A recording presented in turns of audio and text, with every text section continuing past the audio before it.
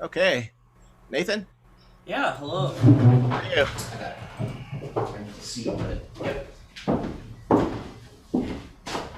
Hello, everybody. We're back. I just want to, before we get started, Max and Nathan, I do want to thank all of our sponsors, including Naj from Ottawa Bases. I want to thank Cincinnati Bass Cellar, Bob's House of Basses, Discover Double Bass, Shank Strings, Heartland String Bass Workshop, Nick Lloyd Basses, Upton Bass, and Ottawa Imports. Without their support, this wouldn't be possible. And if you're just joining us, and also very sorry about the technical issues we just experienced, my name is Micah Howard. I'm one of the double bass professors at CMU. If you'd like to look at the program, you can find it in the description of today's YouTube stream. It's also at www.pittsburghdoublebasssymposium.com, or you can find it in the iOS app. Just search PDB space Symposium in the App Store and you can download it for free. So now I'd like to welcome Max Demoff, the principal bass of the Cleveland Orchestra. We're always so happy to have you, Max, with us. You're a masterful player and pedagogue, so we're very appreciative to have you here. And we've got 3 CMU students performing today. Our first student is Nathan Graham. He's a first-year master's student who will play the prelude from Bach's Fifth Suite. Thank you. Hey, Nathan, whenever you're ready. And just so you are aware, I am playing this in C, but I do have solo strings on, so it will sound in D minor. Okay.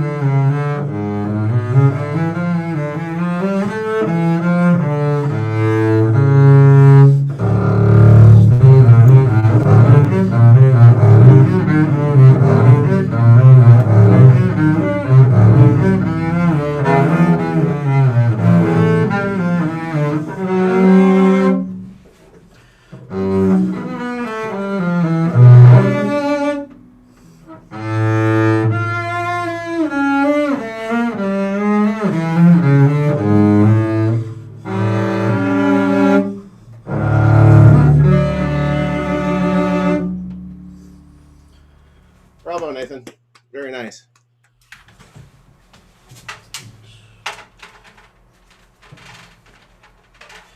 Bravo. Sounds Thank great. you. So what have you found with learning this in C? Have you played this in any other keys? I have not played it in any other keys. Hmm.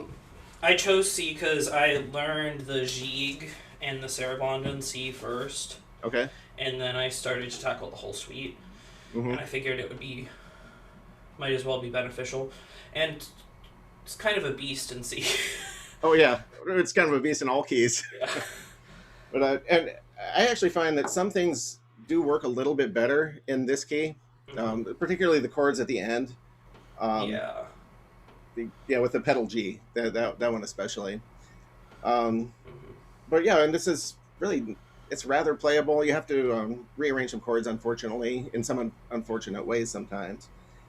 Um, what do you find is your biggest challenge with this? I think I have two things that are my biggest challenges, and they're tied. Um, and they feed off each other. One is it's tiring to play. Okay. And the other is that the phrasing is.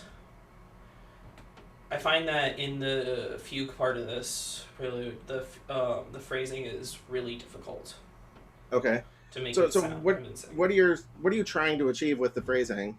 What's your general idea of it? To make sure that my goal is to have of all the voices in the dynamic range that I want, leading to different things, and it's a conversation Sure. between Yeah. voices. Yeah. Okay. So what do you think makes it difficult to achieve the phrasing that you're after? Well, I think part of it is just like the fact that it's technically difficult. Yeah, Just adds to it. I agree with that. Because one of my first thoughts when you started the fugue was that I liked your phrasing, that I liked your ideas. It's a little easier at that part of the fugue than Yeah. as it goes on. Some things, there are a lot of leaps, and some just awkward things you have to do. Um, Mhm. I suppose that there you can always come up with alternatives to those. Um, so in a perfect world, you don't want your phrasing to be dictated at all by your technical needs, Yeah. and you want the technique to serve, rather than to be what this is. But let's look at a few of those places. Mhm. Maybe something like right after that pedal, maybe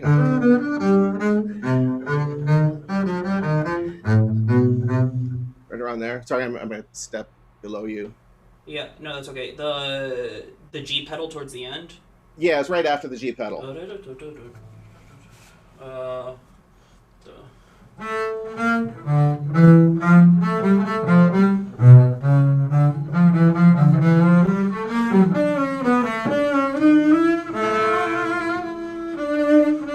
So there's a small thing right there. So you slow down there, Yeah. and did you want to slow down that much, or were you accommodating your left hand? I think I was accommodating my left hand more than I wanted to So slow down. what can you do to not do that? Get get set up with that G sooner. Sure. Yeah. Wait, what does your left hand need to move well into the trill? Um, you mean like So you have this measure, and then from here, there's a that's where it starts to slow down, right? yeah? So you're getting from one place and you need to get to another. You Hmm. don't quite have enough time to get there. So what can you do Change to the put your hand fingering. in the position that it needs to be to move freely?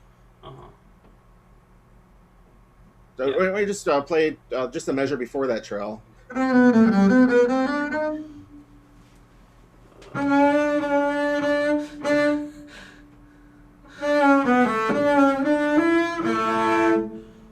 So your thumb needs to come over, and you need to twist your hand a little bit. The twist isn't that much of a problem, but your thumb needs to be in a different place. So maybe you'd want to go across the string there. It feels natural. It feels good to be on one string there, but then you've got to come over to the D string with the thumb, and that's getting in the way. Okay. But play So it one time without that lower note, without the G, without the double stop, with the going cross without strings? just without any chords. Do you want me to try going across the strings though, or? No, not right Okay. now. Just on one string.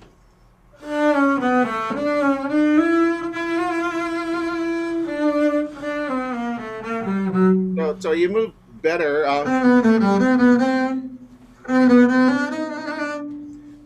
So that's where the trouble starts. So can you get to that? Find a way to move quicker through that.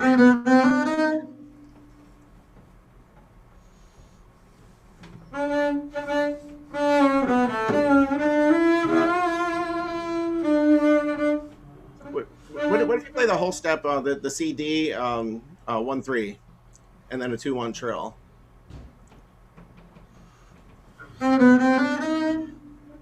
The Yeah, and then just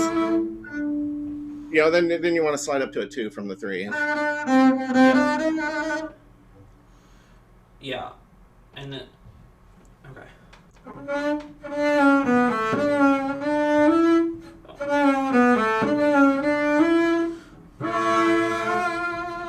Yeah, and I think for now it's always a good idea when you have difficult chords and when maybe a trill's getting in the way or any kind of ornament, to just break it down to the most basic element of what Okay. this is, and then make your decisions on how you want to play it. And I think you have a pretty good idea of what you want to do, Mhm. and then add as much as you can, to that. And if you can find a clever way to get that G in a different place, maybe. Um, Mhm. aren't too many options on that one, Yeah. but you don't want to change what you're doing musically. The next section, a few bars later,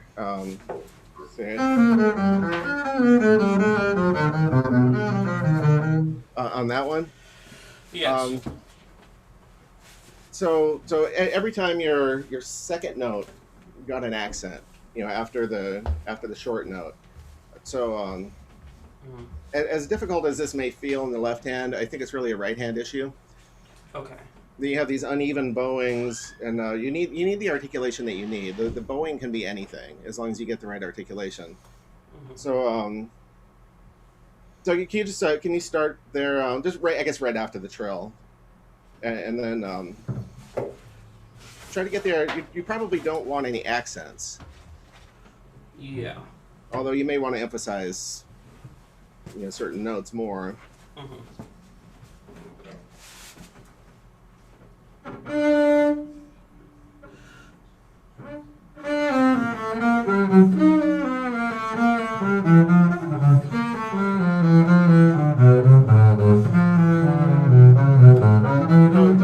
It's still that's better. That's I'm not getting those accents anymore. But do you like the articulation that you're getting on the bottom out of the slur?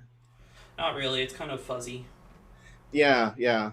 So you're in a tough part of the bow for that. You could do something where you're playing hook bows.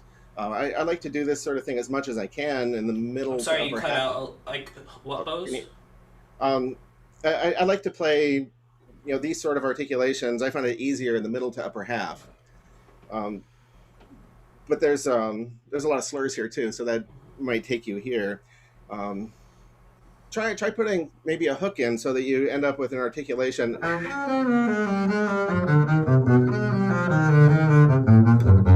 Oh, so Okay. Uh,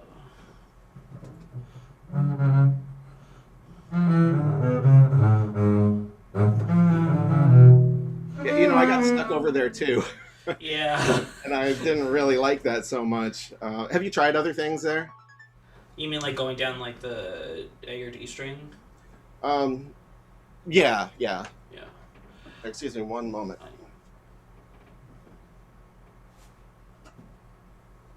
Okay. Um, yeah, I might actually come down for that.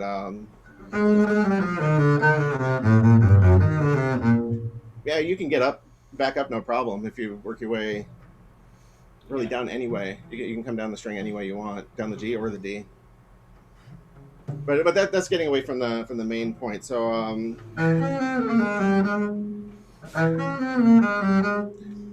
and if it means changing bows, maybe you do, maybe you don't. Um, but if you do want like 5 notes in a bow, then you're probably going to have to make sure that you're in a certain part of the bow, that you have enough for what's coming next. Okay. So can you play from there?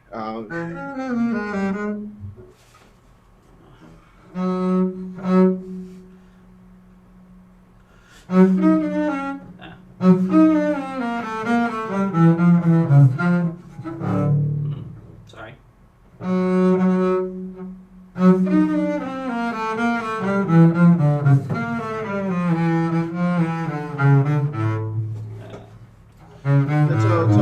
Yeah, it's so much easier to have that kind of articulation at the frog.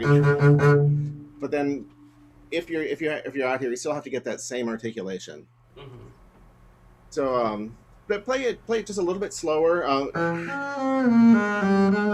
and really think about the articulation that you really want for every note. And if your fingering can't do that, can't allow you to do that, then you might want to either figure out how to move in a different way with that fingering or change the fingering possibly. Okay. But fingerings aside, I think the articulation is more important than that. Mm-hmm. Okay. So.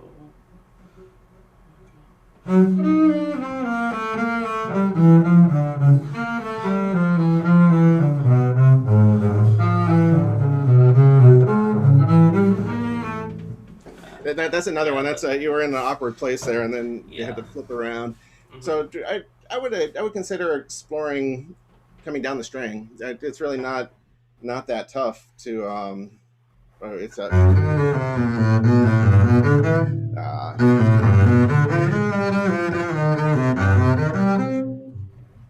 not that tough. Mm-hmm. So yeah, you'll be able to. I think it's actually easier than trying to do what you did, and it gets away from that F sharp over here. That sounds really tight there. Yeah. And you're talking about going down from like the A flat.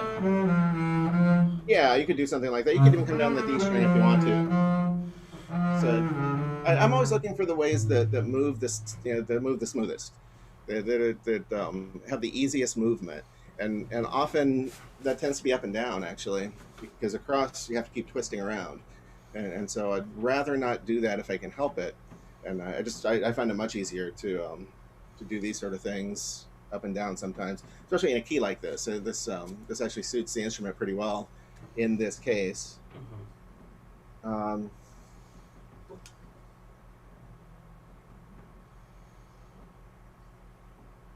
Can we go back to the beginning Of the fugue or the of the very beginning? Okay.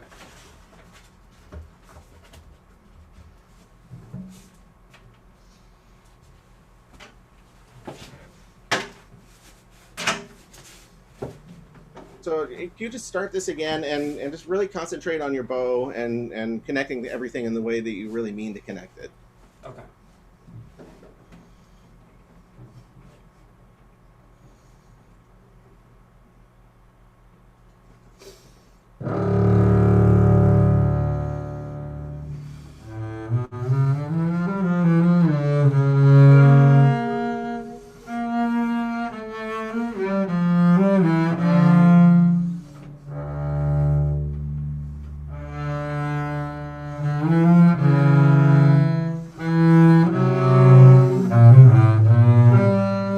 Good, good. So I'm just saying, I'm curious. So you find yourself here. Is that what you're after? Because I'm wondering if you're trying to get to the frog, or if you're really after something more like that. I'm more after something like that. Okay. So in that case, Bach doesn't care. Bach doesn't care what you have, what your bow needs are. So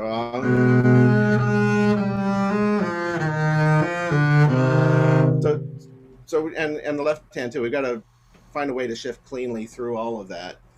I'm not sure if that's the fingering that you did or not, but really concentrate on your bow speed and don't add any bow speed all of a sudden. Okay. Just from right there, from that second measure. Yeah. Sorry. So right there, that first first eighth note. Yeah. So either save bow, hook, or do something else, but you can't suddenly spend that if you don't intend to do that. If that's not stylistically what you're trying to do. Okay. Yeah, I'm gonna try doing less sudden speed there.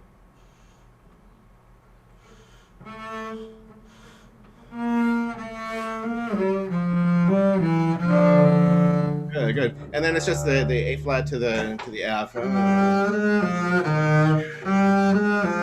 You could do some kind of extension there. It's still in thumb position, and then come back to a regular position to the E flat maybe. Okay, so like.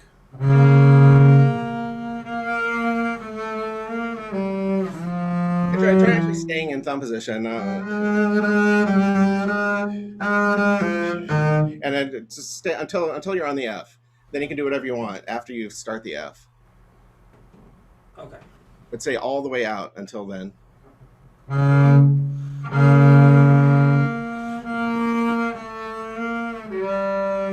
So you're thumb's not a good place to be on that. Yeah. Because you got to get your thumb behind the neck now. So try some kind of try an extension with 3-1. Yeah. Okay. Got a pivot extension.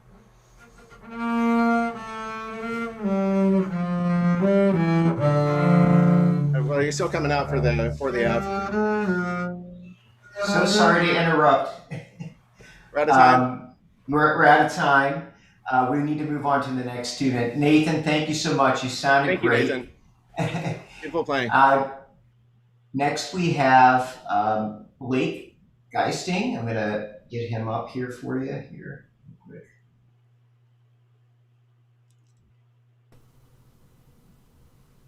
Now Blake is a second-year master's student here at CMU, and he's going to play the exposition of the first movement of Bottesini's double bass concerto, Beethoven's Ninth Symphony Movement 4, Recitatives, Strauss's Hein Heldenleben number 9, and Letter E from Movement 1 of Brahms 1. Great.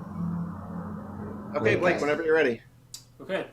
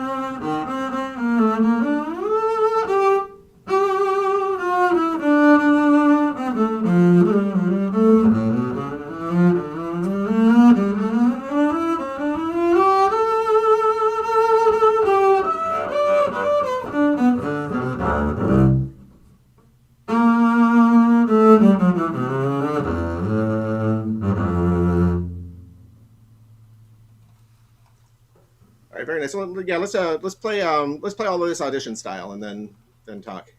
Okay.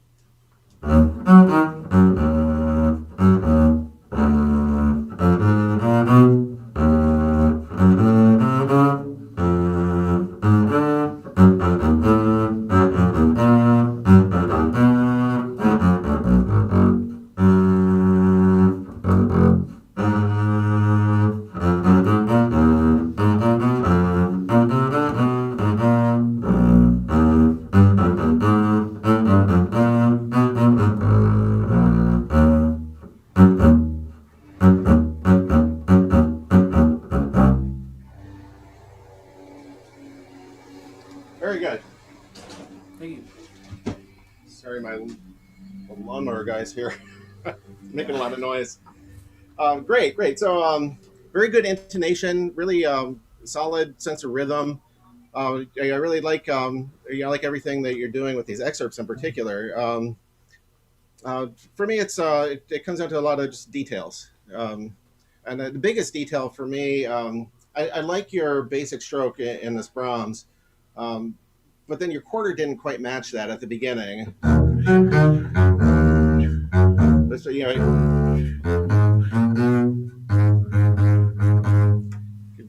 if it has a little more release to it in the way that the eighth notes do. Can you play that one more time from there?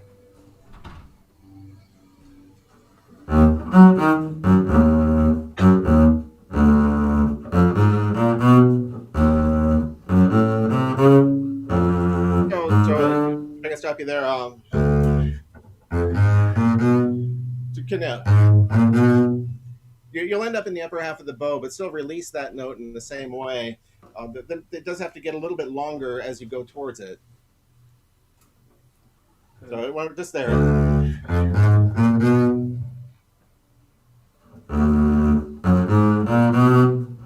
it. Yeah, yeah. Okay. Yeah, and the next one.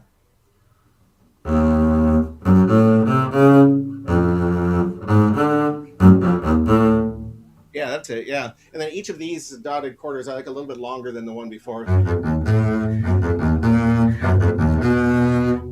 then if you hold this one as long as you can, but you still have to get back to a good place in the bow.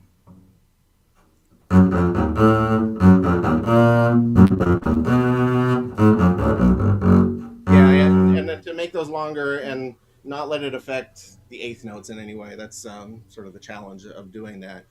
But I think the effect is a lot. It is really nice when you do that. What out of all of these, what are you the most comfortable and the most uncomfortable with? The Bottesini and the Retrospectives I'm most comfortable with. Okay. Heldenleben I'm definitely most uncomfortable with that. The Brahms is kind of in the middle, I guess. Okay. Actually, you seemed rather comfortable with Heldenleben. Okay. There's a lot going on there, though. So, I think just years of repetition on that. I think you're doing everything well. Just what you have to do to get all the notes in the first place. Yeah. That's quite a feat in the left hand, and then there's just endless bow issues with that. But I think the key to Heldenleben is not running out of bow on that up bow. So it's something that I always think of, at least, which helps it not be so uncomfortable, is to when the triplets start, to make sure I'm here, save bow, and then spend all of the rest of it on the triplet, on the second triplet, so that I always have enough for that. Okay. If just play it from the G.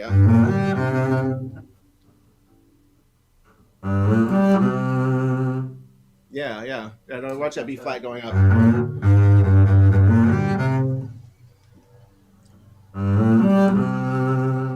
Check the interval.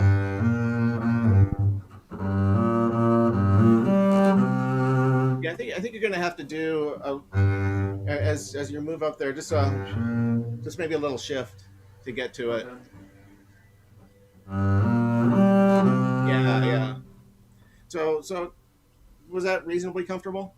Yeah, I think so. And I'm sure the first three notes are not that tough to be comfortable with, right? So then you just got to put that together, Yeah. and then you can really just do that and focus on the bow.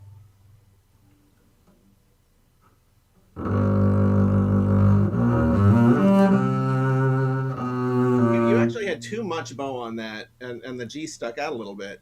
So you can spend a little more at the beginning, and you just want to be sure that you have enough, because you have to, as you cut the string in half, and as you go from the thickest string to the thinnest string, you have to make that adjustment in speed and weight to so that it's the strongest note without sticking out. Okay, Okay. could you do that one more time? And just focus on the bow management.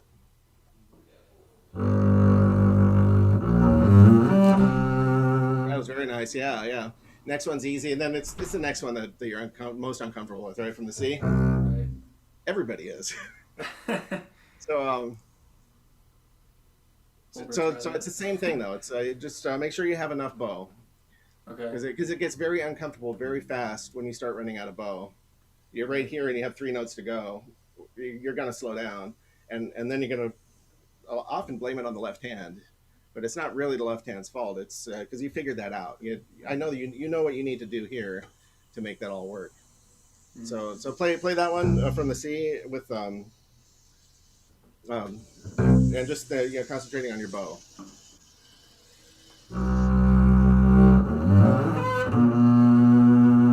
So I think you had a little too much bow there. Okay. So what do you need for that? Where do you want to be in the bow? Where do you want to get to in the bow to make that easy? I feel like mid to tip would be great to start the E flat. So then from that place, to the frog, it's that's well, you have to get to a certain place on the half note, and then you have to make sure you're past that point, and then the first two notes can't be more than that.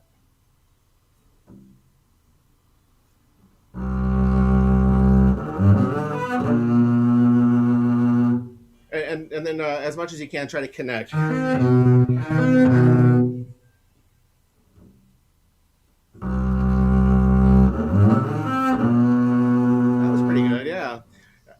I actually recommend. It's another thing to do, but to come all the way down the string. As long as you bring your shoulders back right before you move, you're actually set up in a very nice place. You can keep contact all the way down with 2 and 3, and then just try that one time. See what you think. But you have to bring your shoulders back early. Okay.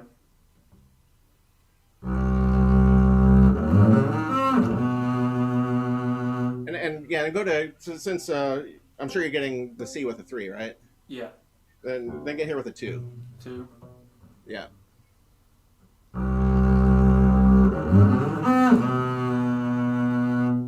Yeah, you brought your shoulders back late. Yeah. The last shift was much better, but if you got in there with a 2, I think it would have been perfect. Try that one more time. Just so make sure you bring your shoulders back. They have to be back before you move, and then if you reduce that to only the up and down, then that shift is easy. Okay.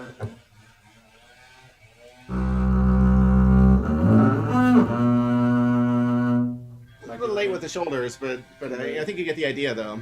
Okay. And the important thing though, the most important thing is that you connect the C to the B. I've done it in all 3 places.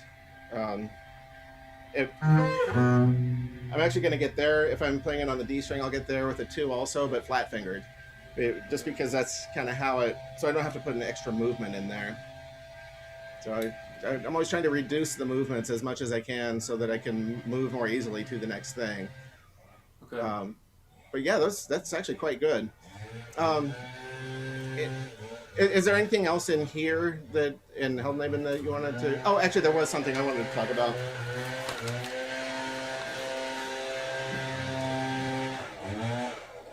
Sorry about the leaf blower. Monday's supposed to be the day. Uh-huh. All right, so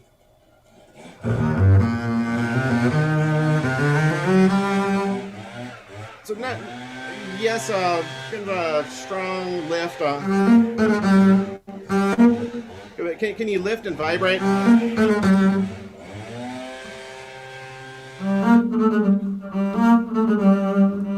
and make sure that when you get the 16th started, that it starts, that you're on the string already.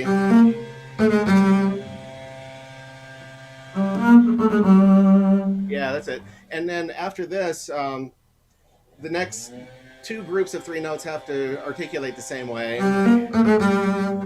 You're at the tip, but I'll do this at the tip, then at the frog.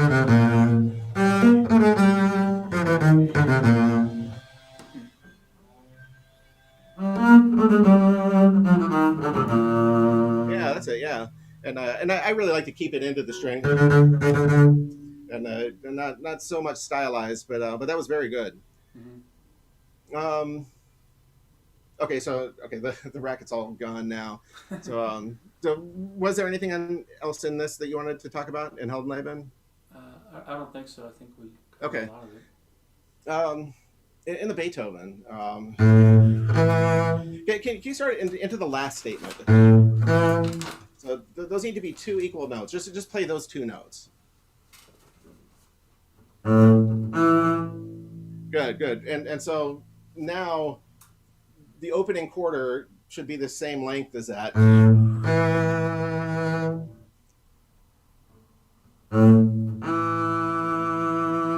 Can you be maybe a little longer with it?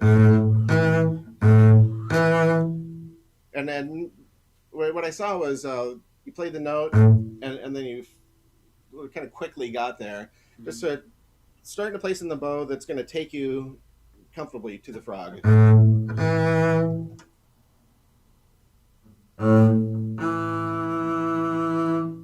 That's it. Yeah, yeah. And on a long note like this, if you start with a slower bow and then change your bow, just vary your bow speed and weight as you come out, and you can vary your vibrato too with that, and sort of make it create some direction and make it more interesting because it's easy to kind of stay still on these kind of notes. Can you try that?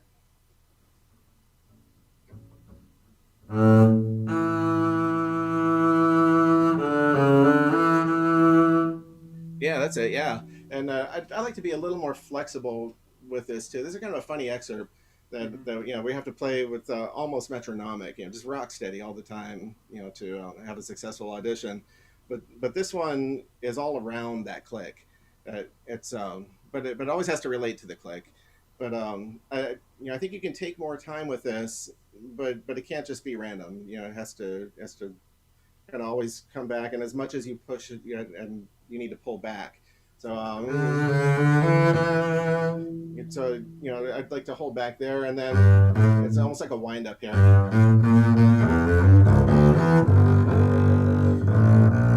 And now back to tempo there.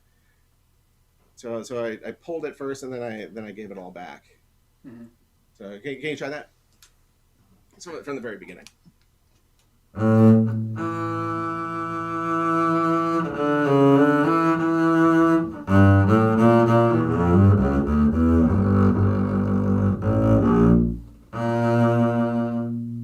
Yeah. And so when I talk about details, it's those two these two notes. You're completely in the wrong place in the bow to do this the way you really want to do it. But I think they still need, as if you were playing at the frog.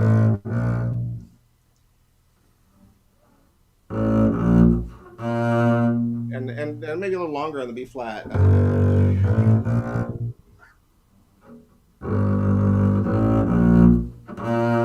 Yeah, that's it. Yeah. And be careful on that top note that you don't get any, any kind of sharp accent or any string noise of any kind. I'm just going to lean in. I think of it as a sort of a lean from the shoulder. A little extra bow speed, a little extra weight, but not too much. But definitely from the beginning of the note, rather than sort of it's kind of that false accent. Yeah, that's nice. Yeah, and now again, you're in the wrong place in the bow, but it still needs to articulate the way it needs to. Yeah, and then no matter how loud or soft, every time you have this appoggiatura, just give it that kind of lean also. Mm-hmm.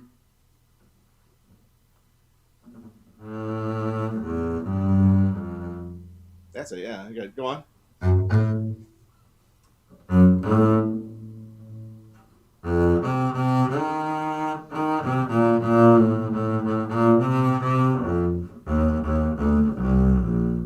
So the first time you played it, the C to the E flat I didn't really like so much, but for a very different reason than this time.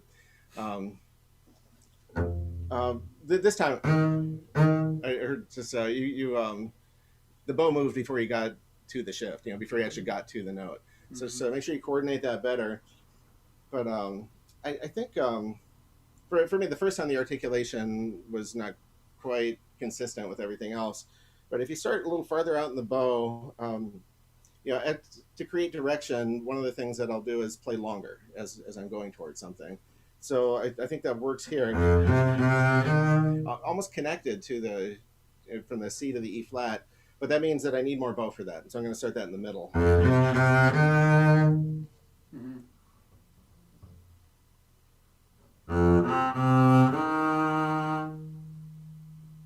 Yeah, you get a lot to the C, so if it's all very even, as much as you're going to, as much as you're going to pull back and as much as you're going to lengthen too, and that the sort of proportions stay the same.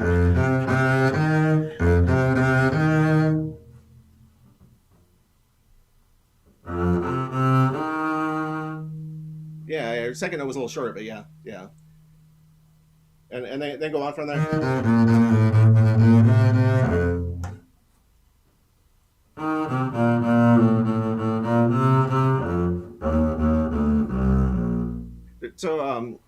So this is a place where when you have a string of notes, you can usually push to the middle. At least in this excerpt, you can, and in a lot of different things you can. But push to the middle and then pull back after that. So we're really going to this, and then finish it there. So if that can move to that, I think that would work really well. I put my 2 ups on the middle 2 A's, but whatever you do, I think most people I've seen put that on at the end of the bar, or something like that. But the separate notes have to articulate that way, whatever you do. Mm-hmm. So from that E flat.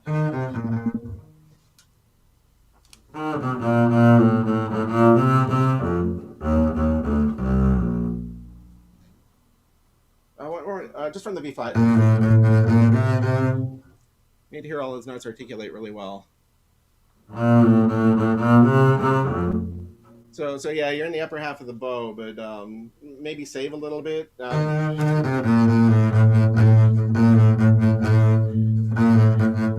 I'm out here, it's unfortunate, but those notes still need that articulation. Mm-hmm.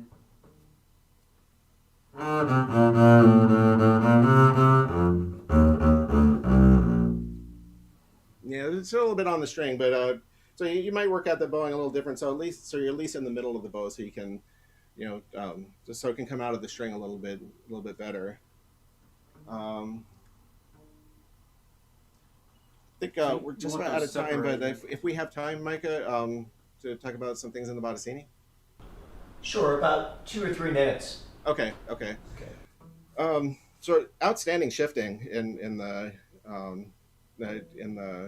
Bottesini.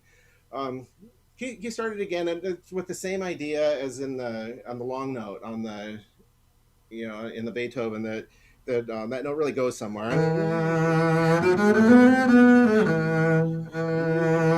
However you want to start it, but do something with the middle, with the bulk of that half note. Okay.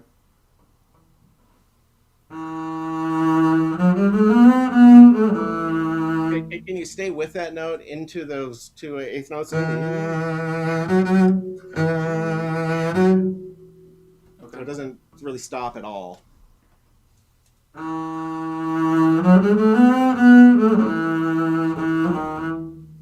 Yeah, that's it. Yeah, and with this grace note, whatever you do, just don't lose the basic framework of what it is. It's got to be that. I've always played it more like a triplet, usually at least. That works to do that. But you can't change the rhythm of the 3 eighth notes. Mm-hmm. So you just do those 4 notes, 5 notes with the grace note. That's it. Yeah, and then be careful not to do anything like that. More than that, when I'm playing something like that, I'm thinking about the bow change. That's usually what I'm thinking about when I'm playing, is the next bow change and how do I connect. Okay.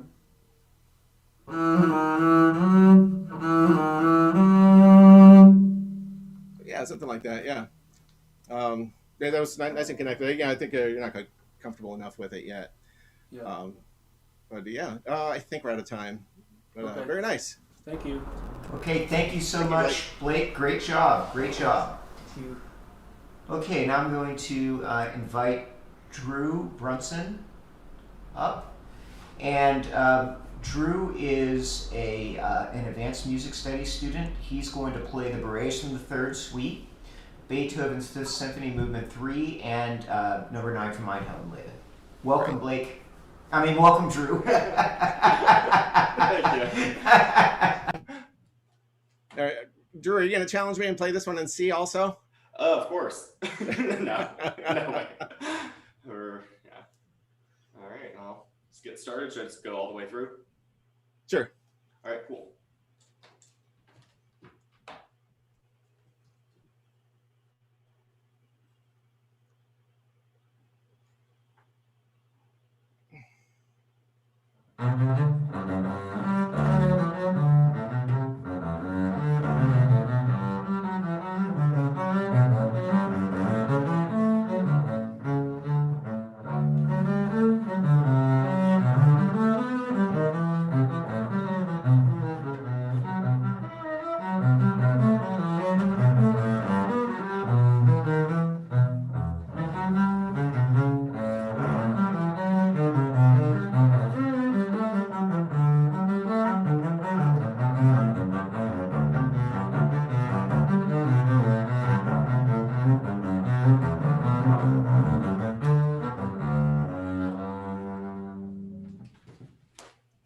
My original sound isn't on.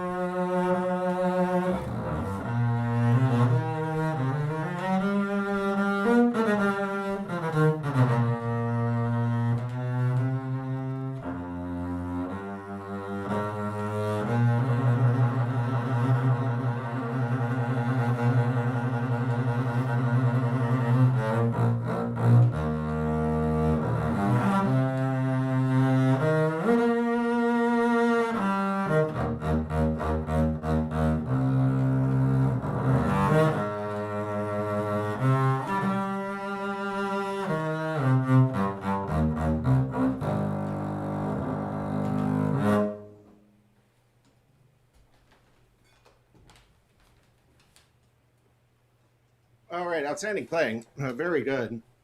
Um, you know, you shift really well. You get around the instrument very well. You have a good sense of sound. You have a concept of sound.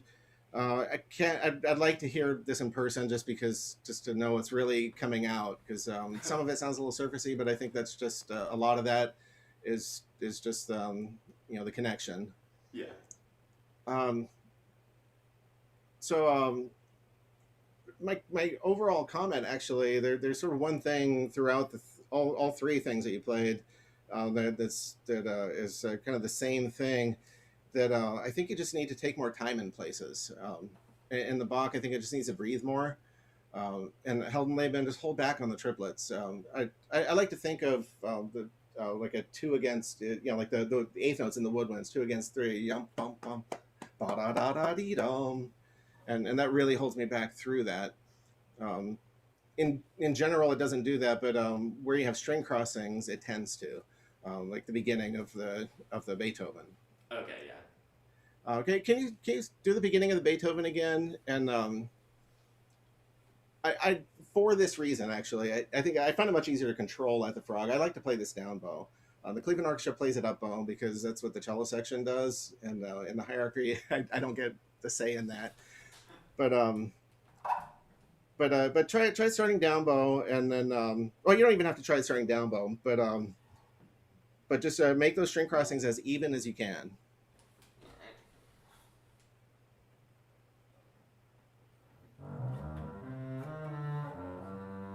Yeah, I love the first 3 notes, but then that last string cross was a little faster.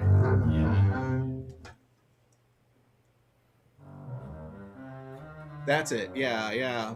Play it like that all the time, and then it's a good tempo, good volume as far as I can tell. I'm actually turning up my volume, so I hope you didn't just have the most.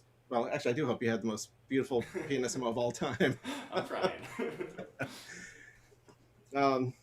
Yeah, so continue that throughout, and just let it breathe where it needs to. A little bit of intonation here and there, just a few places. Getting down, fingering out here. You're not quite getting low enough for. I think you're doing a 3-1 thumb maybe. Yeah. Yeah, when you look at that, you can do that. There's nothing terribly wrong with it. But when you look at it, how does your hand want to fall on the string? Probably not so much in a position where you get a great whole step there between the D and the C, right? Yeah. So that's when you play that, just keep that in mind, just how far that actually is. Okay. And not how far your hand really wants it to be. If it was that easy. Yeah. I wish. So and I'm bouncing around a little bit, but can you try that in the Bach? Yeah.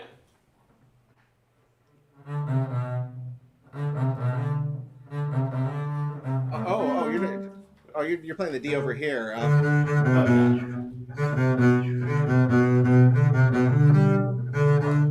Yeah, how do you get to the thumb there? What comes right before that? How do you get into that? So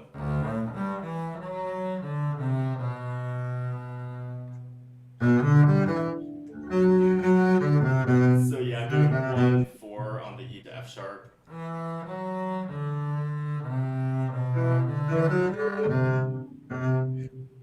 Try just a small tweak to this. Try a 2-3 or 3-2 on the C and the B.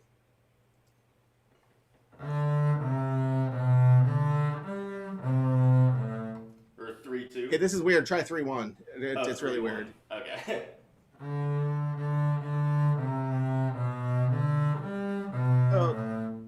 So 1's good.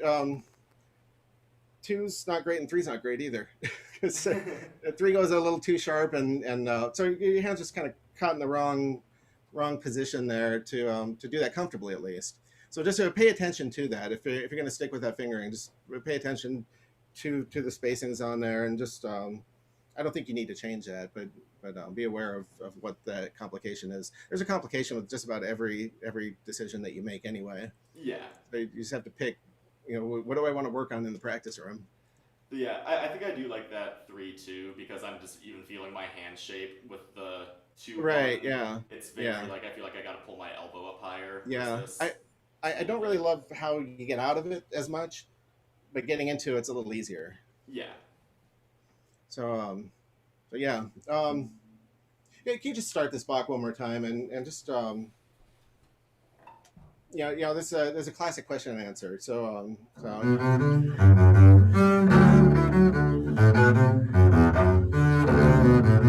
and then take your time.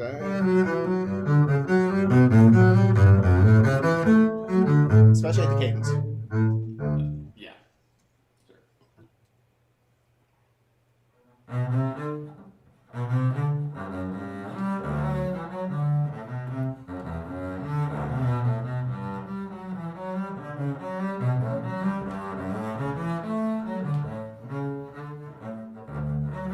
Good. So yeah. I think that you took a lot more time there. Did that feel like an excessive amount to you? No, I don't think so. But I think I also started that at a slower tempo. Okay. Than Yeah. I have been taking it. So. Mhm. So it's okay if you want to play it faster too, but it's but it just needs to have its places, sort of high points and places where where it just breathes a little bit more. Did you mean you kind of hurried through those a little bit? Did you mean to do that? No, not particularly. Okay, so maybe it's because you're in the upper half. I think you're in the upper half. And then the same thing happened here. Okay.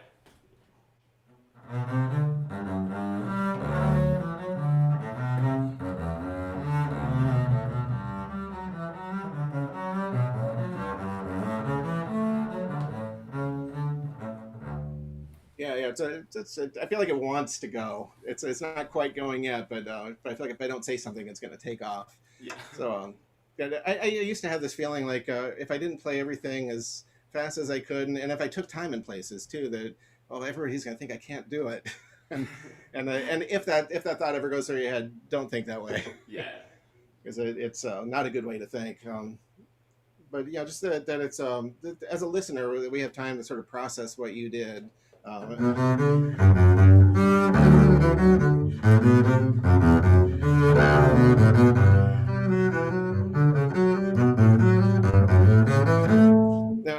I'm getting stuck out here. I don't really like that, but I still have to take care of the second note of this slur to be long enough. I don't want to clip that, which happened a little bit the first time, and it's maybe that much, this time. But make sure that that's as long as it needs to be, and then you have your bass line coming down. Yeah. So really bring that out with a clear articulation and maybe even with a crescendo down that line. Okay.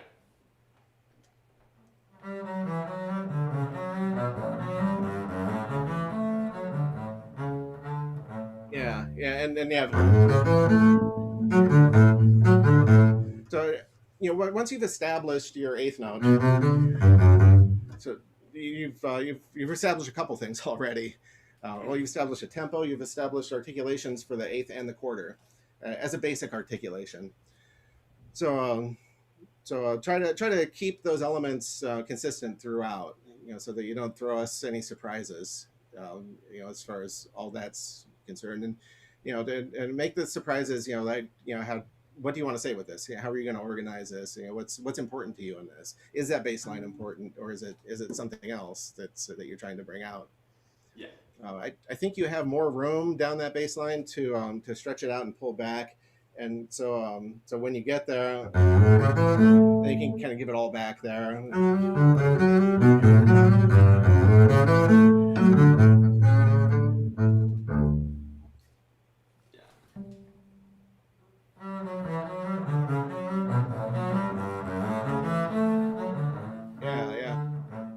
Yeah, and then later on when you get to the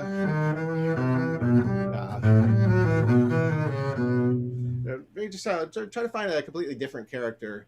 Can't really change the tempo, but you can take a lot of time there Mm. and change your sound maybe. And I tend to play maybe a little more flotando there, um, and you still have to keep those articulations consistent. But so I actually do some hook bowings in there to keep those articulations with the 1 and 3 articulation. Mm. But can you start from right there?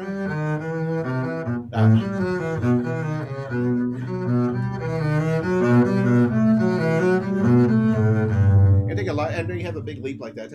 Take time there. You have all the Okay. time in the world. So, I'll go from-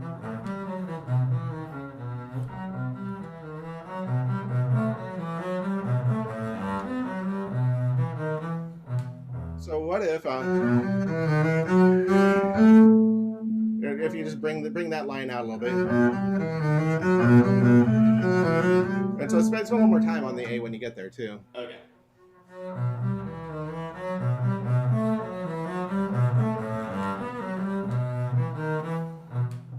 So try to take so much time that try to mock me.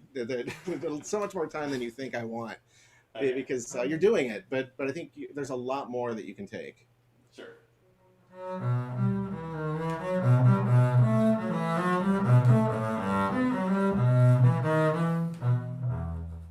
Yeah, I don't think you took too much time at any one place. It wasn't so much even that where you took the time it was sudden and then you kind of came back. But I think ultimately record yourself and just see how much time can you actually take. Okay. So I think good rhythm is time is that metronome click, and good rhythm is all around that, and it always has to relate to that click. If it doesn't, then you're not in time once you've lost that relationship. So you can push quite a bit this way. It's like a magnet pushing and pulling, and for every bit that you go that way, you go a little bit that way, and more or less it evens out. So if you get here,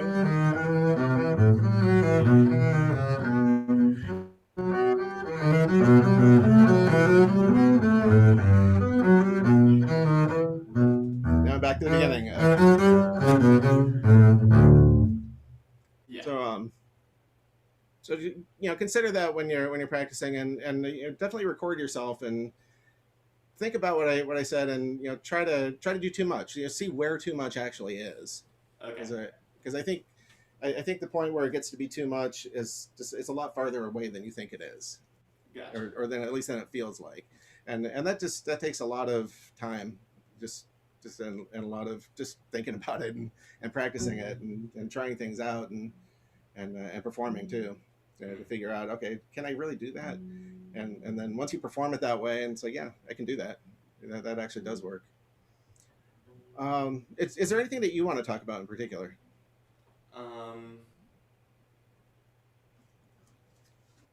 In the box specifically. Oh, in any of it. I guess what do we? Do you have any comments for the trio for Beethoven? I like your stroke. I like the stroke a lot. Yeah, I did have just a couple things. Watch the intonation on the octave. That this wants to be just a little bit sharp. Okay. Gotcha. But other than that, there weren't any issues with that. I was saying that as I go towards something, I'll get longer. It's sort of a way to. But so in this Beethoven, you have to show just rock steady rhythm. But if that stroke lengthens out a little bit, it still has to. You still have to maintain that stroke. But I actually end up connecting those last two notes because you have the crescendo. I need to lead there, but I also don't want to start that half note from above the string. Yeah. I want to be into the string, and so every time that figure happens, whether it's a fourth lower or wherever it is, that's I'm doing that. But otherwise, don't change the stroke though, because it was nice and it was heavy enough. It was bouncing well. It's pretty even on the quarters. That was good.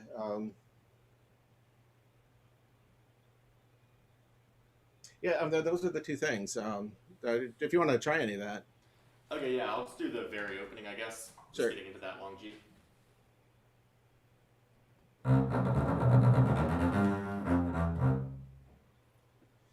that kind of the broadening you were? Yeah, yeah. I'll take care of that first note too. There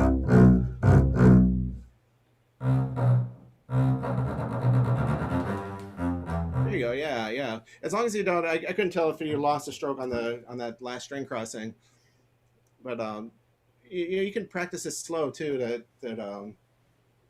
If you practice this like slow and soft. So that's exactly what's happening. If I soften it up proportionate with how much I slow it down, you're going to use the bow exactly the same way. Okay. If you want to go full volume, then lengthen everything out.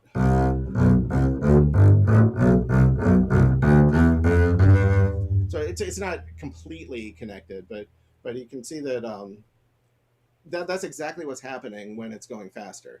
And as I go faster, I'll just shorten the stroke up. Gotcha.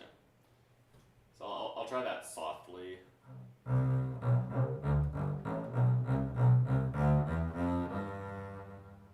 Yeah, and that kind of slow practice is really good because your up and your down didn't quite sound exactly the same there.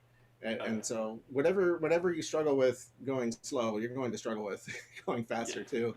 If you see it slow, it'll be there fast. I think it got covered up pretty well if it was happening. Yes, on this sometimes we kind of get in this automatic stroke, and I would recommend to try to stay away from that, and to really, as much as you can, control the beginning, middle, and end of every note. Ideally, that's what I'm trying to do with that. But that's really an excellent way to practice. You can practice like number 9 of Heldenleben that way too. And then the bow management's gonna be exactly the same as long as I'm at the right volume for the speed. And so if you're not connecting that at that speed and volume, you're not going to be connecting it when it's faster and louder. Yeah.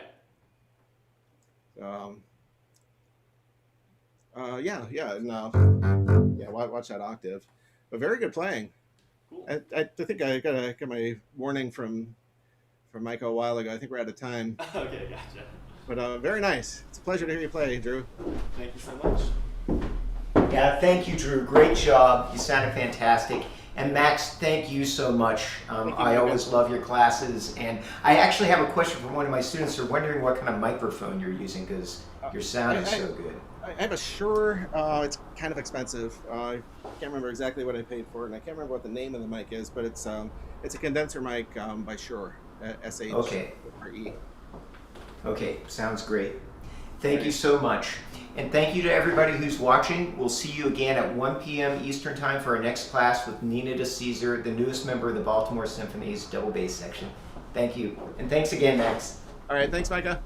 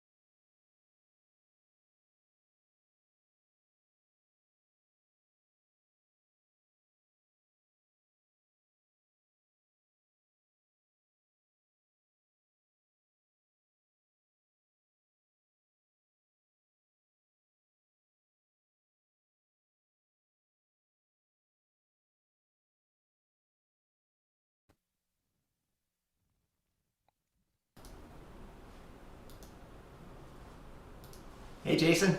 Hi, Micah. What a great day so far. Oh man, it's been wonderful. I've just loved Max's class and Jeff Mangone's class. I'm really looking forward to Nina's class. Me too. And Nina, what a wonderful player, what a wonderful teacher. I had a chance to play with her some out here on the West Coast when she was in the Oregon Symphony. She is now, I believe, the newest member of the Baltimore Symphony bass section. So what a treat to have her on board. Oh yeah, it's great. Really looking forward to it.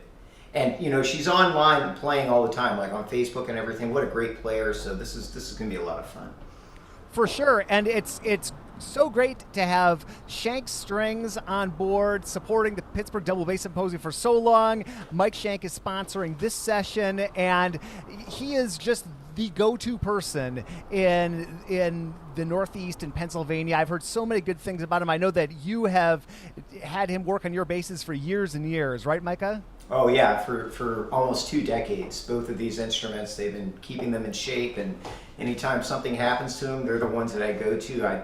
They rehear my bows, and they're awesome. I love the work they do. And I'm pretty sure Nina goes to them as well. That they were so excited about sponsoring her class. So. Well, they have a reputation. I'm out here in California, and I know people out here that Mike Shank is the name that comes up when you want that top level bass setup, and just everybody, certainly in Philadelphia and in Pittsburgh and further abroad in the Northeast, make the drive just outside of Harrisburg, I believe, Elizabethtown, Pennsylvania. What a cool place. Yeah, it's about a 3.5 hour, 4 hour drive from Pittsburgh. So they're like right in central PA. So yeah, it's great having them that close. So. And if you're looking for a bass, it's really important to get to a place with a great selection of basses. And the Shank Strings has professional level basses, all different kinds. They make their own shop basses too, I believe. And That's it's just right. It's so important when you're trying to find that instrument that's going to take you to the next level. You don't want to just try one bass or two basses typically. You want to have a broad selection, and it's a trip that sounds like it's well worth making, whether you're looking for an instrument or certainly if you're looking to get some work done on your instrument. Absolutely, and actually their shop basses are excellent. I'm pretty sure that some of my former students have, a few of them have their shop basses, but I definitely know that we have 2 members of the Pittsburgh Symphony that have their shop bass. So they're great basses. If you don't know those basses, people should check them out. They're excellent.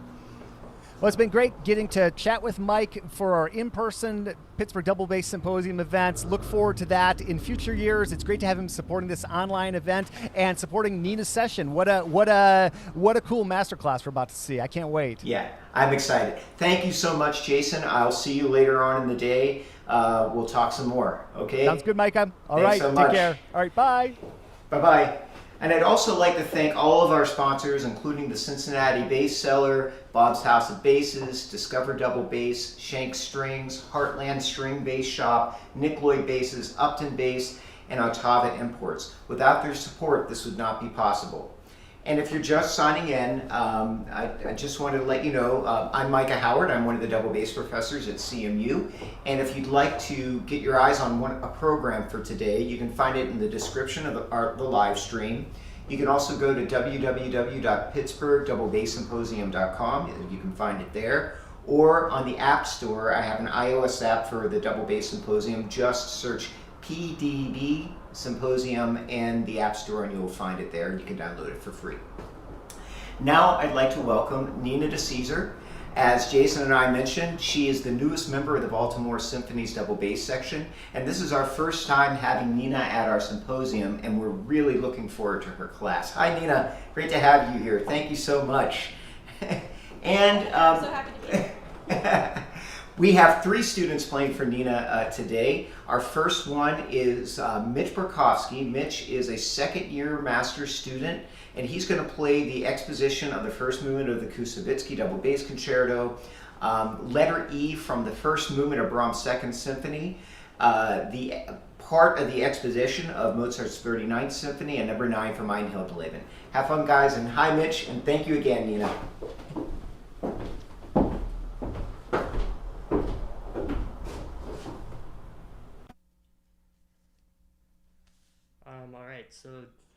would you prefer if I just play it all straight through, or do you want to do it like one at a time? Which would work better for you? I'll leave that up to you. I'll play it all straight through. Okay, sounds good.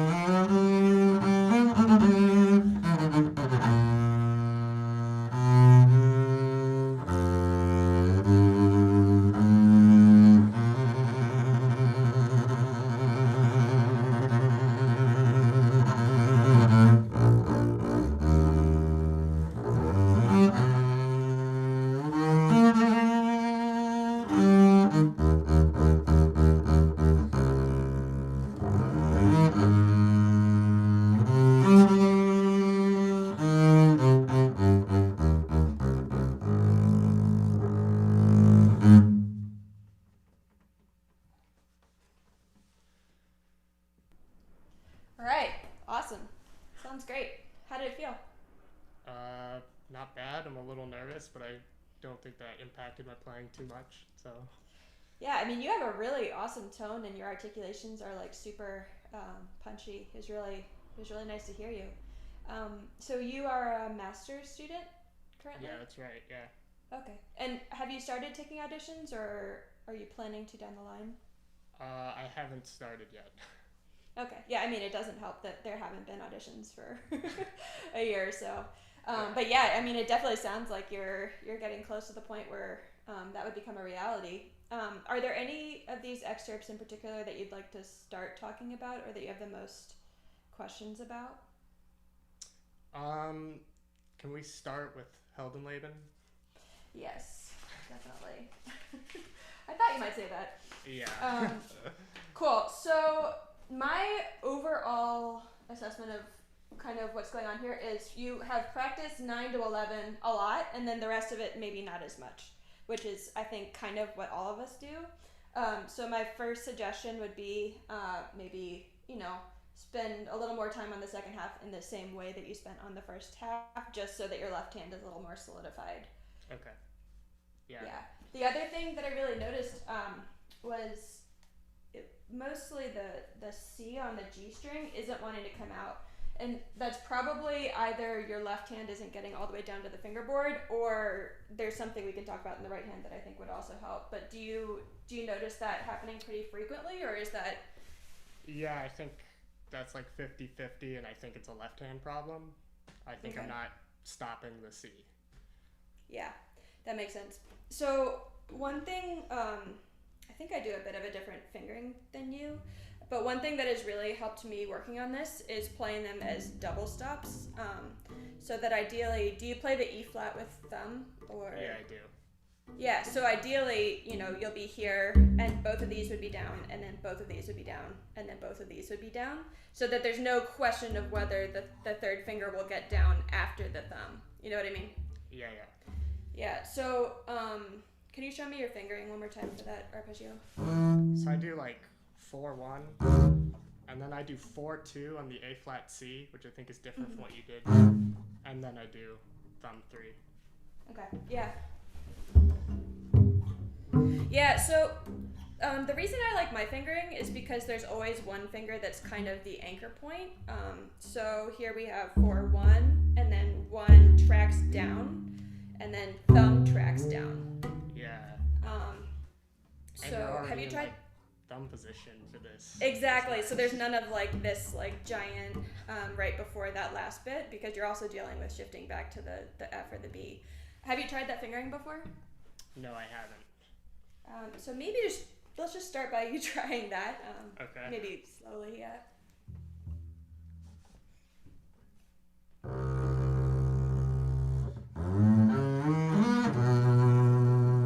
Let me try it again.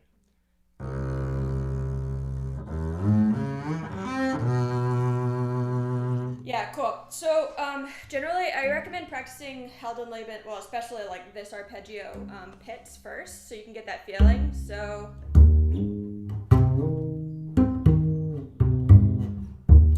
kind of arpeggiating like that, so it's like its own little etude. Do you want to try that? Yeah.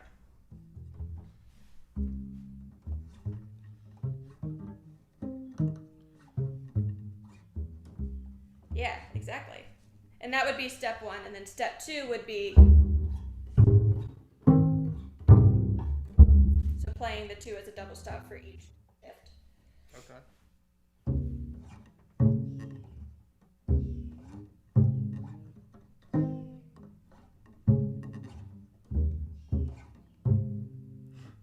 Yeah, exactly. And I actually do that for all 3 of, well, I'm just talking about 9 to 11 here, but the first 3 arpeggios, because you can do it, that one, etc. For me, the key to notes sounding good, like in a massive slur like that, is making sure that whatever note is already down before you slur to it, or before, if you're shifting to it, then you're on the same string. So for me, that would be really helpful, and I think that might help with your third finger issue. The other thing that could help, can you show me what your third finger looks like when you get up there? It's very much like on the tip and very like straight. I don't know if you can see. Yeah, so I mean, try experimenting with where your elbow is and see if there's a spot where it feels like more weight is actually getting in. And it's weird because it kind of feels like there's like different kinds of weight for each spot that the elbow's in. Yeah, I feel like if my hand is approaching the fingerboard more like this than like this, I kind of can get the C down more. Yeah, exactly. Yeah, so that would be my recommendation for the C. The other thing that I think will help with all of these arpeggios would be if you would prepare your bow changes a little more, then I think it will flow better in the right hand because we need more bow as we get higher, right? So we would start with really slow bow here, and then we kind of want to save more of it and then use our shoulder so that it actually leads into the next down bow. Does that make sense? Yeah. Yeah, so we would start by kind of preparing that up bow, and it would look like this. And then we have weight in, slow bow, and then speed up. Do you want to try that on maybe the first arpeggio because it's a little easier?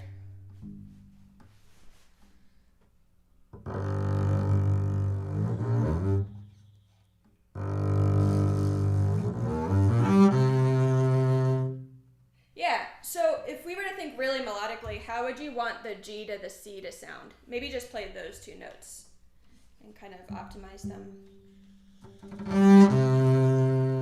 Yeah, there you go. Okay. Yeah. So try that again and make sure you're probably only going to have this much bow left. So try to see if you can get that same sound with a little less bow. Okay.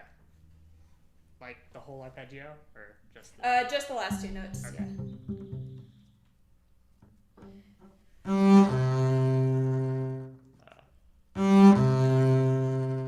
Yeah, awesome. Yeah, now try the whole arpeggio. Okay.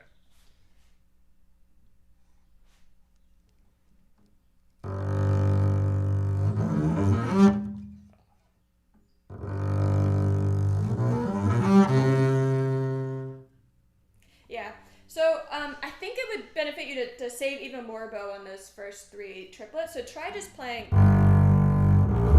and notice where you end up if you're trying to save bow. So think density in the bow. Don't think less bow. Just think more density in the notes that you are playing. Okay.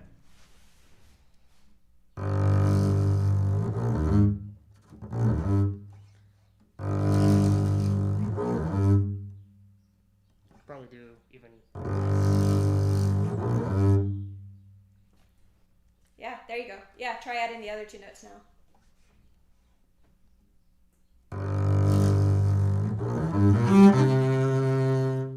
Yeah, that felt better to me. How did you feel about that? Yeah, the sound is more what I'm looking for when I do that. Yeah, and it's so funny because I mean, there's a lot of excerpts for other instruments in Heldenleben, and when you listen to them, they're all like this beautiful, like melodic thing, and then we get so hung up on kind of the technical side of it. So yeah, but I think just focusing a little bit on using your body to create the shape, it will free you up from micromanaging your left hand, and it would also kind of make the music happen more naturally. Does that make sense? Yeah, definitely. Yeah, so that's what I would recommend for Heldenleben. I actually wanted to talk about the very beginning of your Kusevitsky. Would you mind playing those cadenzas again? Yeah.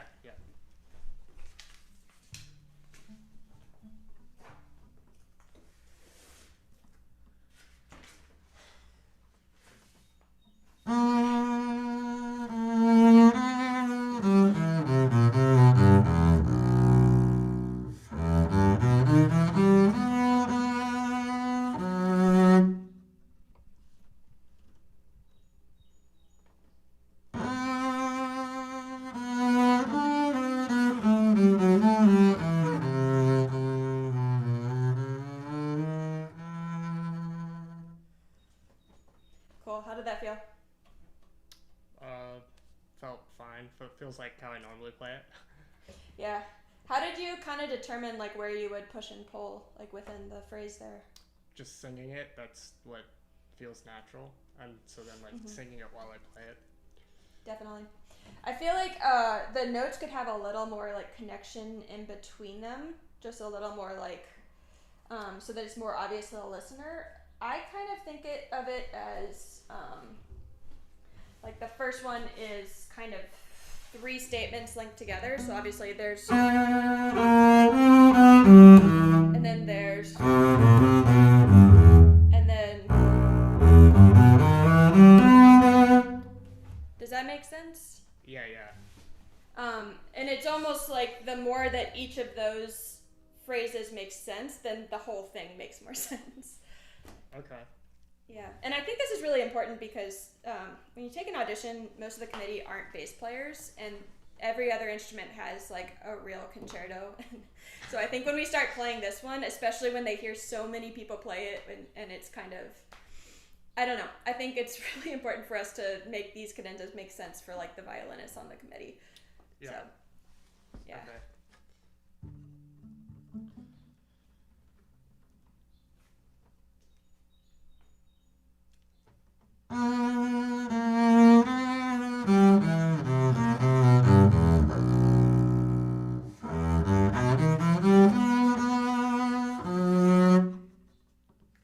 Yeah, cool. Can you try just starting from and try to make that sound as like badass as like Heldenleben or something?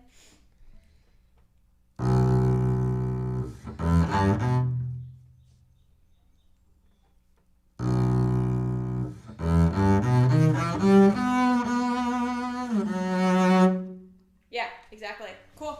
Yeah, that sounds much better to me. The only other thing I would recommend is when we go from the G, E needs to lead in both times. So we have.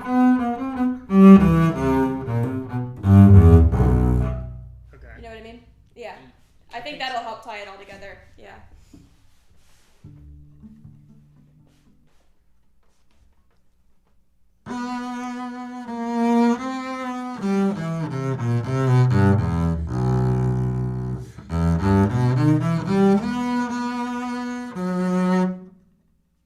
Awesome. Yeah, do you want to try the second one? Similar idea.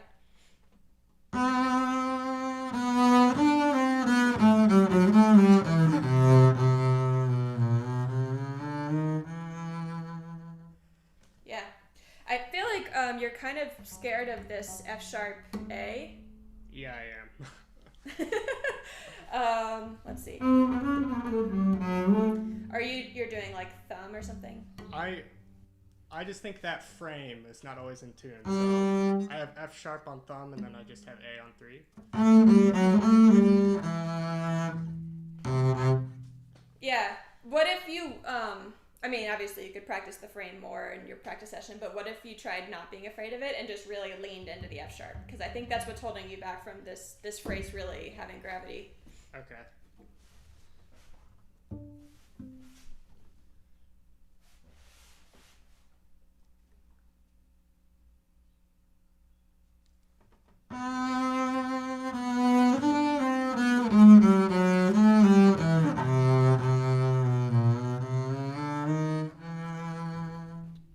I don't know if I played what I wanted to play.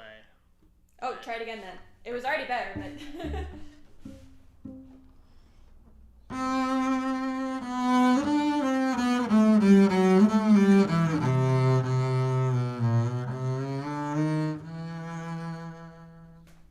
think the first time might have been better, but something to practice. Anyway, I already think it's already much more powerful. So we just got the 5-minute warning, so I want to circle back to Brahms really quickly. okay. 2 things. Your tone and your articulations are really great, and this one sounds super solid. There's just a couple things that I think might help. So this, can you play that again? Maybe start from. Okay.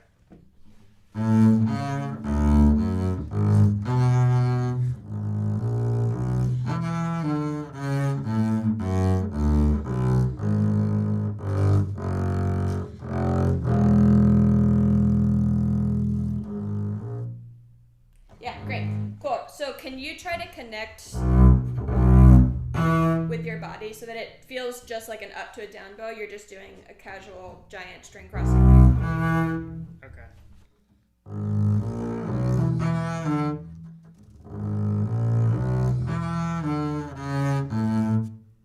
Yeah, maybe just try this first.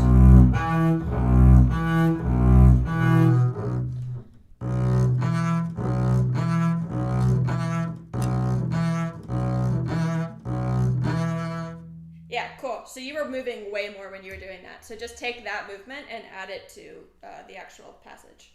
Okay.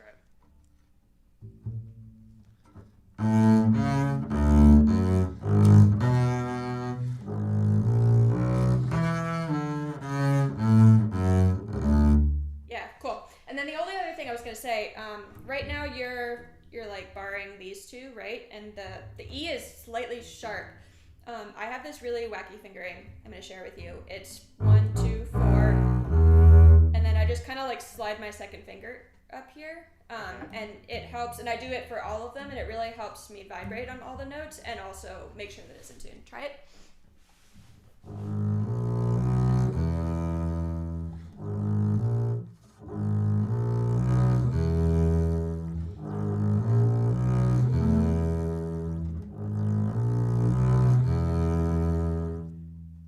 Yeah, cool. And then the connectedness comes from the right hand. It doesn't necessarily have to be like, barred while it's happening. But Okay. I don't know, that really helps me. So something to add to your toolbox. Okay. But yeah. It's great to hear you. You sound really fantastic. So I wish you luck whenever you start taking auditions, and hopefully I'll meet you in person sometime. Yeah, thank you so much. This was great. Yeah. Thank you so much, Mitch. You sounded great. And thank you, Nina. Now we're going to have Mark Stroud. Let me pull him up here for everybody.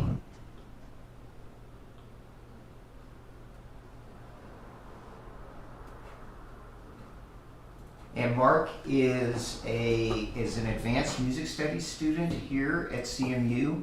He is going to play. Let's see, what are you going to play here? He's going to play the exposition of the first movement of the Kusevitsky for us. I'm going to play the And the berets. Do I have the wrong things up here? Let's see here. The berets. And you're going to play Mozart's 39th Symphony, Movement 1, Exposition. Is that right, Mark? Yeah. Okay. Beethoven's 5th Symphony, Movement 3, and Strauss's Don Juan, Letter F. Correct? Yeah. Okay. All right. Okay. Whenever you're ready.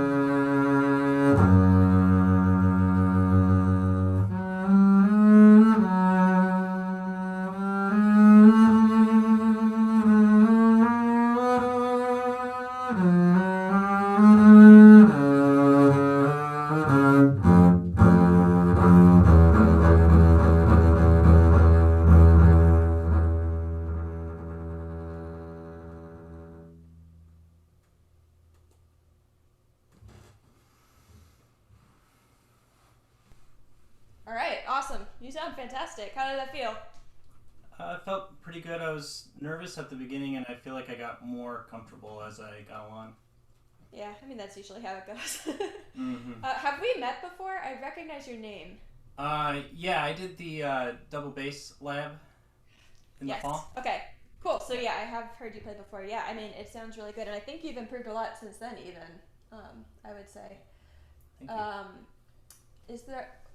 Yeah. Would you like to talk about one of these excerpts first, or is there one that you have more questions about? I'd be curious to see your treatment of the Accelerando in the Strauss. Mm-hmm. Yeah. I definitely would say I do slightly less. Okay. Yeah. Just based on like when I played it in orchestra, it sometimes feels more subtle to me. Do you want to try that again? Maybe just like a few measures before? Sure.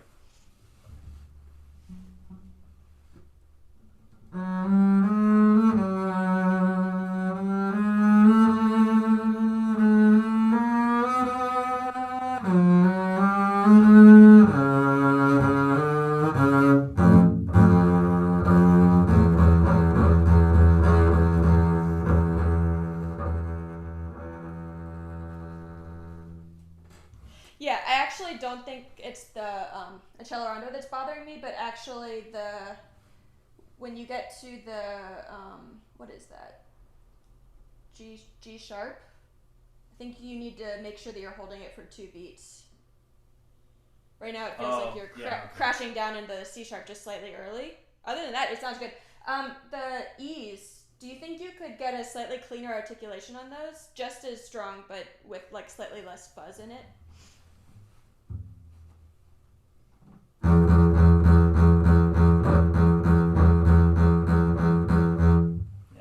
some of those were much better than others, but yeah, I mean that's kind of the direction I would go in.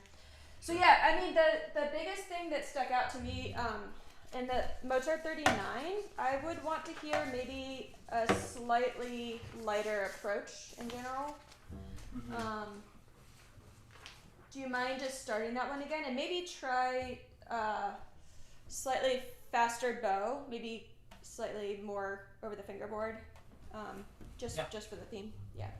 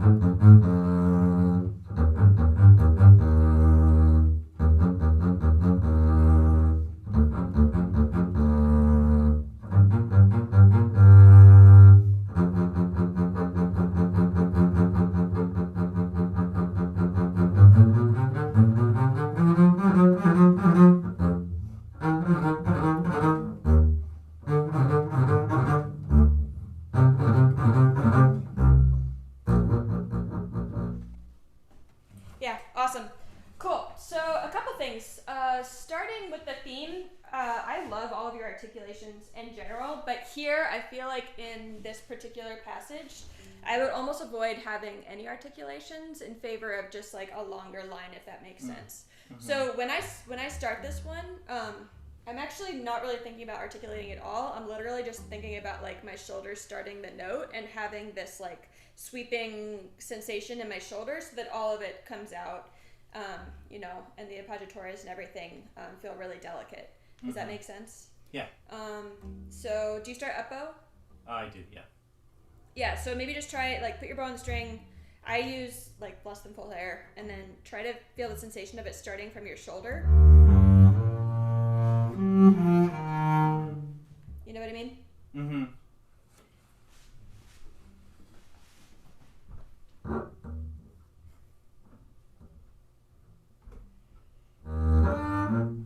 Yeah, and one more quick thing is, so this note obviously is 4 beats, and these two are only 2, so you can actually start closer to middle of the bow, so that you're not like using super fast bow and then slowing down, etc.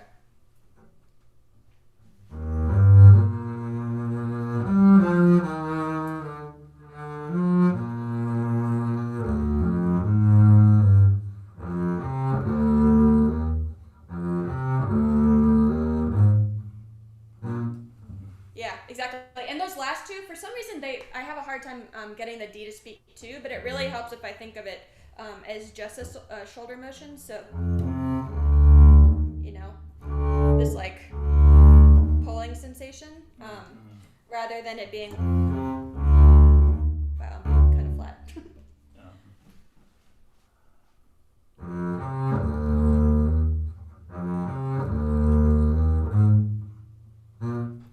Yeah, can you try to start that up bow like from your shoulder, almost like a twisting motion?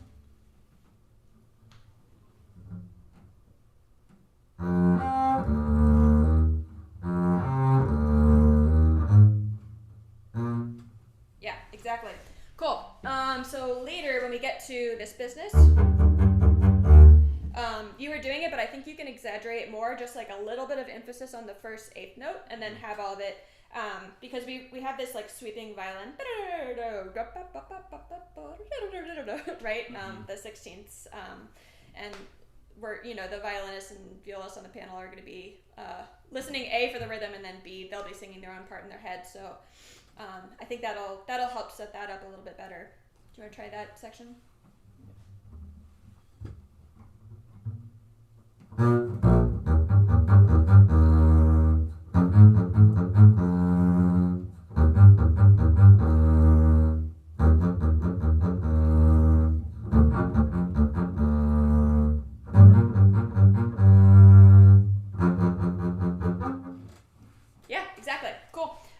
then when you get up to this part, I think.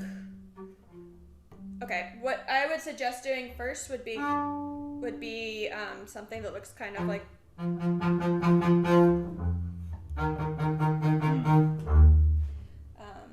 Sorry, I'm wearing noise canceling headphones, and so I can't actually hear what I'm doing. But do you want to try that first? Yeah. Do you want me to just play it as written? No, just try. So yeah, just eighths.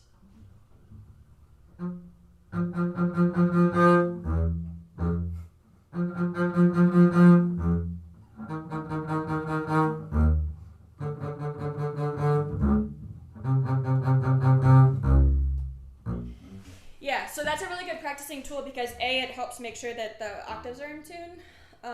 And then B, it kind of sets you up for this feeling more natural, right? Because all that your right hand is doing is, and then like your left hand has some like little doodads. So yeah, that would be the first step. And then, how comfortable does this feel? The left hand? Fairly comfortable. Okay, yeah, so then I think it's probably just making sure that your right hand is fully supporting what's happening. So try just the eighth notes again.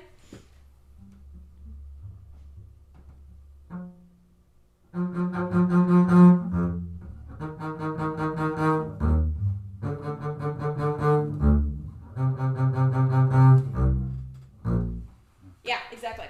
So then when I phrase it, I really think of the first one being this like swooping, same as, you know, it'll be, and then that one is like it's quieter. Okay. Just adds like a little bit of sophistication. So yeah, try same exercise, but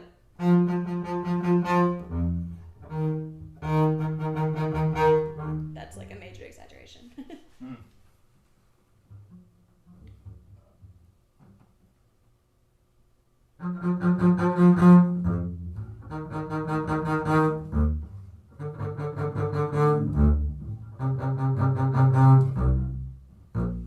Yeah, cool. That was great. I'm hearing a little bit like it's just leading into the second measure. Make sure there's definitely that emphasis on the first eighth note, because that'll set all of it up, especially when you're like this part.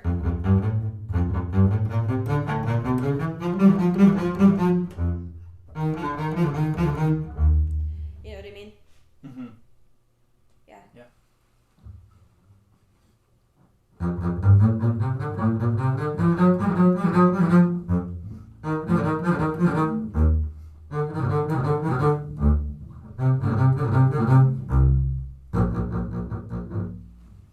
Yeah, awesome. Cool. Let's see. How do you feel about your audition, Bach? By the way, have you taken auditions before? Yeah. Cool. Have you always used the same audition Bach? I'm sorry? Have you always used the same Bach for your auditions? Yes. Cool. And so it feels pretty comfortable at this point. Well, I want it to be sometimes, you know. It's just an uphill battle, but yeah. Yeah. Is there anything in particular in there that you feel a little wonky about? I've been struggling a lot with including like just small breaths or just like retards in the first beret. It always comes across as just kind of like a run-on sentence for me, and I've been trying really hard to try to make it more, you know, lyrical and just give people a break every once in a while. Yeah, that makes a lot of sense, especially like when we use the same Bach over and over, we kind of default to whatever we're used to. Do you want to try playing just the first beret again? Sure.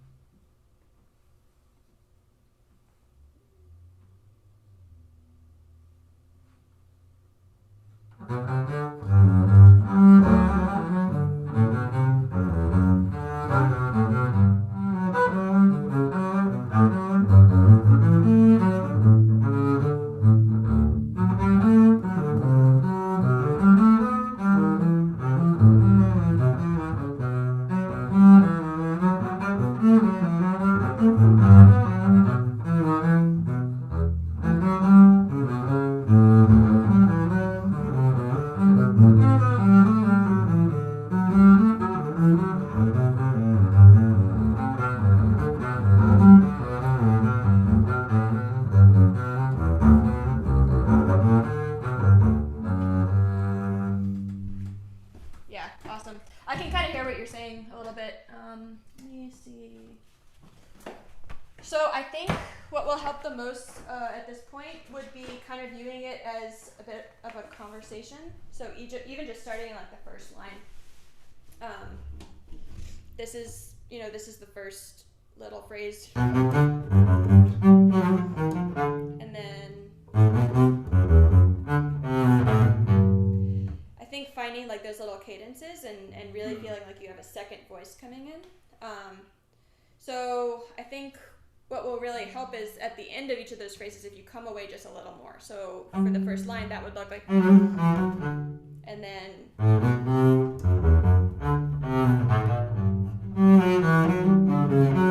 does that make sense? Mm-hmm.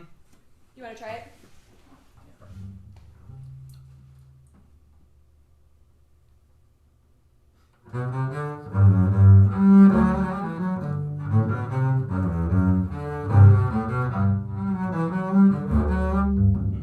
Yeah, exactly. Cool. And like that part too, it's so tricky, but this is kind of its own. That's kind of its own line, right? So the more you can bring it out.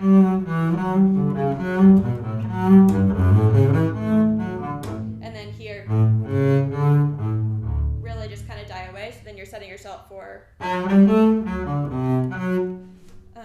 And I think it's really important that we use like dynamics and kind of character changes and like right hand stuff for this, because what a lot of people do for orchestral auditions is like use a lot of like actually stretching the phrases, and I think it's easier for a committee to kind of latch on when we kind of stick more in the actual like where the pulse would be.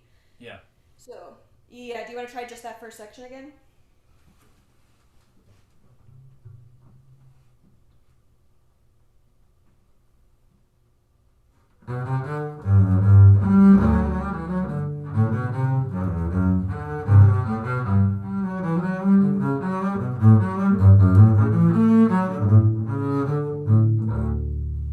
Yeah.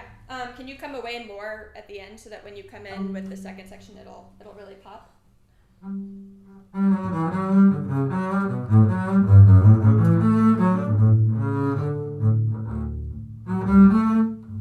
Yeah, exactly. Yeah, keep going in the second section.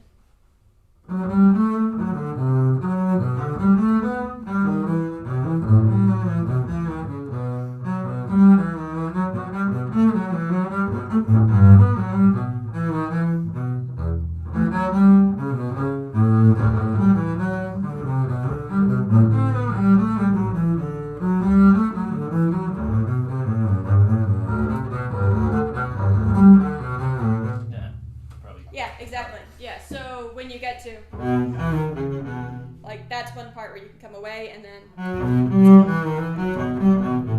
it'll sound like another voice entering, and then, you know what I mean? Before. Yeah. Yeah. Do you want to try just the second half again?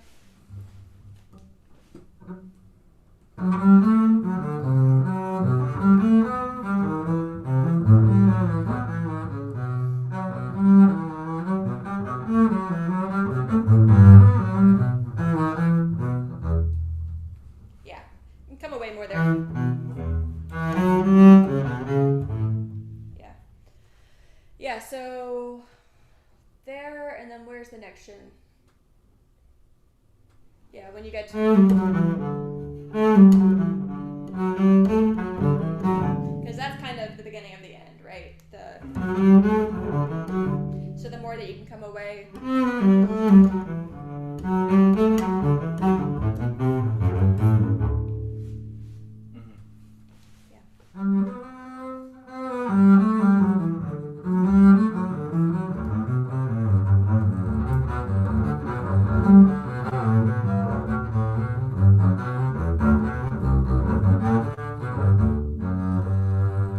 Yeah, exactly. And in this last section, I'd like to think of the last eighths in each measure, and well, on the second beat too, as kind of pickups to the next one. So.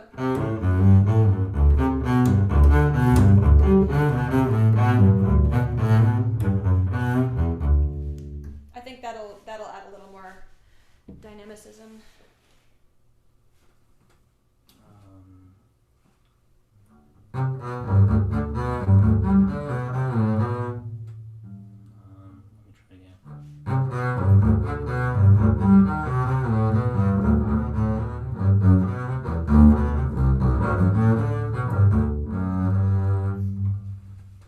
exactly. And it sounds great. I mean, your left hand is super solid throughout. So Thank you. yeah, I think it's just, you know, maybe putting in those like slight decrescendos so that you can make it sound like there's several voices entering. Yeah, and this beret, it's so hard because we hear bass players play both of these berets so often that it's like, what even is our own interpretation, or just Yeah. like, Yeah. you know, the thousands of interpretations that have been imposed upon us. But yeah, I think it sounds great. I mean, you are a super solid player, so I'm sure like once auditions start up again, you're gonna have lots of success, and Thank you. hopefully they start again soon, right? Yeah. Yeah, it's great to meet you. Yeah, it was great to meet you too. Thank you so much, Mark. You sounded great. Now I'd like to welcome our final student for this class. It's Daniel Murray. He's a second-year master's student here at CMU. Let me get him up here for us. And Daniel is going to play the exposition from the first movement of Kusevitsky, Brahms' First Symphony, Movement 1, Letter E, and Verdi's Otello Solo. Okay, Daniel, we're ready for you. Hey Nina, how you doing? Good, how are you? I can't complain. I'm gonna go ahead and get set up and I'll hop on into it. Yeah, it's nice to meet you. Are you in Pittsburgh currently? I'm actually in Columbia, South Carolina, a couple hours down the road. Oh, nice. That reminds me, Mark is actually in Baltimore, Nina. He's been there the whole school year. A couple of guys have just been doing completely remote. So yeah, he's your neighbor. Mark's your neighbor. Yeah, he might literally be my neighbor. I wouldn't know. That's funny. Cool. So, Daniel, are you planning on taking auditions, or have you started already, or what's kind of your path looking like currently?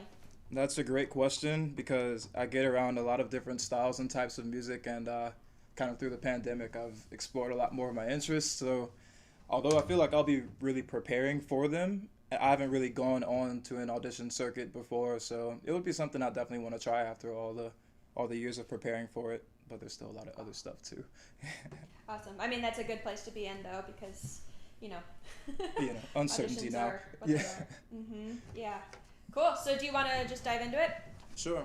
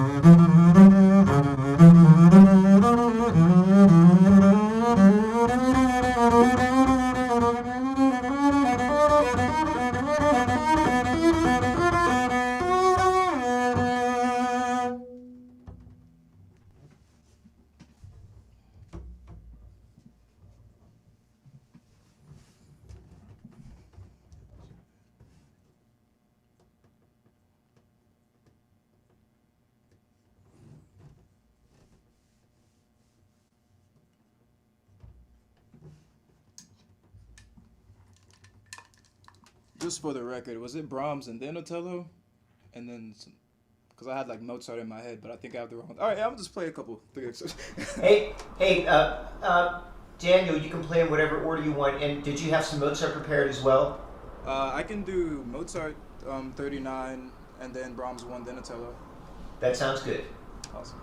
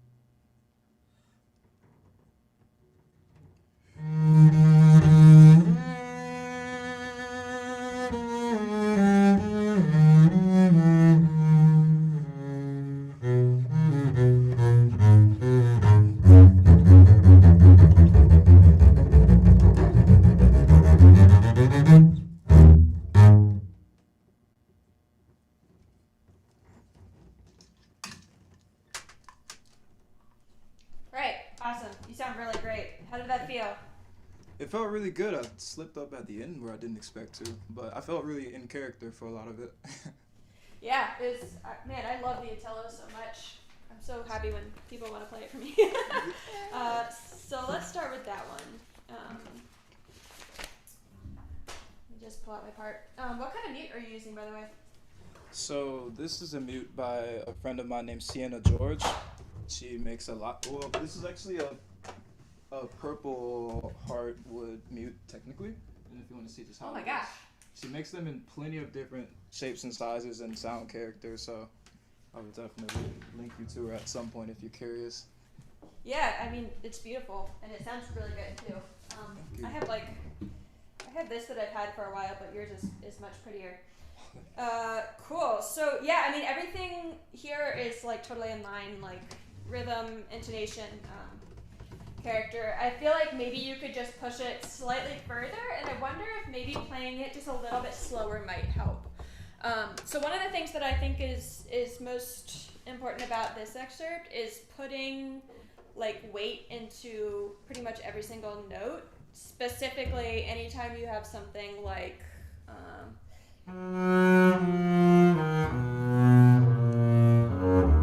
so it doesn't sound flippant, like you know what I mean? Really So it's not longer, it's not tripletized, it just has that like heaviness of like, you know, it's a dense emotional piece. It requires every note to be dense and emotional.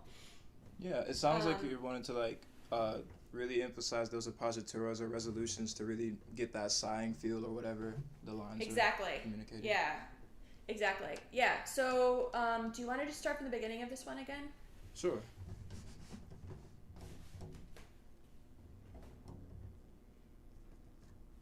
And I'll try it a little slower too, yeah. Cool.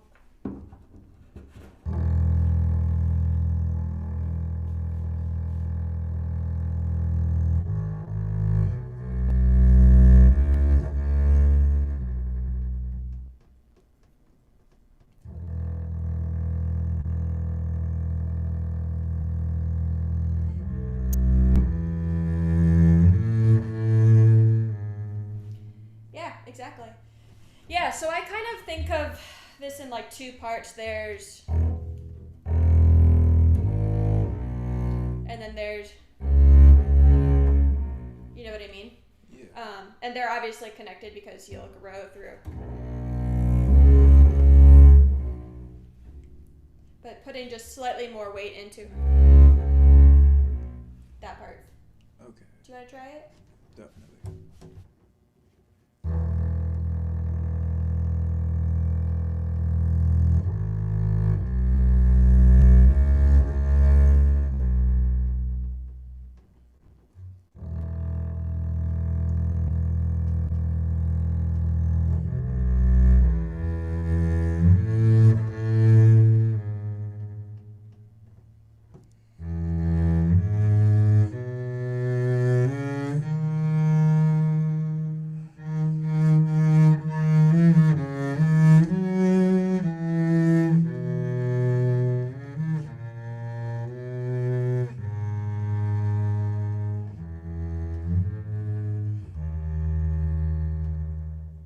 Yeah, exactly.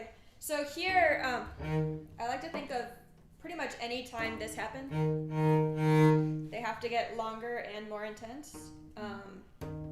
And then when you get to, it's anytime we have like 2-4-2, it's really easy to go like, right? But try to feel like gravity in your fourth finger as it's going down. Does that make sense? Yeah, definitely. Okay. Oh, you want to start? You want me to start on that third? Statement? Yeah. Okay. Yeah, that would be a good spot.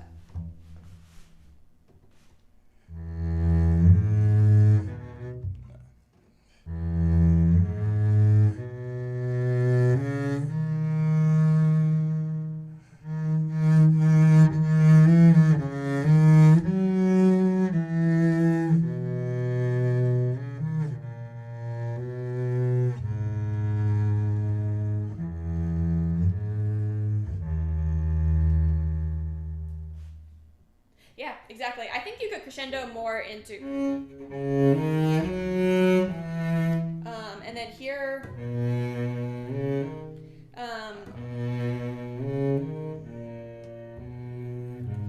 and then I do this weird fingering. I've heard very recently that this is not comfortable for everyone, but I do like 2, 1, 2. Can you repeat that one more time? So for the F flat to the A flat to the E flat, I do 2, 1, 2, and I just drag my second finger back here. Yeah, it would work here too.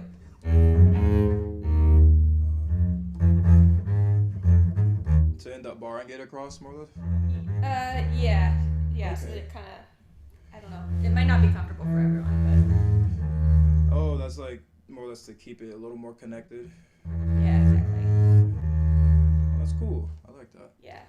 Yeah, and then, so it says morindo, which means die away, so I'd really make sure that those last 3 notes, each one is actually less, so it'll sound like, you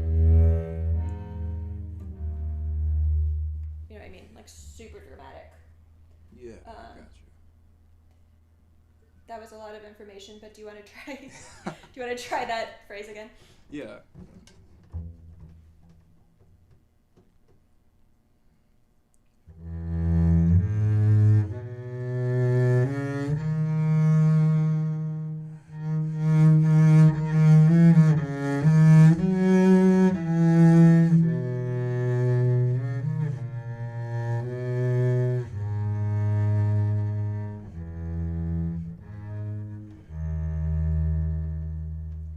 Thought of your fingering at the last second. I was like, wait, 2, thumb. I don't know. I know, it's so weird. Yeah, and I like to think of this one as like the first half of this phrase is like super like kind of hopeful and like reconsidering things, but then as soon as you get to, it's kind of resigned to like, no, like this is actually how it is. And I think this, like really getting those 2/16ths to like come away and like also have gravity is the key to getting that kind of mood. Yeah, got it. Do you want to try it one more time?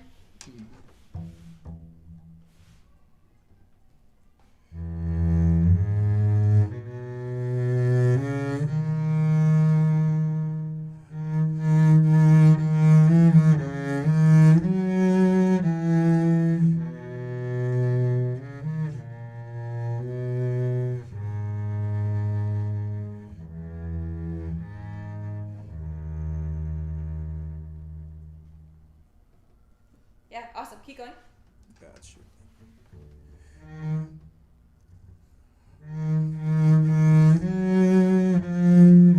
My bad. There's not a crescendo there.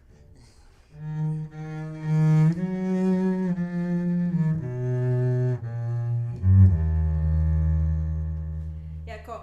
So, yeah, I guess there isn't a crescendo there, but I still feel like in these, they have to get at least like longer. And then this is one of the most important spots for the 16ths to have like a little more weight for me. So.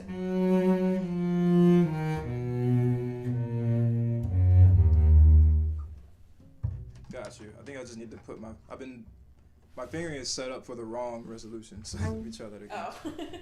Yeah.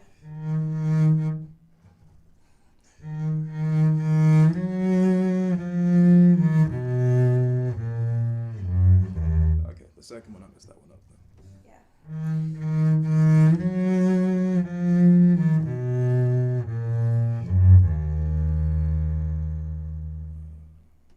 Yeah, exactly. Just one time, can you play?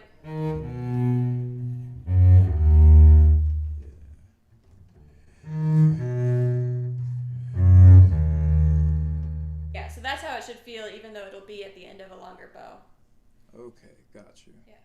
Let me try that one more time.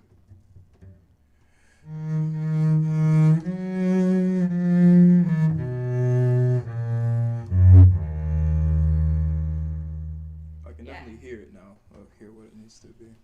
Yeah, exactly. Okay, so then the next one is the saddest of them all. Go for it. I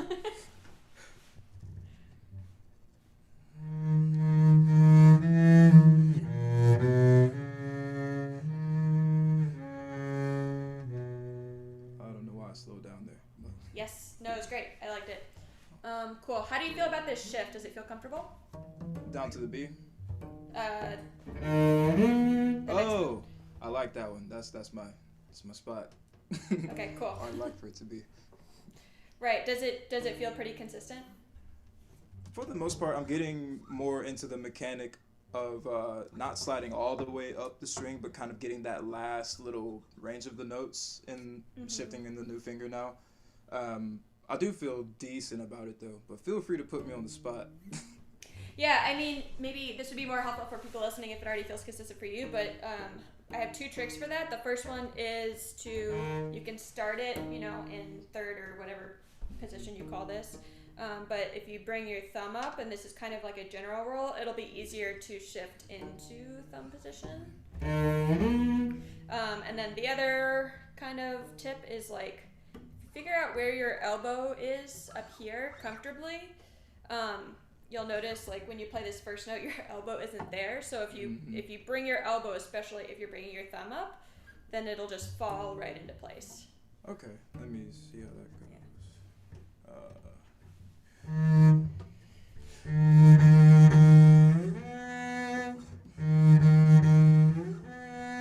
Alright, let me try it in.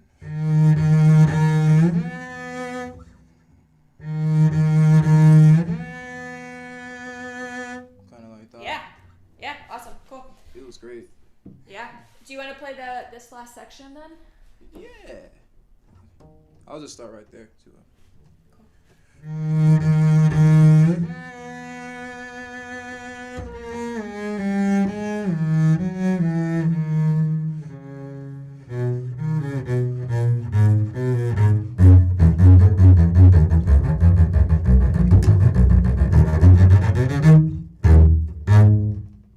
Awesome.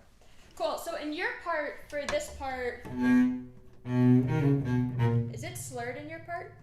Ooh, good question. Originally? It's got me as bum ba da bum bum. Okay. Down and then the 16th up. Yeah, I might have a weird part here. Yeah, I like to think of that part as just a little more kind of almost like Mozart-y, and then once you get to then you're really hitting that marcato separated type of feeling. So before I do that, when you get into your marcato stroke, where do you feel like for this accent that the accent is coming from, your kind of lower appendages with your fingers, or you're still kind of bringing it all the way from your elbow more or less through for the first measure of marcatos, or the accents at the end? Ooh, yeah, the first ones.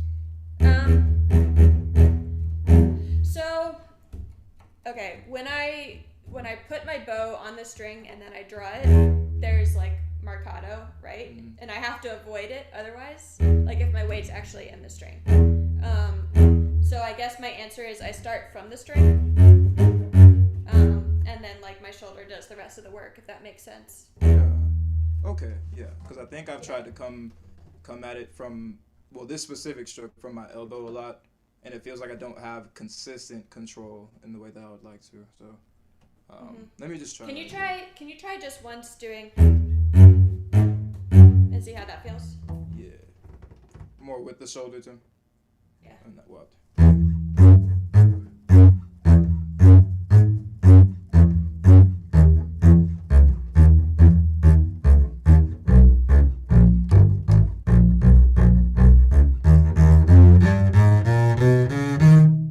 Yeah, that was great. So, can you get that feeling when you go faster, or does it is there a breaking point?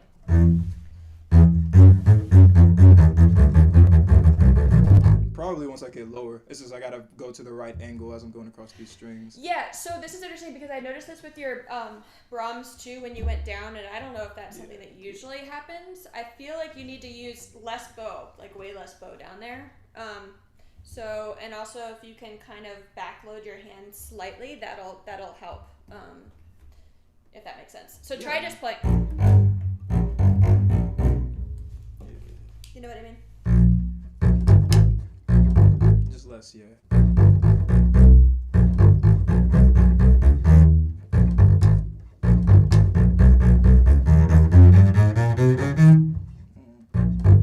Yeah, that definitely already feels more fluid. Yeah, and almost like into the string too. Like I notice on the other strings, it often feels like it's coming off on the C string. I feel like I'm just literally like in the string all the time, even if it's supposed to be like a spiccato. But everyone's bass is different. Do you want to try that last phrase one more time though? Sure. You, okay.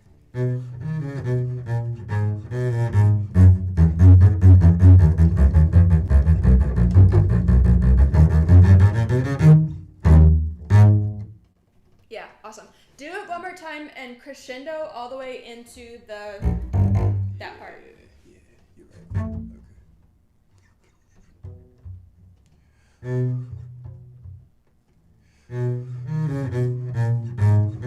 Yeah, okay.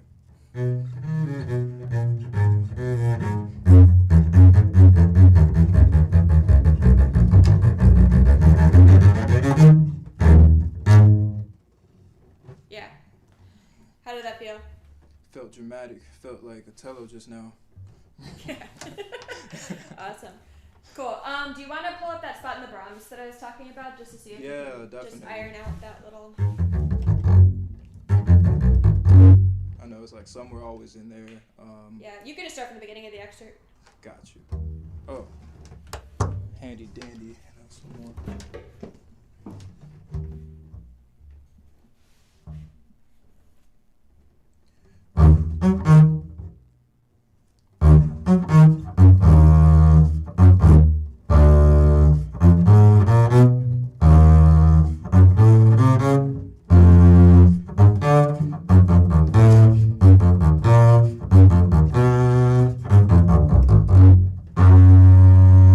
Yeah.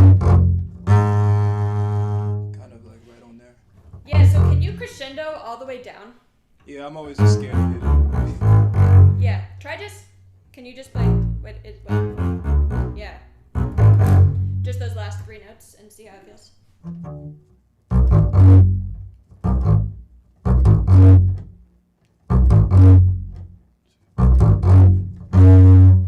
Yeah, and then add the note before... So the D.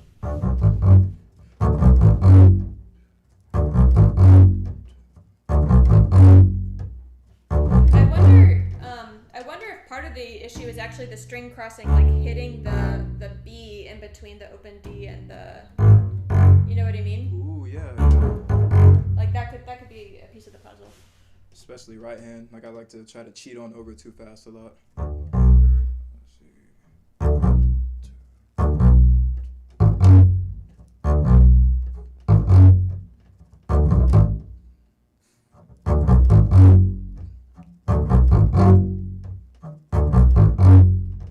Yeah, cool. And I think you're kind of using more bow. Obviously, it's a longer note, but I think you can have a longer note and still have that like density in the sound. You know?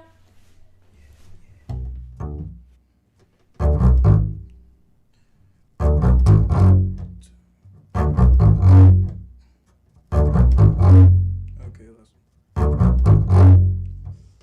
just gotta. Okay, that one I felt it a little bit more. Yeah, awesome. And then what if you add the other notes?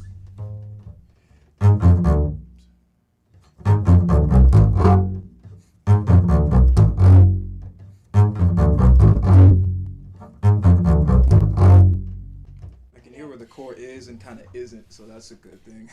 Yeah, it's crazy because it doesn't seem like we should need that much less bow like here than here, but like for some reason it's completely true, and I think that's the key to really getting that like crescendo. And it'll add like a lot to the phrase. Yeah. But yeah, it's you. I mean, you sound fantastic. Thank you so much. It was great to play for you. Yeah. Hopefully we'll get to meet in person sometime. Of course. Thank you so much, Daniel. You sounded fantastic as always. Great job, man. And I want to thank all of our students. They did a great job, and a very special thank you to you, Nina. I really enjoyed the class, and I hope we can have you back sometime, okay? All right. Thank you. Okay. Thank you, everyone. We will see you again at 3 p.m. Eastern Time for the Pittsburgh Symphony Orchestra double bass recital with special guest Jeff Turner.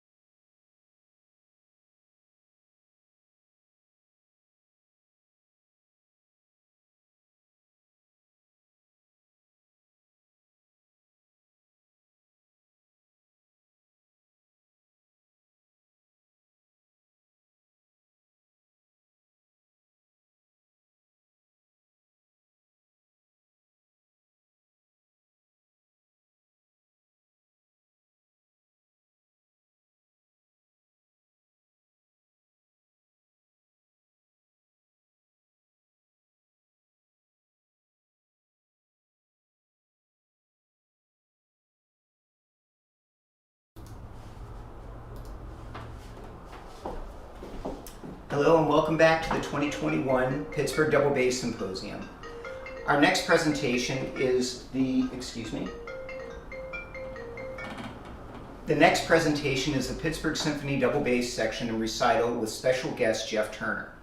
If you're just joining us and would like to see a program, you can find it in the description of today's YouTube live stream or at www.pittsburghdoublebassymposium.com, and it's also available on the Symposium app, which you can find on the iOS store. You just search PDB space Symposium in the App Store and you can download it for free. And now I'm going to start the recital by performing Bach's Third Cello Suite. Just give me a minute, I have to text somebody.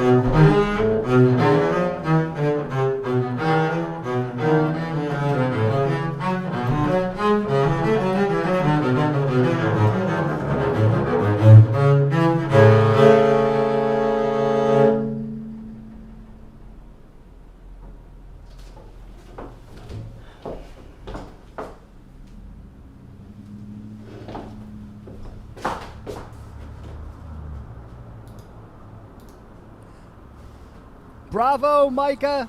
Wonderful playing. Hey, Jason, I forgot my headphones, so give me a second, and I'll be right back, okay? No problem at all. Give me 1 second. No problem. While Mike is getting his headphones, folks, putting on a bass event is a whole ton of work. So if we were in person, we would be giving Micah a huge shout out. The fact that you take time in the middle of a bass festival to play a complete unaccompanied solo box suite, bravo. That's not an easy feat, even without organizing a bass festival. So wonderful playing. I don't know what's wrong with me, why I decided to play that, but I do love the piece, so I'm glad I was able to do it. So. Yeah, it's great, and it's so cool to hear you play it, to hear everybody in the Pittsburgh bass symphony bass section play. I think that's such a cool aspect of the Pittsburgh Double Bass Symposium, and I don't know another city that involves their bass section the way that you do, and just the quality of the playing is so incredible. It makes every bass player out there want to be a member of the Pittsburgh Double Bass section or come see a concert, and so it's just really incredible. I've really enjoyed listening to everybody play over the years. Oh, thank you. I mean, I feel so fortunate to be in this section. They're all great players, great guys. We all get along so well. Yeah, I can't say enough about the section, and I'm looking forward to hearing everybody's performances once I sit back down. Well, I know that you and a lot of your students and other members of the Pittsburgh Symphony bass section go to Shanks Strings for their basses. And I was just looking on their website. They've got this very cool, it's the Cavallini model shop bass. And It just sounds like such a cool instrument, beautiful instrument. I'm looking at photos of this right now. And just the work that Mike does in that shop, whether it's set up or getting someone set up on a bass or supporting events like the Pittsburgh Double Bass Symposium, it's really incredible what they do. Yeah, I mean, it really is great. And they've been supporting this event. Actually, the first symposium that I organized was way back in 2006. It was in Ohio. I called it the Midwest Double Bass Symposium at that time. And then when I started teaching at Duquesne in 2008, I did them there. And when I moved to Carnegie Mellon, I started doing them here every year. And Mike and Linda have been at every single one of these, to supported every single event. The only other person other than the Pittsburgh Symphony Bass section, of course, and Jeff Mangone that I can think of that's been involved in every single one is Max Steamoff. So it's just been so wonderful to have them, their support, and I love their work. I mean, they've done a lot of work on this little solo bass that I have here. I mean, this is not a fancy instrument or anything, it's just a little Czech bass, and they make it sound amazing. And I don't know if you can, I'll try to show this. Mike put this amazing B extension on this bass. Nice. Yeah, look at that thing. And I just love this. And as a gift, a few years ago, he gave me this hip shot right here, and if I open that up, it goes for a low A. And believe it or not, I've played music in the Pittsburgh Symphony that calls for a low A, so I've actually used that in the orchestra, because some modern composers have, I don't know why they think I mean, we can if we have equipment like this, but yeah, I've actually had to use it. So. That's incredible. And low B extensions are a thing of beauty. You don't realize how often one can use one of those until you actually have it. And there's just something about that note B, or even being able to go down to an A. That's incredible. Right. Yeah. It's great. I mean, I love playing those low notes more than anything else on the instrument, to be honest. Wow. They're so gratifying. Yeah, for sure. Well, it's great to see what you're doing here online, and it's been so great to see in person at Carnegie Mellon these events. I've had such a great time going to campus and checking it out, and just what a cool school, what a great bass studio. It must be such a great place to study as a student and to teach as a teacher. Yeah, I love teaching at Carnegie Mellon. I love Pittsburgh. It's a great place for the double bass. The bass community here is wonderful. I'm not going to speak for the students, but I mean, I've really enjoyed working with all the students that I've had here, and we try to give them as many opportunities as possible. I mean, I encourage them to go and play for the other members of the Pittsburgh Symphony, and not to mention that we're only 2.5 hours away from Cleveland. So I encourage them to go up there and play for Max and you know, Scott Dixon and all those guys up there. So I do think it's a wonderful place to be if you're studying the double bass.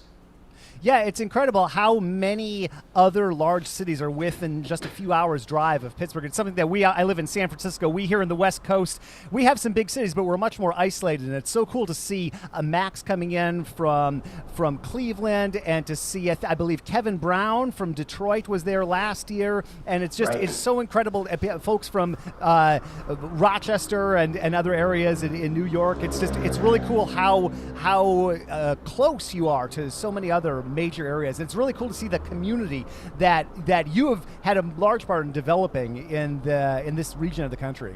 Yeah, I do think it's really a wonderful place to be as a bass player. And if people want to take a lesson with you, get a free trial lesson, they actually can do that. If they want to learn more about studying with you at Carnegie Mellon, they just go to micahbhoward.com as your website, correct? That's right. You can read about Carnegie Mellon there. You can just put in a request for a free trial lesson. Right now, because we're all on Zoom, it's very easy to just do a trial lesson over Zoom. Of course, once we can be more in person again, I'll offer free trial lessons in person as well. But yeah, if you're interested, just go to micahbhoward.com and send me a request. And this is the only bass festival I know of that has its own dedicated app as well as website. And if you just go to Micah's website and check out everything he's doing, he's definitely been ahead of the game for a long time in terms of technology. And so in addition to studying remotely like people are at the present, or in person like people are pretty soon, it's just really cool what you do to get the word out there about what you're doing and about the bass in general. I certainly try my best. Well, thank you so much, Jason. And I will be talking to you again later before Scott's class, and I look forward to that. Sounds good. And thanks, Jason. And I'd also like to thank again all of our sponsors, including the Cincinnati Bass Cellar, Bob's House of Basses, Discover Double Bass, Shank Strings, Heartland String Bass Shop, Nick Lloyd Basses, Upton Bass, and Ottawa Imports. Without their support, this would not be possible. Up next, we have a performance by Peter Gild and Christina Yoder. They're a husband and wife, and they're both members of the Pittsburgh Symphony Orchestra. Christina is the first violinist of the orchestra. Peter is also one of the double bass professors at Carnegie Mellon. So if you would come and study here, Peter teaches the orchestral lit class. He does a fantastic job with the students. All the students always talk about how much they love working with him. And they will be performing Prayer by Ernest Bloch and Meditation from Thais. And both of these were arranged by Peter for bass and violin. Just give us a moment to make a transition and we'll get started with the next part.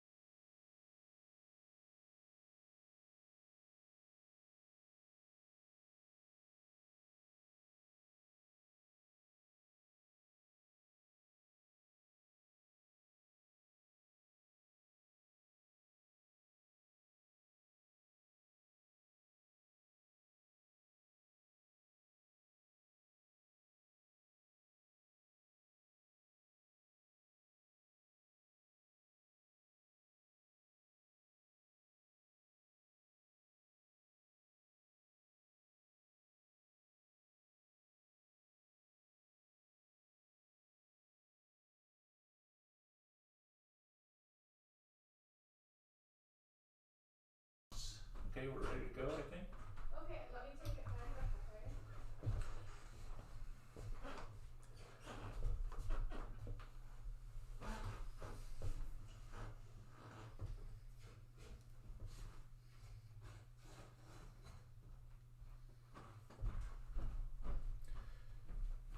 Okay. Okay.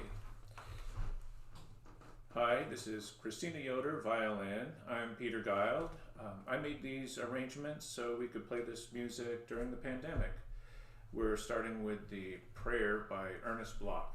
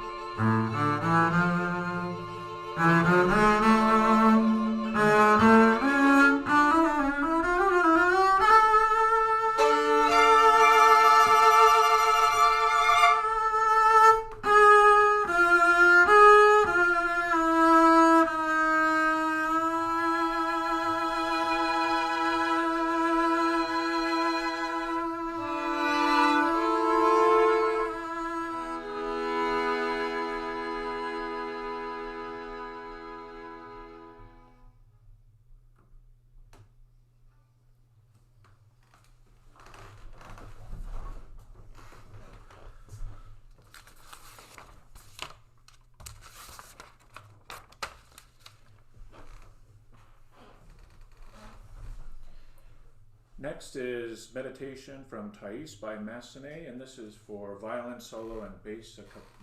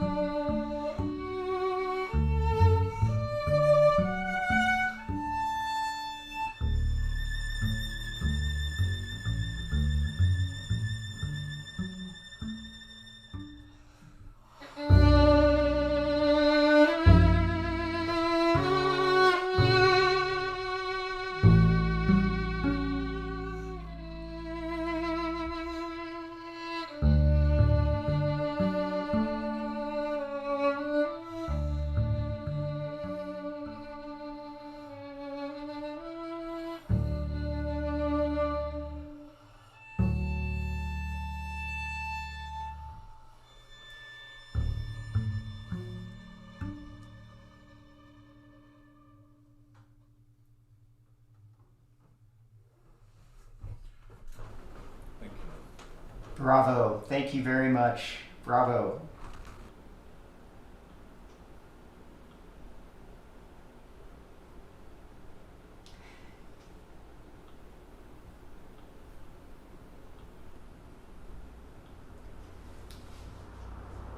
Up next, a performance by the acting principal bass of the Pittsburgh Symphony Orchestra, Brandon McLean.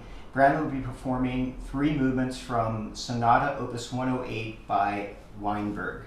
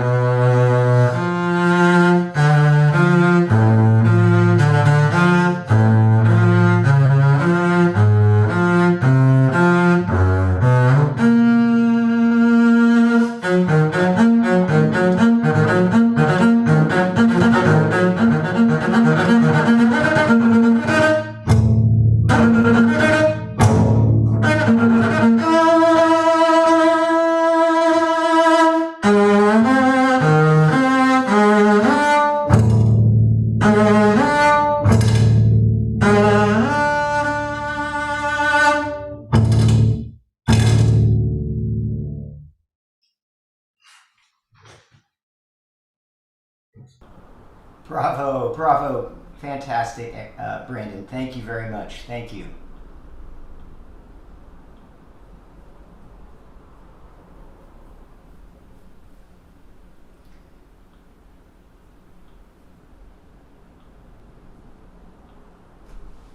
Next, we're going to have a performance with Aaron White. He's a member of the Pittsburgh Symphony Bass Section and double bass professor at Duquesne University. Aaron will perform Romance by Amy Beach with PSO pianist Rodrigo Ojeda.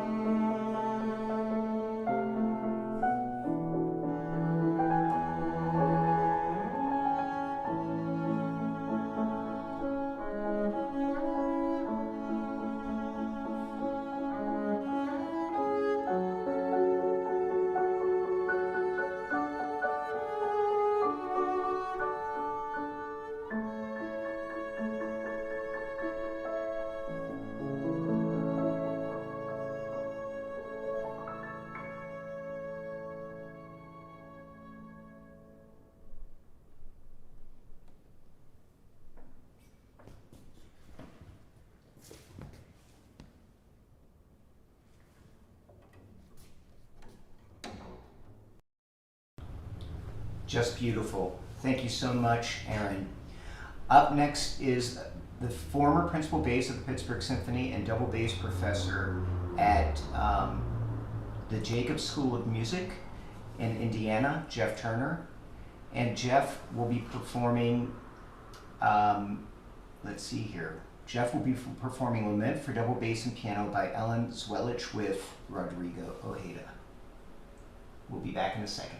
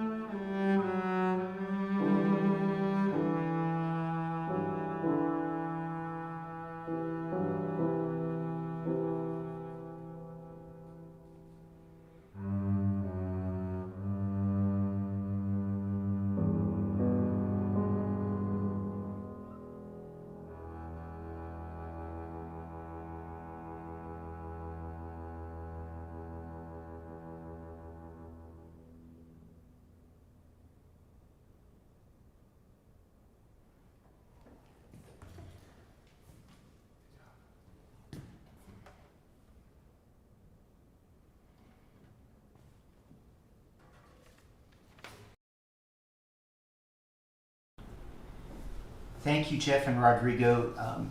Bravo, just beautiful playing. The remaining 3 pieces that we have been pre-recorded.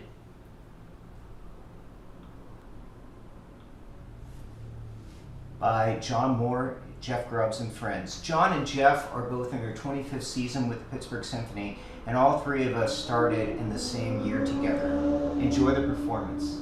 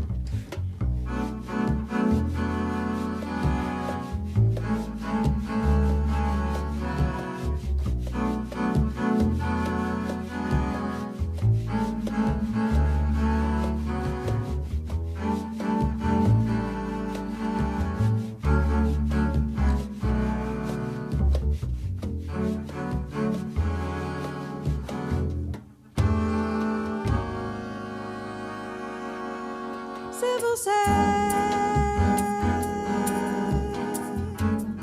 se estiver por perto, nem a luz da manhã me trouxe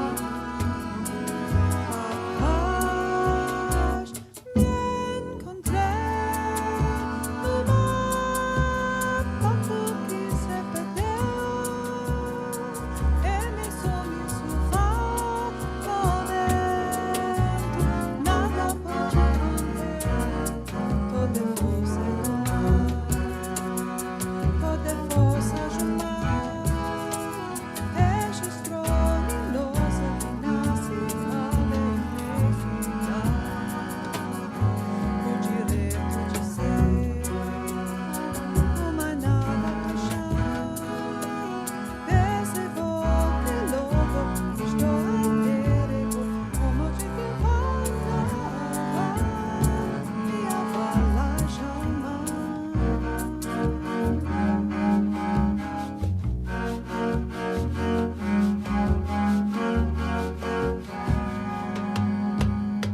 Nesse preola cheia, nesse preo marea moda saiu.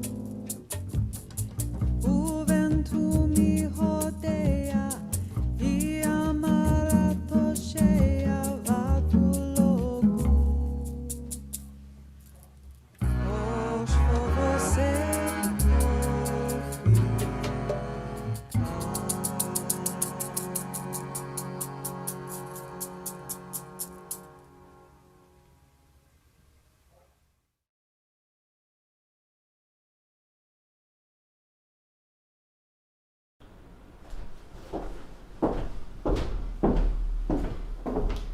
What wonderful performances. Thank you so much, Jeff, John, and friends. And I want to thank all of my colleagues in the Pittsburgh Symphony Double Bass section and Jeff Turner for putting on such amazing performances and being a part of today. And I want to thank all of you for joining in. We look forward to seeing you at 6 p.m. Eastern Time for Scott Pingle's class. Scott is the principal bass of the San Francisco Symphony, and he recently recorded a bass solo with Metallica. We are so excited to have him with us. See you soon.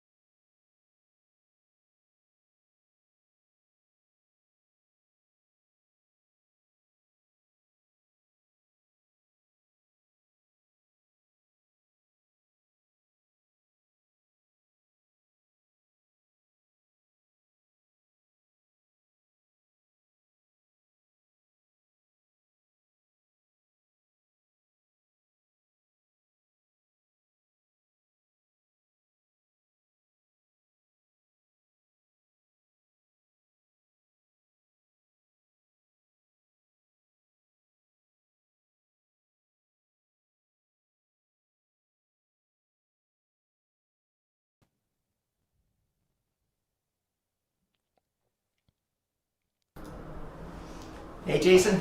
Hi, Good to see Micah. you. Great to see you too. What a great We're day back. it's been. So many great performances and classes, and we got a couple more coming up. It's really, really incredible. Yeah, it's been a fun day so far. So, well, Discover Double Bass sponsored this event. I love Discover Double Bass. It's great. You're on Discover Double Bass. Lauren Pierce is on Discover Double Bass. We've got two of you here. I love your the videos that you have on Discover Double Bass for beginners. They're fantastic for classical beginners. And Lauren Pierce, one of my favorite things that she has on there is she has a whole series on practice technique, which is just fantastic, and I love it. There are so many great videos on Discover Double Bass. Yeah, it's a wonderful company, and David Allen Moore, who I believe has been at the Symposium before, he's got a great German bow course. He's got one on fractal fingering that I use to this day when I practice. Joe Conyers of the Philadelphia Orchestra just came out with a second orchestral excerpts course. Those are amazing. The way they film them are great. I have a course called Beyond Beginner coming out, I believe next month, with some pieces written for the course, and it's Jeff has really built something special in the 6 years, and it's really cool. I learn a lot going in there and watching the YouTube videos and then digging into the courses. Yeah, it's hard to believe that it's only been 6 years because there's so much on there that you can dig into. It's just fantastic.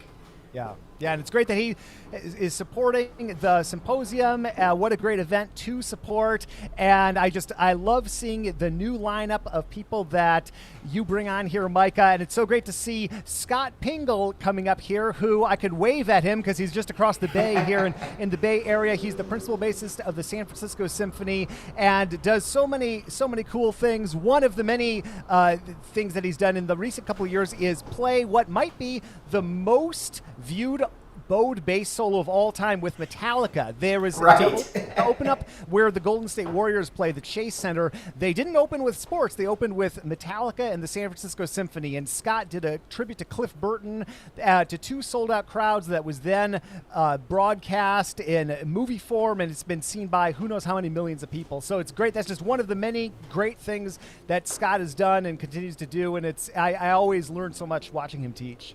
Yeah, that's fantastic. And I'm really, really looking forward to his class. Thank you again, Jason. This is our last interview together because the last interview of the day you pre-recorded. So thank you so much for being a part of the Symposium again. I love having you here. I just can't thank you enough. Thank you, Jason. It's my pleasure. Thank you, Micah. Can't wait to check out the rest of the Symposium. Bye. Okay. All right. I'll see you. I'd also like to thank all of our sponsors, including the Cincinnati Bass Cellar, Bob's House of Basses, Discover Double Bass, Shank Strings, Heartland String Bass Shop, Nick Lloyd Basses, Upton Bass, and Ottawa Imports. Without their support, this wouldn't be possible. If you're just joining us, I'm Micah Howard. I'm one of the double bass professors at Carnegie Mellon University. And if you'd like to see the program for today's events, you can find it in the description of today's YouTube live stream. You can also go to www.pittsburghdoublebasssymposium.com and download the program there, or on the Pittsburgh Double Bass Symposium app, which is on the iOS store. So just search PDB space Symposium in the App Store, and you can download that for free. Now I'd like to welcome Scott Pingle, the principal bass of the San Francisco Symphony. This is our first time having Scott at our symposium, and we are really looking forward to his class. Hey Scott, good to see you. Hey, how's it going? Good. And we have 3 CMU students who will be playing for Scott today. Our first student is Hiroki Yuasa, an advanced music studies student here at CMU, and he'll be playing the Gigue from Bach's 5th Cello Suite, Beethoven's Symphony No. 5, Movement 3, Brahms' 2nd Symphony, Movement 4, 8 that's in the recapitulation of the 4th movement, and No. 9 from Strauss's Ein Heldenleben. Whenever you guys are ready.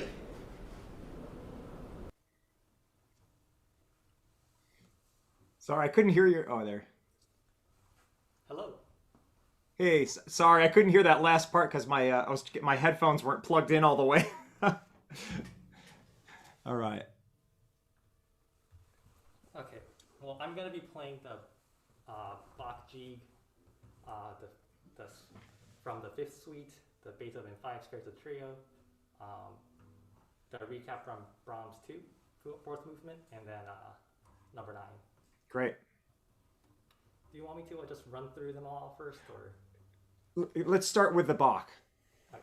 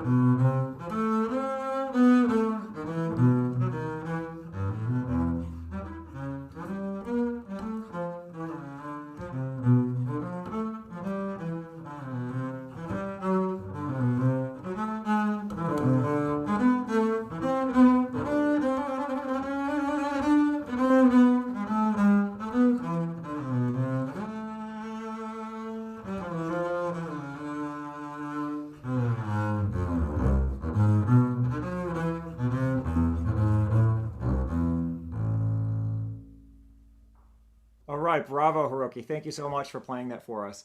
How did it feel? Feel okay? It's it's a little weird under these circumstances. Right. Good. I'm a little nervous right now, but I'm getting Well, into it now. hey, I get nervous too. It happens to the best of us. We all have to. I like to tell people to make friends with nervousness because you guys are going to be together quite a bit. So part of the name of the game is learning how to play with the familiarity of nervousness. And so that helps take a little bit of the edge off, but actually you never really want to play without it completely because then it makes it a little more dull. So actually a little bit of nervousness is a good thing. It's just finding that right balance. Too much nervousness obviously can be debilitating and your mind starts racing and your bow starts shaking. And of course I've never had that happen before. No, I'm joking. All right, I'm gonna unplug my headphones and I'm gonna ask you, do you hear an echo now if I do that? Can you still hear me? I hear you okay, yes. Is there an echo? Or any problem with the sound? Okay, good. Because this cable is driving me crazy. I'd rather just do it without the headphones. So, all right, cool. Hey, so what does this jig mean to you? What is the character of a jig? I think, it's a dance movement. I think light. I think kind of joyous too. Like just nice dance. Yeah, absolutely. Yeah, I totally agree. But what's kind of interesting about this is the key that it's in. So there's this sort of contradiction between the tonality and the general historical reference point or the character of what they would have known of the jig dance. It has this sort of gaiety and frolicking to it. And so it's important to keep in mind that tonality was something that was very important to the people at the time, especially not even just major or minor tonality, but even the key that something was in. Different keys had different meaning back then. And which is kind of interesting. You can look that up. I was thinking about it earlier, and I had to just go and print this out because originally this was written in C minor, and back in 1806, Christian Schubart wrote that C minor was a declaration of love, and at the same time the lament of unhappy love, all languishing, longing, and the sighing of lovesick soul lies in this key. So there's quite a degree of emotional impact in C minor, let alone major or minor, but also minor. So what does this mean? To look into something like this, I think it just helps give me an insight and a place of springboard off of which to work for when I'm trying to come up with the character of how I want to express something. So there's this frivolity, but yet there's a sadness in it, to put it as simply as possible. So as if you're playing this, or that you were dancing this dance, but you had a certain sadness about perhaps an unrequited love that you were worried about or preoccupied with. And because it's so how do we manifest that in the piece? Well, I think that well, there's a certain lightness in character that has to happen, but also it never should sound too harsh or aggressive, I think. So it's hard to tell under these circumstances, listening through speakers and microphones, like how much articulation. But I would be careful of consonant. A lot of consonant articulations go more for vowel sounds. And so that's going to come with lightening the pressure of the starts of notes. So can you start it again? And I'm going to listen through my speakers. Hopefully I can hear it a little bit differently this time. Okay.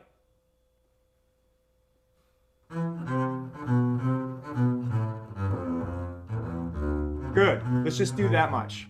So I just want to work on just that first bit. I heard a couple of things from what I'm hearing through my speakers is maybe a little bit too much pressure on the front, and I do hear a little bit of bow jitter. You hear? Do you hear your bow kind of dribbling a little bit on some of the long notes? Yes. And that can come from a couple of things. It can either come from too much pressure at the front of a note that kind of made your bow spit out of the string and shake, or it can be a matter of tension in the arm, or perhaps incorrect placement or inadequate placement of the elbow. So it can be a number of one of those things. Without being in the same room, it's hard to gauge that. But what I mean by with the elbow is if your elbow sags, it takes the support out of your first finger. So when my elbow goes down, the weight of my arm goes out of the right side of my hand, which I need to help support the sound in this part of the bow. So the relationship between the elbow and first finger and thumb are all integrated. You know, I know sometimes you see people bowing, you know, in kind of different ways and they make it work, but nonetheless, there's this mechanics that has to be there. So try with just a little bit more of that first note and that string crossing. Listen for more vowel sounds. So let's see if that's what it is, if it's too much pressure in the front of the notes.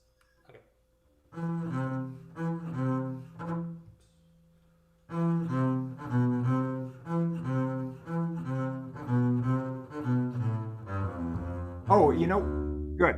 All right. So, did you ever try this fingering, crossing the strings?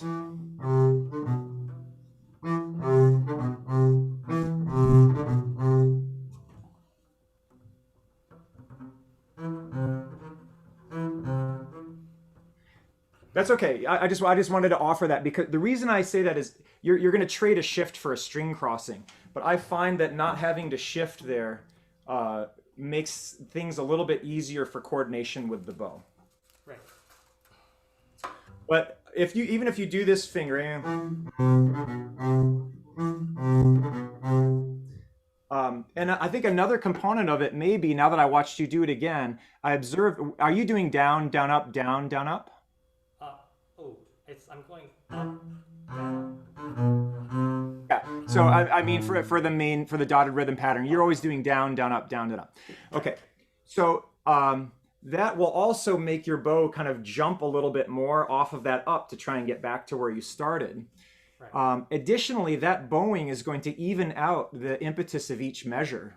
But I think intentionally, especially when you have something repeated, it shouldn't sound exactly the same. So let's slow down the tempo a little bit so you can get used to it, but play it as it comes. Down, up, down, up, down, up.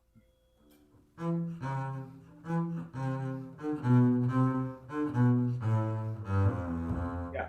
So I like that bowing a little bit better personally because it adds a little more interest to it, and it will make those two measures less even, because evenness will typically equal not very interesting. And I think that may also help with a little bit of the bow jitter because of the bow distribution. You don't have to try and shoot back. You have more of an even bow speed. Let me turn this down a little bit. So I'll use your fingering first. See how the bow distribution worked out?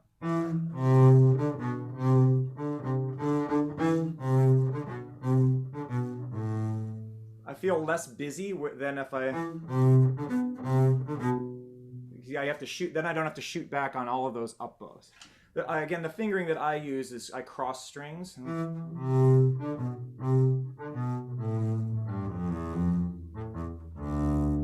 That's the fingering I use. So it proposes different challenges. But for now, use your fingering with the as it comes bowing. Okay. But slower, just so you get used to it.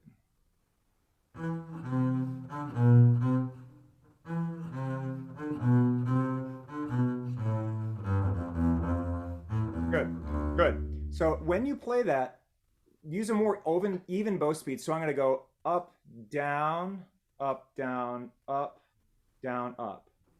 And I'm not going to try to get all the way back on that downbeat of the second bar. So it's up, down, up, down, up, down, up, down, up. That's the I play what is my interpretation of the Magdalena. Okay. But just do those first couple of bars just to feel that.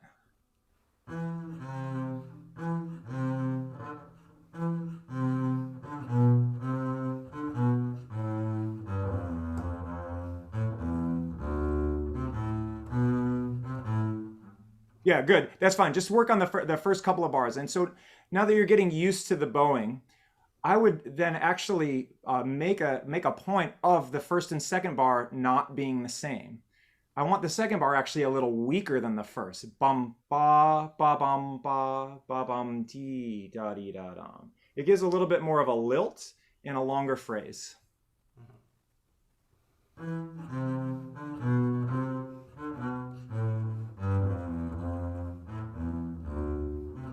Yeah, good, good. When you change bows on the downbeat, if you look at the Magdalena manuscript, when you change bows on the downbeat of where the F is, da-dee-da-dum, to me that adds weight. So I actually prefer slurring over that bar line. And again, this is to lengthen the phrase. So I play.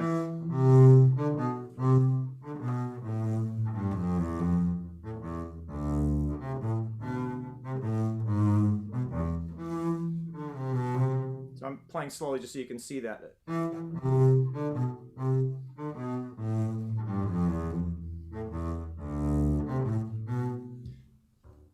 You try that one just real slow, just to try that bowing.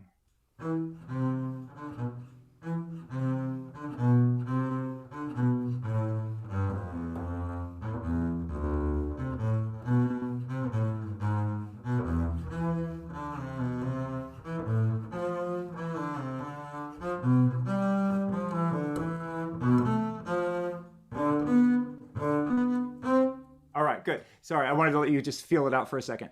The again, what I'm looking for is going to be a 4-bar group for the first phrase, or first part of the phrase. And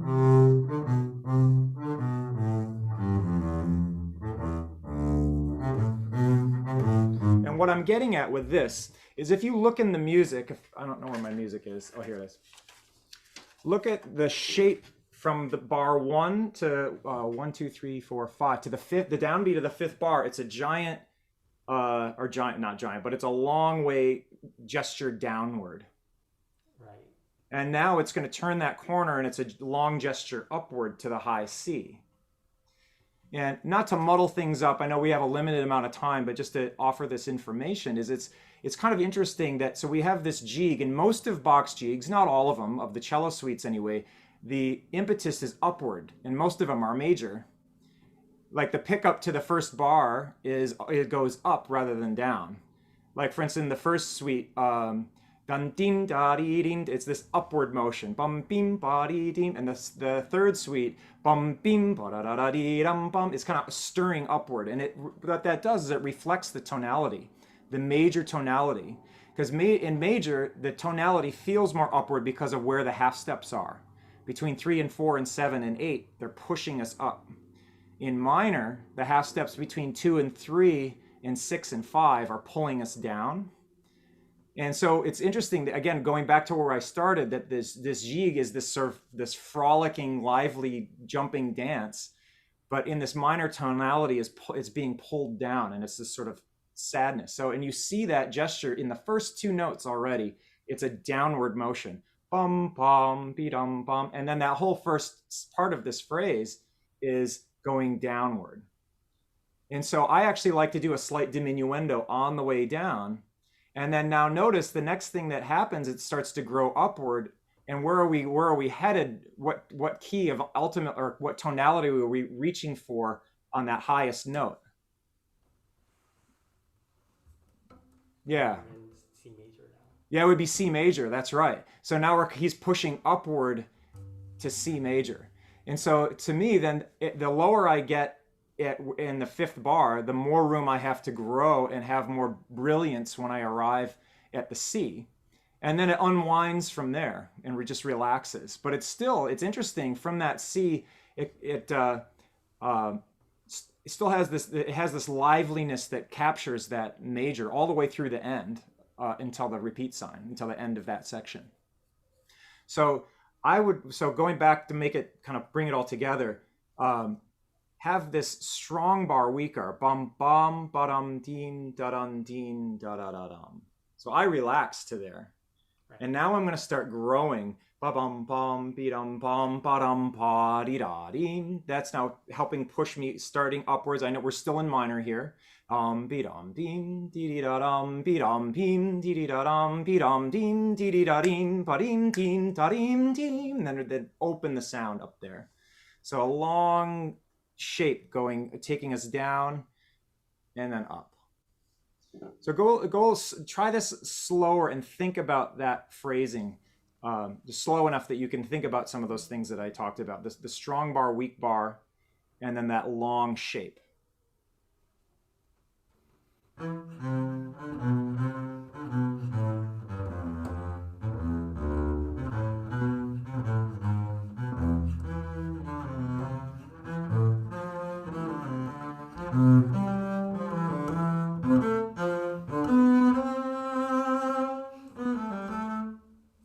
Good. Actually, keep going. I want you to go all the way through the end.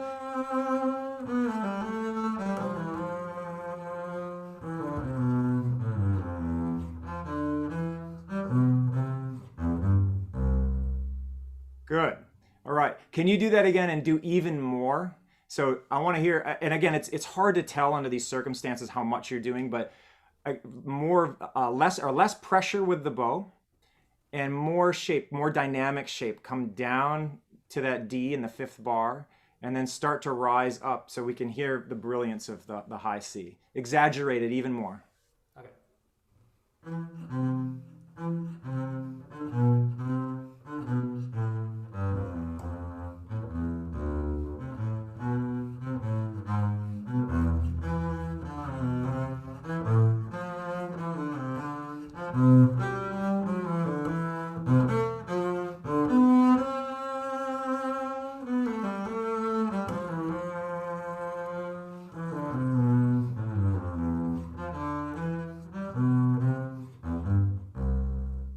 All right. One of the ways I'm hearing you try to bring out the crescendo and brilliance is through vibrato. And vibrato, I think, is, it's an important part of our expression.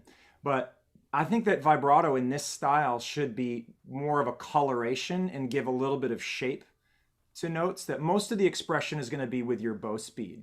And I think that will help bring out what I was talking about before. And obviously placement as well, where you want to sustain notes.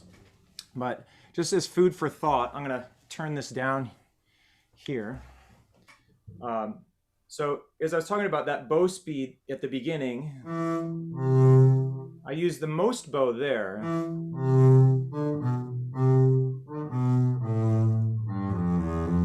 See, my bow speed's quite a bit slower through all of that. It's that very first downbeat is where I have the most bow speed.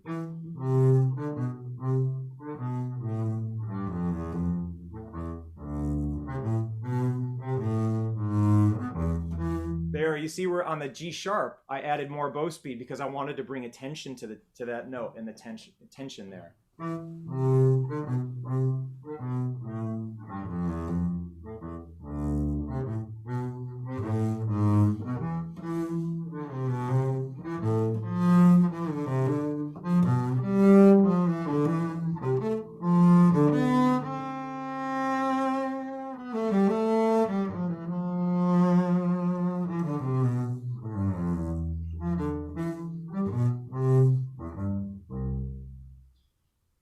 see how I change the colors a lot, and I'm very judicious with my vibrato. I don't want to just have it kind of blazing all the time. And so, like here, bow speed here, little color there on the left hand.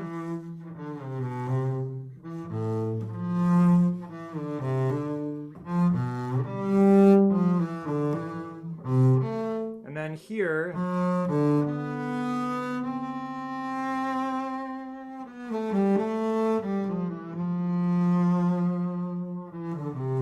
you see how I shaped those notes? That I started those notes with not a lot of vibrato, and then I increased it.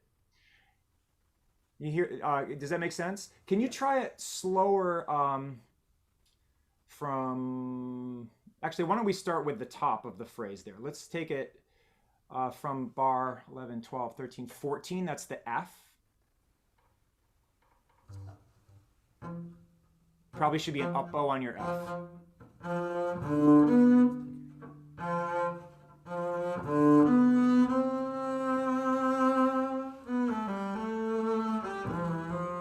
Good. Now try that again and start the C with a little less vibrato and end it with a little less vibrato, and try no vibrato on the A. And then do that similar kind of shape on the F with a little bit of a football, and then no vibrato or very little vibrato on the B. So really we're just adding a little coloration to the longer notes. Okay.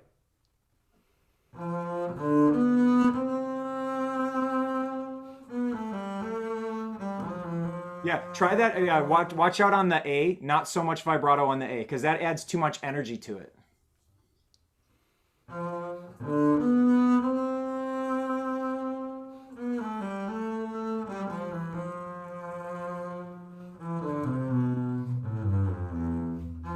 Good. Do you hear how that has a little more dimension to it, a little more shape? Yeah. And another thing that you can do along with the vibrato, I don't know if you can see because the lighting is not great, but I'm doing some steering with my bow.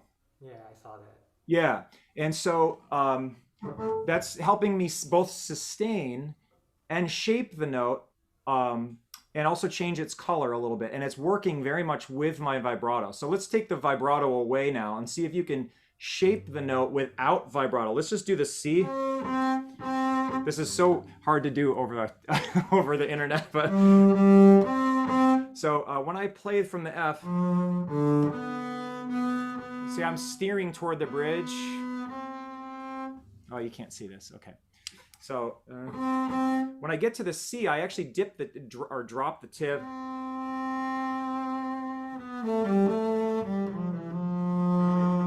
There, I got a little too close because I'm watching in the screen. See, I'm changing that contact point. So the C starts a little further from the bridge, and I steer the bow down, and I steer it back.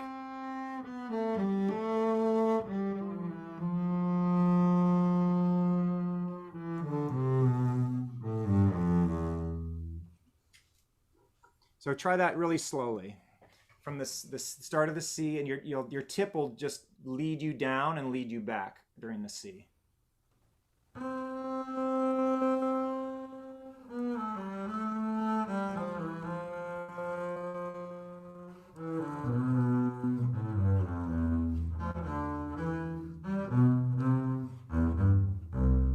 Good.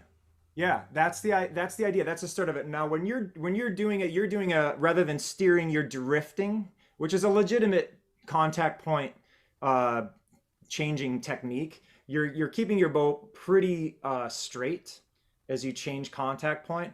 What I'm doing a little bit is I steer with where I'm headed. So if I'm headed to the tip on a down bow, my tip is a little lower, and then if I want to steer away from the bridge, I raise the tip and then I come back. So if in the camera, if you pretend the fingerboard is a giant string, I'm trying to see here. The tip will be down, and then I'll do that. Yeah. So yeah, as you start the C, the tip will be a little lower, and then you'll turn the tip back to steer away from the bridge.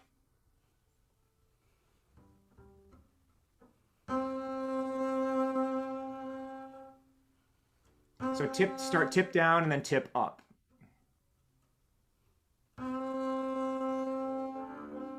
Yeah, it's like here. I'll do it from maybe mirror image is easier. This tip will start down and then it'll turn up. Okay. Yeah.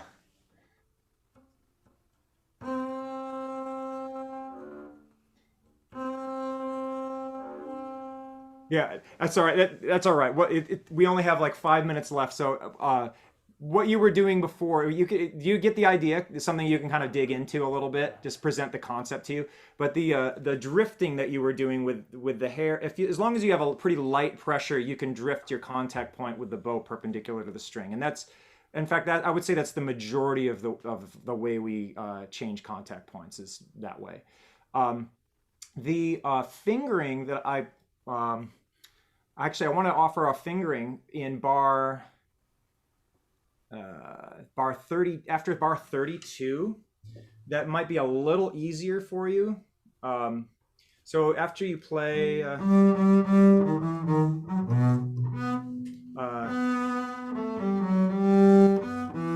I play this here on the D string, and then I play the B here, and then I play the the C on the A string with 2, and then I do this weird technique that I actually pinch the E between my thumb and my first finger, and then I play the A with the side of my thumb, like normal thumb position. I know it seems a little weird. But it actually works really well in that spot.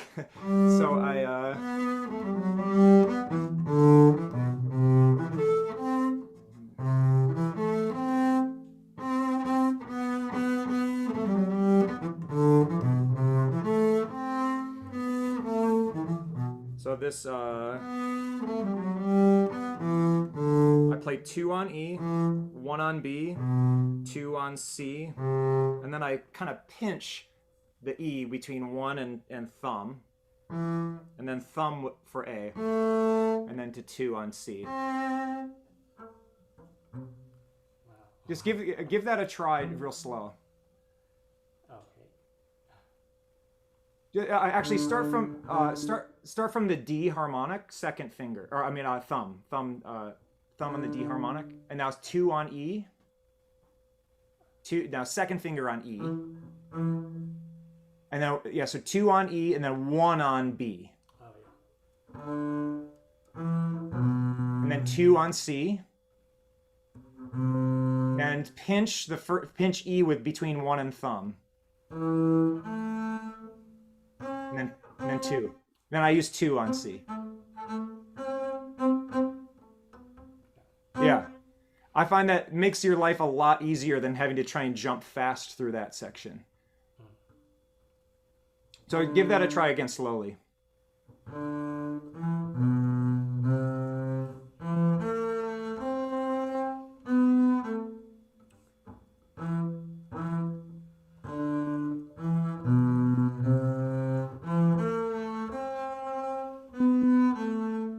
Yeah, and then I go to second finger on the A, because again, I like to be as lazy as possible, or some people would call that efficient.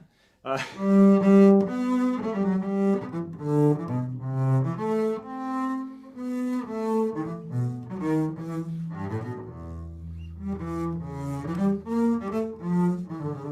then here, and then I stay right here, and you see how my fingers are barred like this. When I finish this, I've now set up my hand and I shift that whole thing back a whole step, and I play F, C.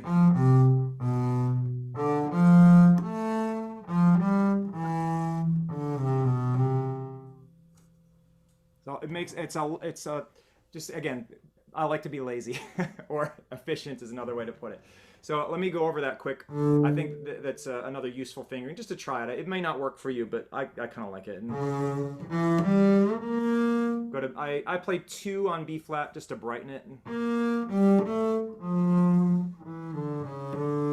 And now my first finger and second finger right across from one another, and my thumb is at C sharp. So I've framed my hand in this kind of box that I now bring back a whole step. to F, C, and then now my thumb is right at B. And then I open the frame. Yeah. So try it from just to the end of bar 43. I'm sorry to interrupt, but we're going to have to move on to the next student soon if we can. All right. Let me just show him this fingering. So start from the third finger on E, right there. Good. Now right there, I have first finger on D.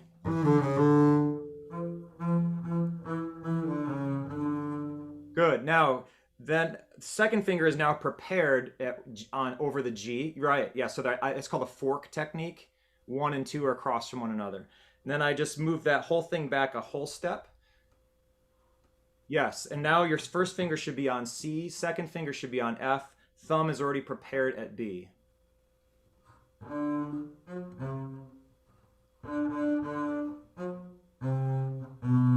then I open my hand. Yeah. First finger to D. No, first finger to D. And then I bring my thumb up to F.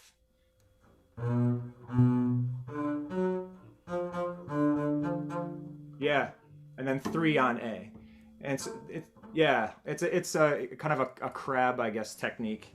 And then shift. And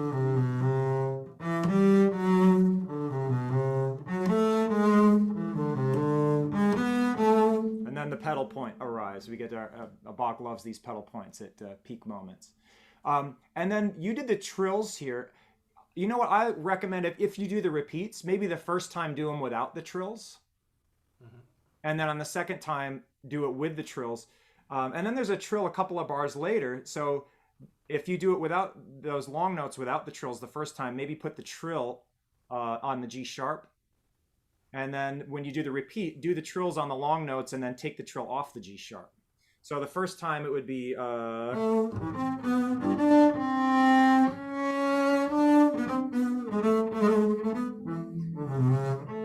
and then maybe the second time when you repeat, just to add variety. And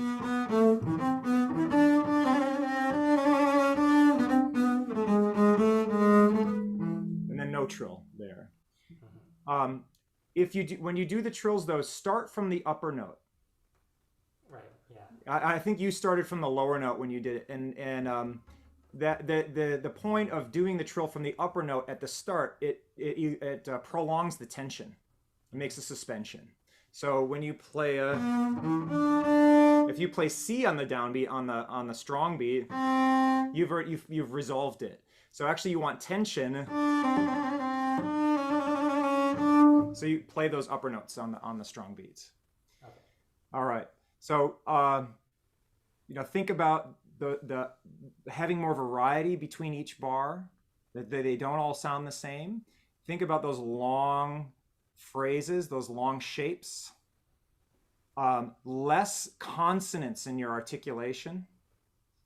Lighter bow touch, especially as you start the notes. You really want to avoid a lot of K's and T's and hard consonants on the front of notes, because that'll help keep you tracking in the string.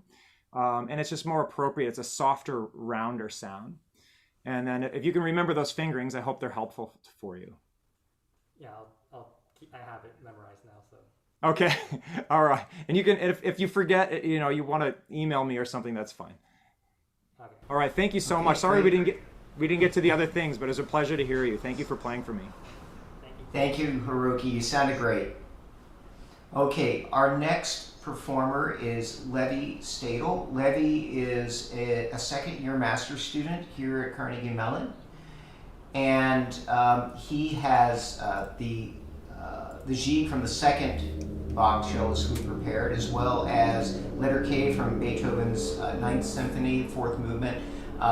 He's got the excerpt from the exposition of Mendelssohn's First Movement and the Hinastera solo.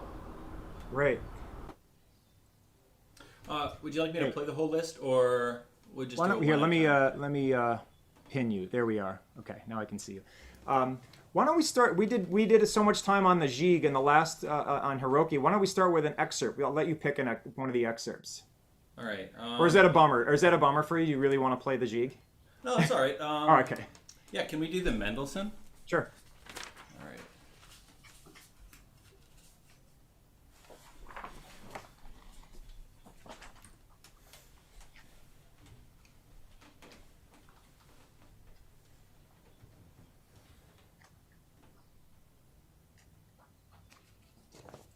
All right. And you're playing from the first movement, is it? Yeah. Great. Yeah, starting at measure 41. Okay.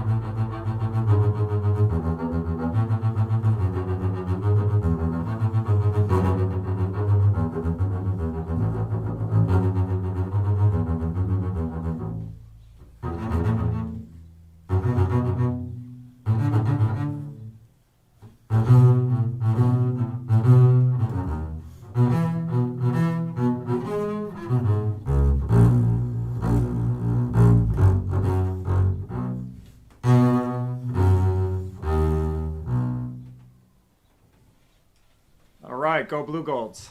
Yeah. Good, got that Midwestern stock in your hands there. Good. Mm-hmm. Hey, a lot of good things. How did it feel for you? I had a hard time getting into the groove in the beginning. This is an excerpt that I have a lot of issues with getting started. Sure. Which is why I wanted to expose it right now. Yeah. I think that's the biggest issue for me right now. I have another thing with balancing volume and being too heavy, but all right. Well, don't feel bad. This is a notoriously tricky one to start, especially when you're nervous and in an audition setting. In fact, I can even confess that when I was a student, I auditioned for the Pittsburgh Symphony, and I had to play this, and I don't remember it going very well. So I don't know if you were on the committee, Mike. Maybe that's when you got the job. I don't know, but it was. It's especially hearing the key right away and feeling really centered in the key center, depending on what came before it. I think maybe I played like Beethoven 5 before this, so I was in C minor and then have to switch into this key. Things I really liked is I like your energy. I think you also had a really good dynamic range. I think that was all very exciting. Your rhythm was generally pretty solid, especially when you got to the melodic portion. I liked your articulations as well in that part with the sforzati. I would say that from what I can tell through these speakers and whatnot, the weakest aspect of it was your articulation in the short strokes at the beginning. Okay.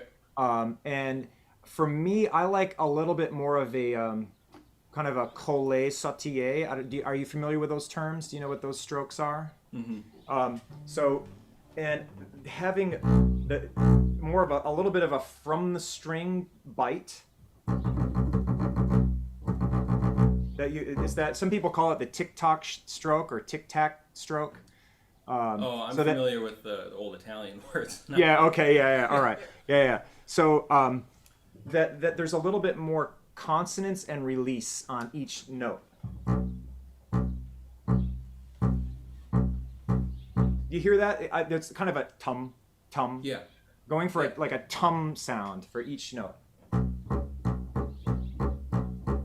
And doing them a little more from the string, to me, helps with the control too. So it's a lot of that stroke is you have to have flexibility in your arm and your fingers. Okay. Your fingers have to help you with the release and the articulation. It's really hard to do, I suppose, over a computer screen. But and my bow is hardly traveling. It's like almost stationary in one spot. Okay. So give that just try it just before we start. Just try on a B on the A string. Just play one note. Dum. I don't want to hear tum.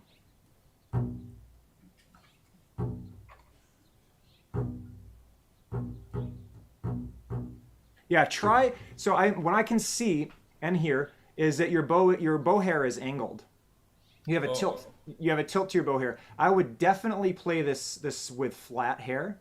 Okay. Because and this is kind of the cool thing with this format is like you can see different angles of things, and you see you're right. It's kind of cool. It's like Star Wars or something coming at you. You see the hair. If my finger is the string, and if the hair is flat, you've got maximum articulation at the front of the note and fastest release because everything is you're either on or off. There's not a whole lot of variation. When you tilt, it's a little fuzzier on the in and out of the string. Mm-hmm. So definitely play this flat hair. That'll give you better articulation. So just let me hear just the first note. Just tum with it. Think of T-U-M or T-A-M. Tum.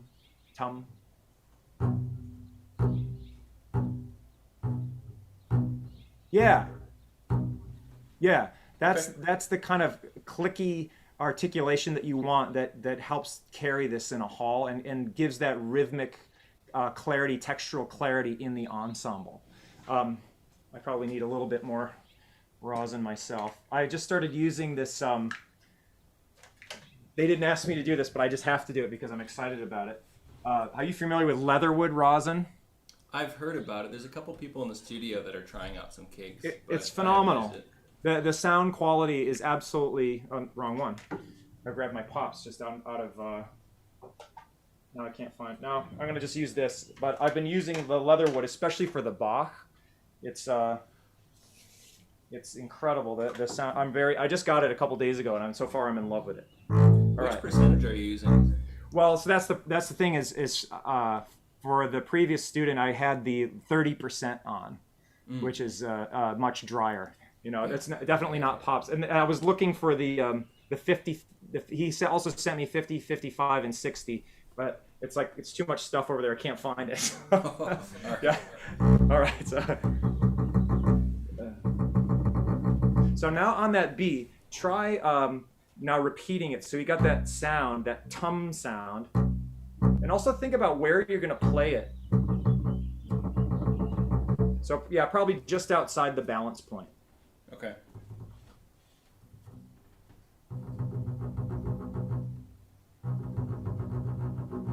Good. Now, are you starting from the string or from the air when you start that first? From the string. Good. Okay. Do that again.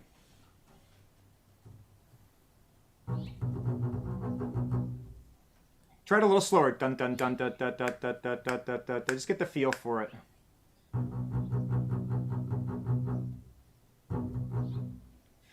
So when I think of this stroke, eventually when it goes faster, it becomes more sort of a mechanical ballistic motion where it's not re-articulated quite the same way as we're doing it at the slower tempo. But starting with it slower like this, I like to think of this stroke as the closest thing we have to pizzicato with the bow. Yeah. Yeah. Okay.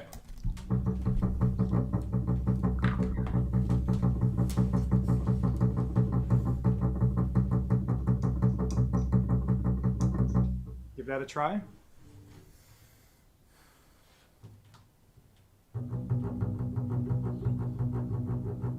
And flatter hair. Yeah, watch.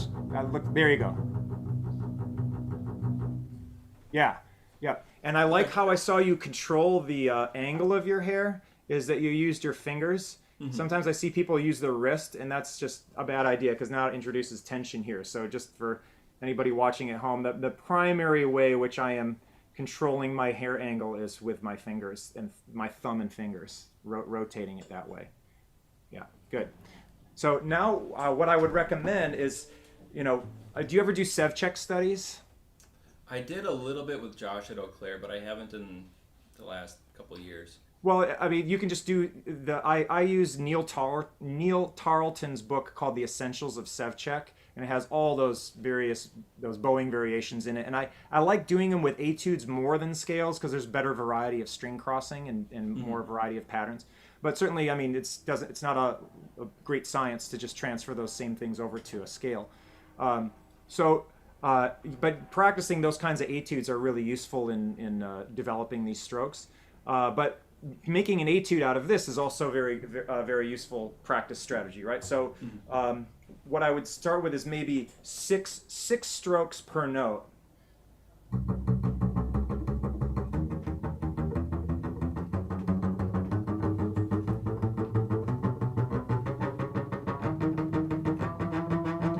And just do that much.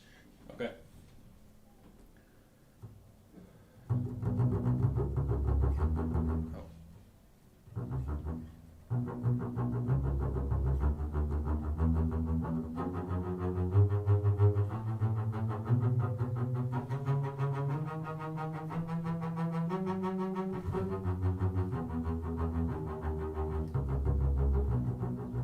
Good. So what I'm seeing a little bit is that you started out pretty good with the flat hair, and then maybe you tensed up with your arm and you lost the flat hair, and you could hear it. The articulation got fuzzy. Mm-hmm. So do it again, and you know what the notes are. Watch your bow more than you watch the music or the left hand. Okay. And and also I like to try to keep my bow perpendicular to the string or parallel to the bridge. So if your tip sags a little bit, then each time you're kind of you'll end up scraping potentially a little bit on the string. So just be diligent about that perpendicular orientation to the string, 90 degree. Okay.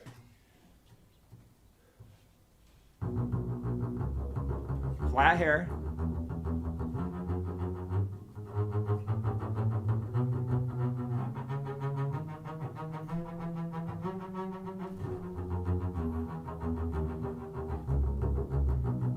Okay, good. So the stroke comes and goes a little bit. I think you're tensing up in your arm. See how relaxed you can stay. So just for a second, just kind of shake it out. Relax. Feel your hips just hanging out in the stool. Yeah. Now, when you put your bow on the string, make sure that those shoulders are hanging from your spine. Feeling grounded. And as you do that stroke, as soon as you feel tension creep in, I want you to stop, and we'll talk about it. Because I think that's your main enemy on this, actually, more than those other aspects. I think that a lot of those other problems are coming from tension. Alrighty.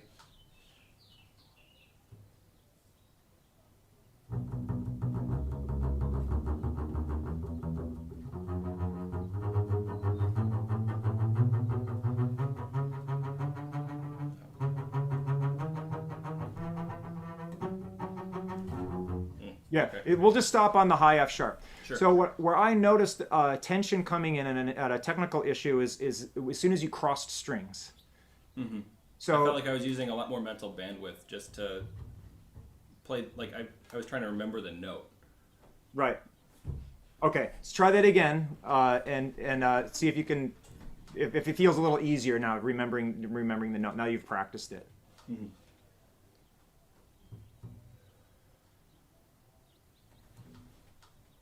Good reset. Yeah.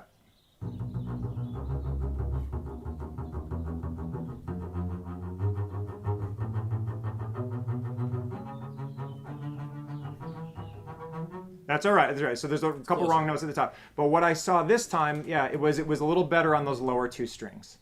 And you might want to start a little closer to the frog. And the reason I say that is by the time you get over to the G string, each time you cross strings, you lose some hair width, right? Mm-hmm. And so you got out in a part in the bow that was like really light and hard to control.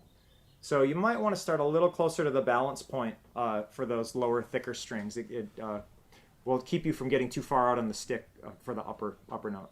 Okay. Yeah, so loosen up, relax the shoulders.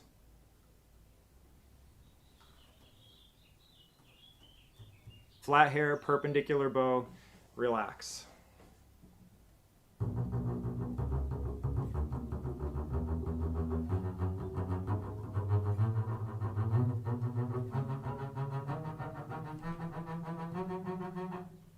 Good. All right. When you cross strings, how do you do it? I think of raising my elbow. Yeah. And I would think in addition to that is rotating your shoulder around to the string that you need. Okay. So that it's not just here. And the reason for that is when I'm going up, if I don't move my shoulders, I already now I feel tension because now I feel like I'm reaching around here and I don't have any control or engagement over to that top string.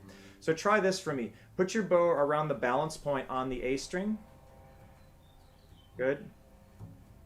And now, without moving your shoulders, keep your shoulders kind of stationary where they are, and lift your arm to the D string, and now to the G string. How does that feel? Not great. Yeah, you feel a lot of tension over the top of your arm, right? Yeah. Now, before you do anything else, now bring your shoulder to where it feels comfortable by rotating it forward and around. Yeah. How does that feel now? Better. Feels a lot more natural, right? Mm-hmm. Good. Now let's go in reverse. Now leading with the hand, leave your shoulder where it is, drop the bow to the next string, and now drop it to that string. Now isn't that kind of interesting? How does that feel? I feel like I'm encroaching on the bass. A little bit, but it's a little more comfortable, right? Mm-hmm. So that's being a little bit overpronated or turned toward that side is not the end of the world. And that's actually an important part of bowing is that when I cross to lower strings, it leads with the hand. When I cross to higher strings, I lead with my body. Okay. And because otherwise, if you don't do it that way, all of this power and weight and support gets left behind. Sure. So if I go to a lower string and I lead with my shoulders, I've just recreated that same problem. So do that again. Set your bow on the A string. And now bring it up without moving your shoulders. And then G string without moving your shoulders. And now bring your shoulder to where it feels comfortable. Good. Now let's do it all together. So now put the bow on the string on the A string. And now as you raise your arm to the D string, let your shoulder travel just a little bit. And again, let your shoulder lead you just a little bit to that top string. How does that feel? Pretty good. Yeah. So it's workable. So do this for me. Let's just play in one position. So we're going to take away the shifting. And we're just going to play, let's say, B, F sharp, and B. And I'm going to have you do 6 strokes on each string. No, we'll do 12.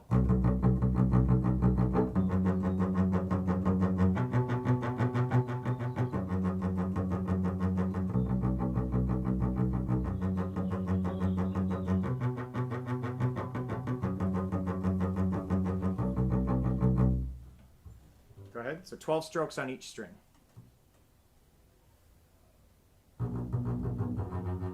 Oh, that's 6. Yeah, double that. Yeah. That's all right.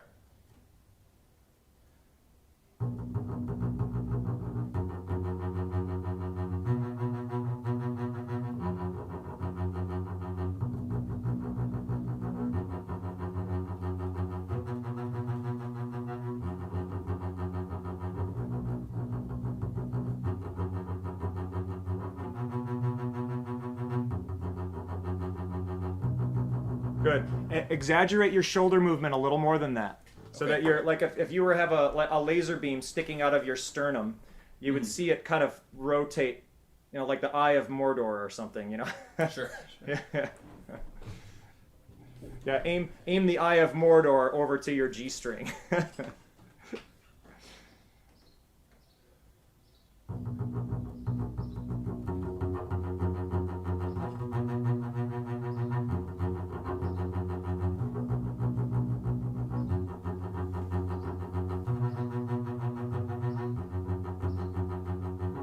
Good. Now try it again, and as you go to the G string, anticipate that move. Lead the motion with your body. Good. Do that again.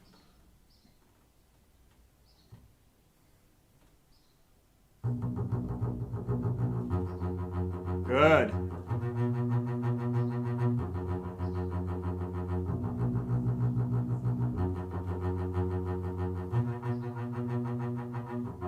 I still feel like I'm leading a little bit with my arm at the end, like at the height. Yeah. So what's happening a little bit is the motion begins with the body. If you move it all at once, I find that it's too much energy transferring at the same time. So when I'm playing,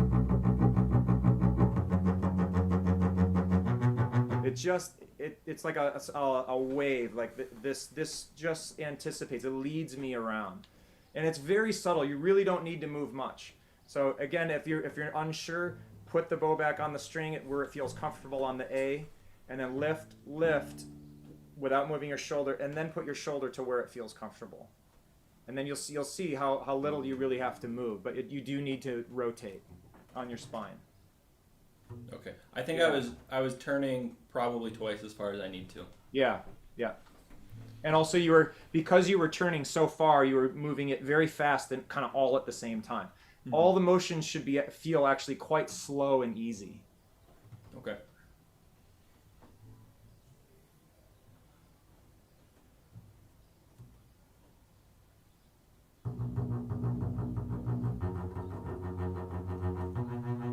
Excellent. Yeah. How did that feel? Felt good. Yeah, that was the best I heard you play it. Yeah. Yeah. The hair did change. You did kind of clinch up a little bit as you went to the top string, which is common. That when people go over to the top string, their bow will rotate this way. So try to keep that bow hair. Yeah, and you want to keep that contact all the way over, and that'll help keep your tone robust. Yeah, and as I was saying before, that articulation more brilliant at the front of the notes and quicker release. Now, when you get to the, I don't have bar numbers, but where the downward scales after all of those B scales, then it gets to the D. Yeah. That part. So here, those are going to be even more sort of from the string. I barely leave the string. I mean, there's activity in the stick and the hair, but I want a little bit more time in the horizontal because it fattens the sound. Okay. It's not as dry. So how do we practice that? Same thing that we just did, doing 6 strokes per note, or even doing the same. If you want to keep the left hand simple, just do it with the left hand in one position, and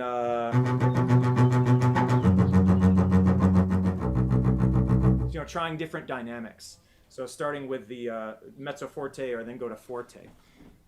Okay. So start with just a mezzo forte. For now, we're just going to use that string crossing pattern that we did before. You can also take your fingering pattern and look at what the string crossing pattern is related to your fingering pattern. Yeah. And then make an etude out of that with one position in the left hand. That's a really good strategy. It's a separation of the right hand and the left hand. It takes out all the shifting issues and just focuses on the string, just merely the string crossing and stroke. But for now, let's just do like some random etude where we're practicing the stroke. We're doing B, F sharp, B. So show me first your piano stroke. We're going to do 12. Continue with 12 strokes per note, going up and back down across the strings, just like we did before. But I want you to start piano, and each time you make the circuit, get a little bit louder. Okay. So you go up in piano, down in piano, and now the next time you're going to start crescendoing, and then show me all the way up to fortissimo. Okay.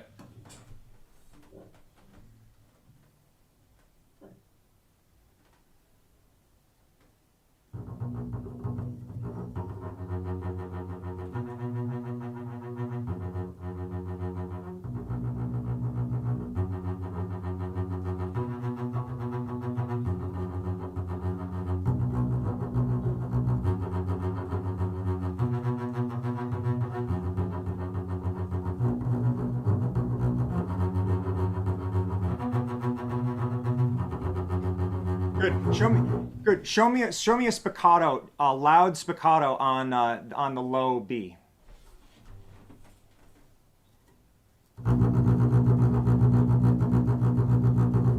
Good. So what you're doing there is sort of a brush stroke spiccato, and I think that's pretty appropriate for when you go to the top string because it's a thinner string. So I'm pretty close to the frog. Brush stroke. You can see it still has this character to it. because you need that release at each end. Good. So what you started to do while you were trying to get louder is you were mainly you were getting kind of a little too side to side. So maybe I misled you a little bit. Sometimes my mouth can go faster than my brain, but maybe a little too side to side. That's why I had you do a spiccato and think a little more U-shaped, which will give you more release on that stroke. Okay. Oh, you can't see that. What am I doing?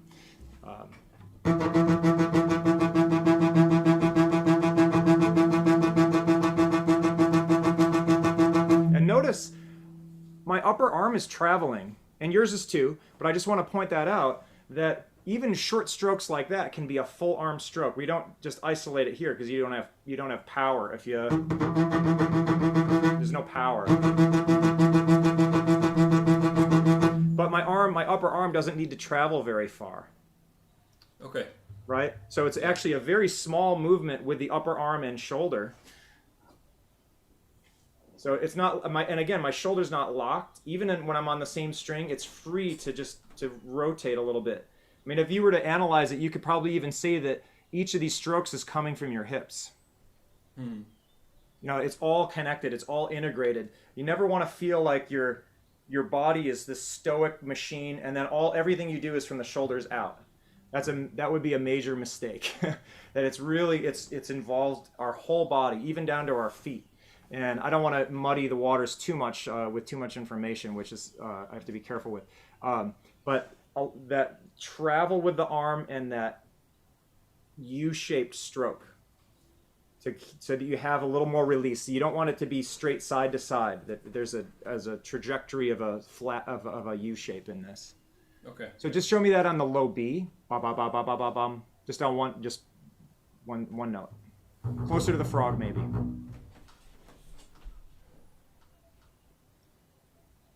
In the lower third of the bow. With do you want the stroke? Yeah, the stroke we were just doing, just on one string. Okay. Yeah.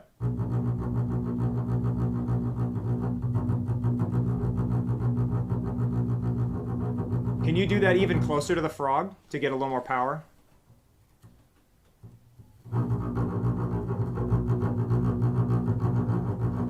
Good. So what happens is if you get too close to the hand, you can't do it. You have to just be a little outside. You were out here where it's going to tend to be a little lighter. I want just outside your first finger. Okay. And keep that U shape. The stick will flex for you right there a little bit.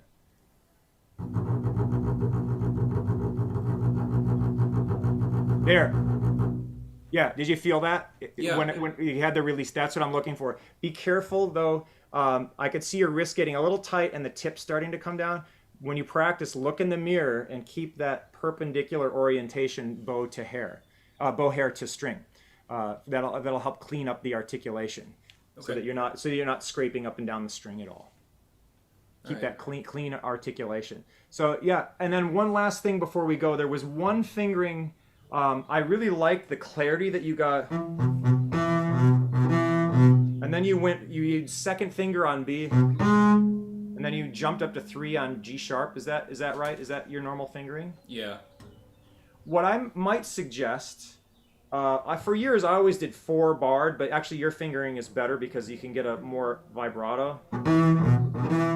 But I would then shift to thumb on B. Personally, rather than try to jump, I would rather shift where I have more time doing the rest. And play, thumb on B, third finger on G sharp.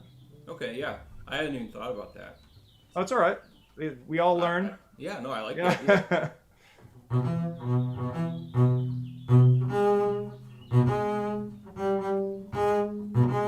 Yeah. Yeah. Let's do it. Yeah. Okay. Yeah, I think it's a little more efficient. Yeah, I like that.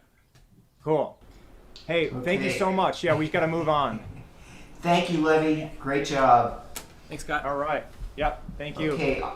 Our final student performer for the day is Pat Spallinger. Pat is an advanced music studies student here at CMU, and he has the Berets from the Third Suite prepared, a excerpt from the Fugue of the Second Movement of Beethoven. He also has the excerpt you just worked on with Levy, and number 40 for Mein Heldenleben. All right. let me pin your video here. Sure. There we go. How you doing? I'm great. How are you? Good. How's the weather there? It's actually really warm here today. It's pretty warm. It's 78 degrees in this room right now. All right, so you're warmed up. You've been sitting there for over an hour, and you're warmed up. You could say that. Yeah. Also, loving the leatherwood. That's for sure. So which one are you using? I'm using the 35 right now. I got a For- 35 for- and a 50. Yeah, for Bach. For Bach, and I mean it's humid enough right now. Right, it's humid enough. Working as a all-purpose thing. So Yeah, I I'm not just wrote complaining. back to Andrew, who's I guess he's the founder. And I wrote that it's the most beautiful rosin I think I've ever played. It's just Yeah, I mean, the I've been tone using- quality is absolutely exceptional. I agree. So- I've been using so- Weed Off for like a year because I was tired of pops sticking to my bass, and Yeah, and trying this inconsistency thing's been issues. Really good. Yeah, and pops also. You don't play the bow for like a week and a half, and now your hair is just ruined because it all turned to some strange white powder. Yeah. Yep, So that's the we'll see story with of our time, lives. but hopefully this works out long term. I know, and we're such nerds with our rosin. My wife is a cellist, and she's like, "Do you really get that bent out of shape about rosin?" And I'm like, "Yeah." I mean, it's really hard to play the bass with bad rosins. So. Exactly right. All right. So while we've already done some Bach and some Mendelssohn, if you're itching to play the berets, we can do that, or we can do an excerpt. What do you prefer? How about? I mean, you pick something. Make it spontaneous. All right, let's do that. Okay, let's make it really spontaneous. Can you play Schoenberg Kammer Symphony, Opus? No, I just kidding. No. Maybe I don't know. I'll just start playing. Tell me. No, that's all right. Let's play Heldenleben number 40. All right.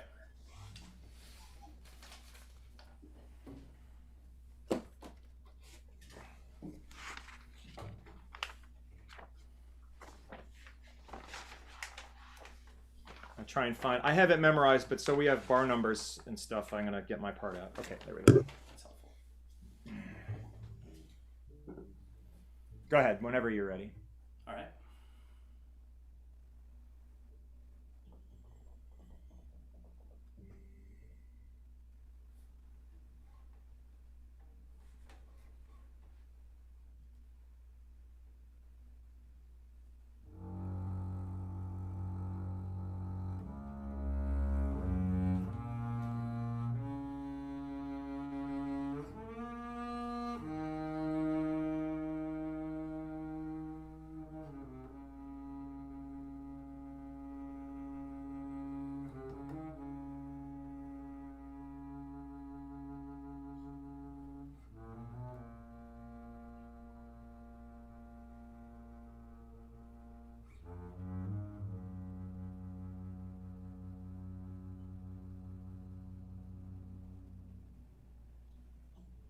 Very nice. That's a little gnarly to play totally cold or somewhat cold, although you're not cold, but just out of the gate. Hey, a lot of good things. I like the distance that I hear and the subtlety and the evenness, and also that your dynamic was very well done.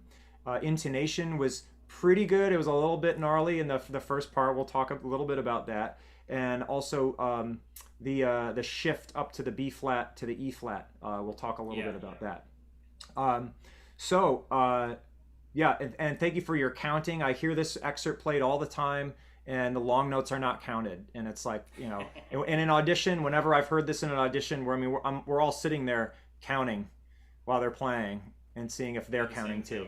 Yeah, of course, yeah. Because all it takes is for one person to move at the wrong point, and it just ruins the whole thing. What do you think is happening? And before we get into the nitty gritty, the details, what do you think is the point of this part in the piece? Oh, that's a good question. What's the hero? What's the hero thinking about? Perhaps. I mean, I don't know if there's a right or wrong answer to it, but the piece is pretty programmatic. I have some ideas about it, but have you considered this moment? It sounds romantic to me. Okay. Just a little bit, yeah. Romantic, like he's yearning for a love or something like that. Yeah, something like that. It's got this. I mean, and what he writes, I can't remember the exact translation of what Strauss wrote in the music, but it has to do with like soft but still coming out of the texture. So like this kind of like Yeah. quiet, leaning You know what? sort of feeling. Well, what I think about if it, thank you for that. I like that. What I think about in this moment in the piece actually is nostalgia. Oh. He's looking back on something because we've heard this motive, and it's coming up in the battle scene, dom da da dee da dee dom, right? But it's derived from the main melody. Also, after 15. Earlier in the piece, after the big oboe solo, where the critics are accusing him of bad composition at around 14 and 15. So it's related to that. And so I think of this as he's sort of like looking back on his life before he has to go into battle, which is coming up soon. And so it should be very warm, and which you did a good job of. And it does come out of the texture, but it's never super expressive. In my opinion, it's very placid and cool. It's like a memory. Yeah. And so, of course, what do we do with that? What is that? Conductors say things like that, and it's like, what do you want it louder or softer? What do you want? What do I do with that? But it helps kind of get you in the spirit of the piece, and just like you think about your own life and how you could relate to it. And to me, thinking about those kinds of things makes it much more interesting. Sure. Let's talk first about the shift from D flat, B flat, E flat. Remind me, what was your fingering? Why don't you just play the first 3 bars? All right.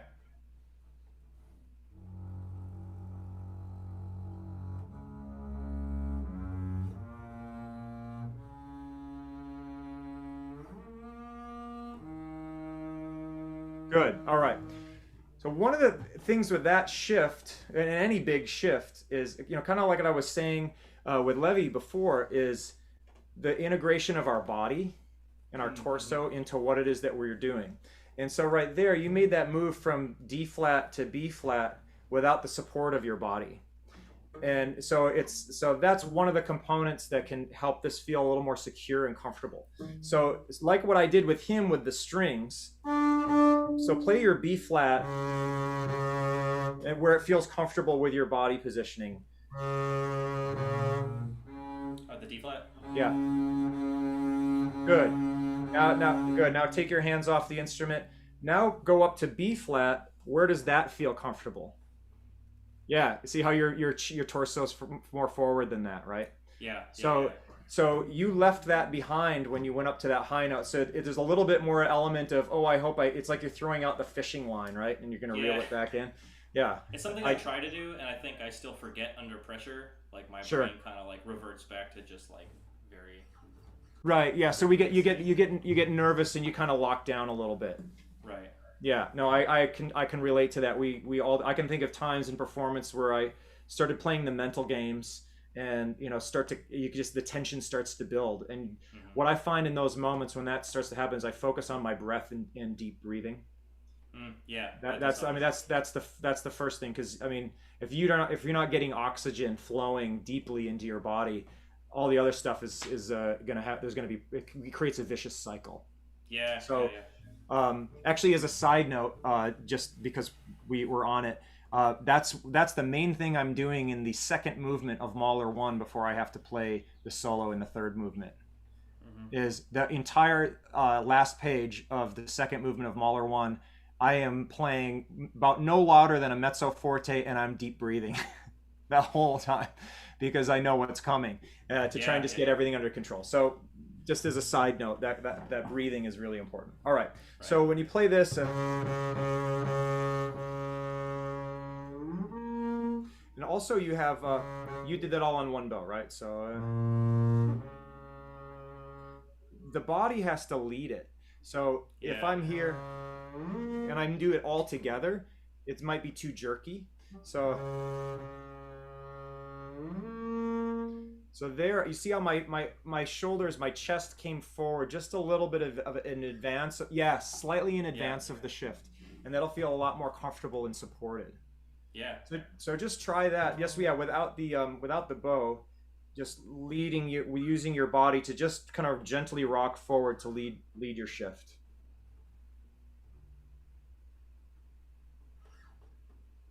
How's that feel? Much better. Much Good. better.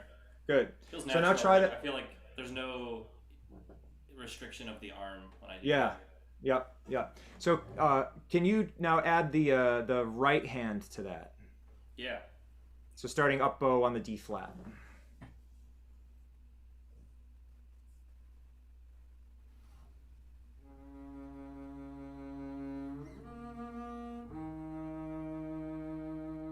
How did that feel?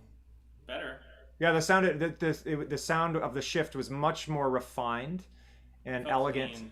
and clean. Yeah, it sounded just undisturbed and supported. So yeah. And then the bow distribution, it looked pretty good from what I saw.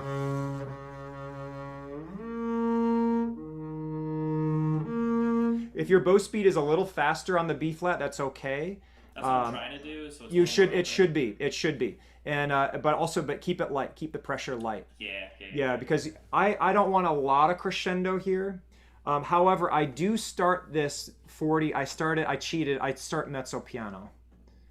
I mean, I probably think of Yeah. that in my head, not quite in those terms, but yeah, I mean, triple P is a very relative dynamic, so. Yeah. I mean, it's kind of ridiculous. Yeah. What does triple P mean? You did a good job of achieving. You know, it's basically this.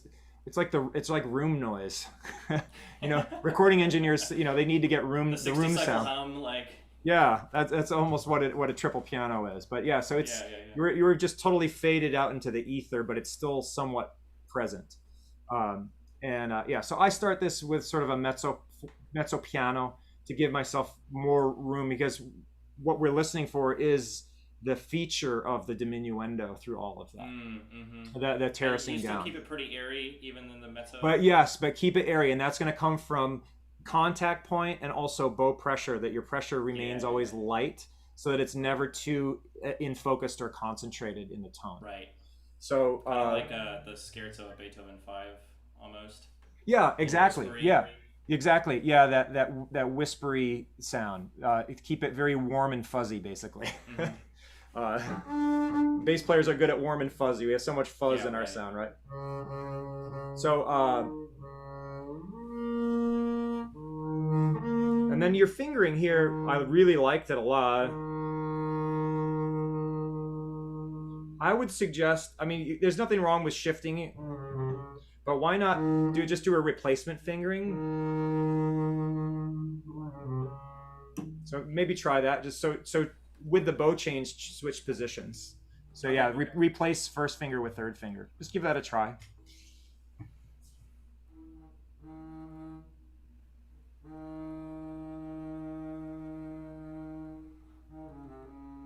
Yeah, with a little less gap than that, but yeah. Yeah, keep the strings spinning.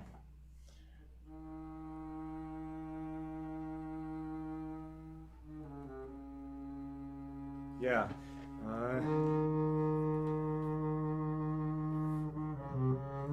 Okay. And and I'm letting myself drift a fair amount back. Maybe I'm a little too quiet at this point, but another thing that I need to hear is that diminuendo on the E flat. That's an important feature, but without going too far, because you don't want to paint yourself in a corner too soon. Right.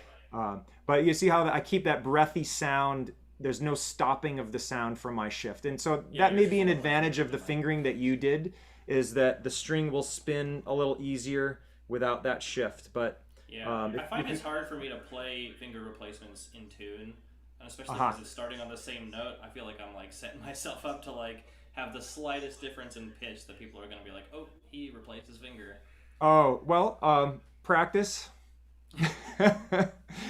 But yeah, that's one way to look at it, is, you know, if you're able to do all these other things that you do so well already on the bass, that's just another technique. Yeah. Can I try that again? Yeah, please do. Yeah. Can I maybe start from the B flat? Yeah. Actually, why don't you start from the D flat? Let's just put it all together. Sweet.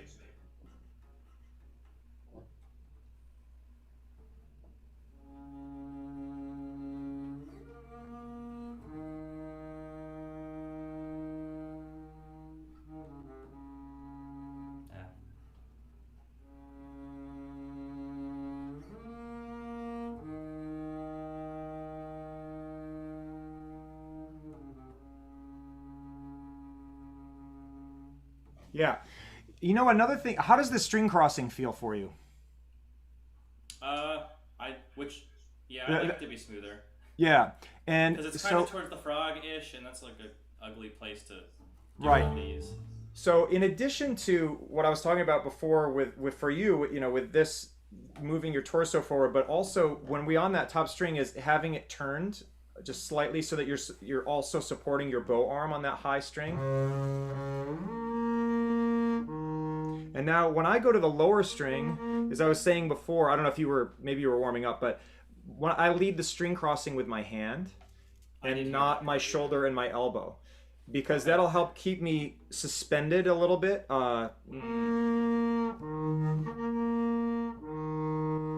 If I go with my shoulder and my elbow too soon, I feel like I'm not supporting the sound, and I've fallen around the string to this side. Does that make sense? Yeah, no, that does. So, it does. so do that again and just go very slowly and actually lead the string crossing with your hand.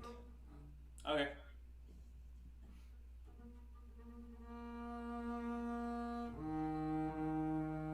Yeah, do that again.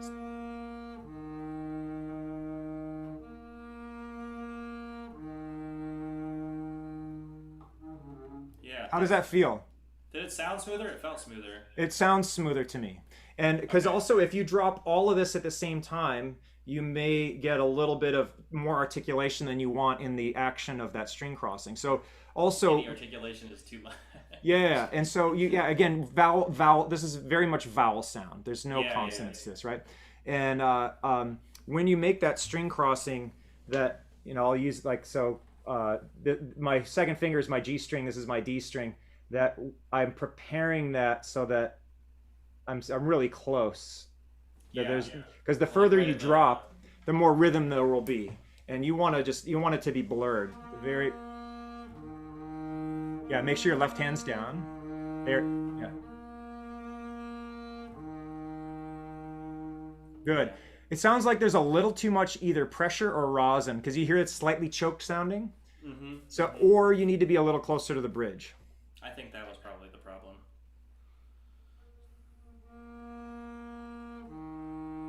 There you go.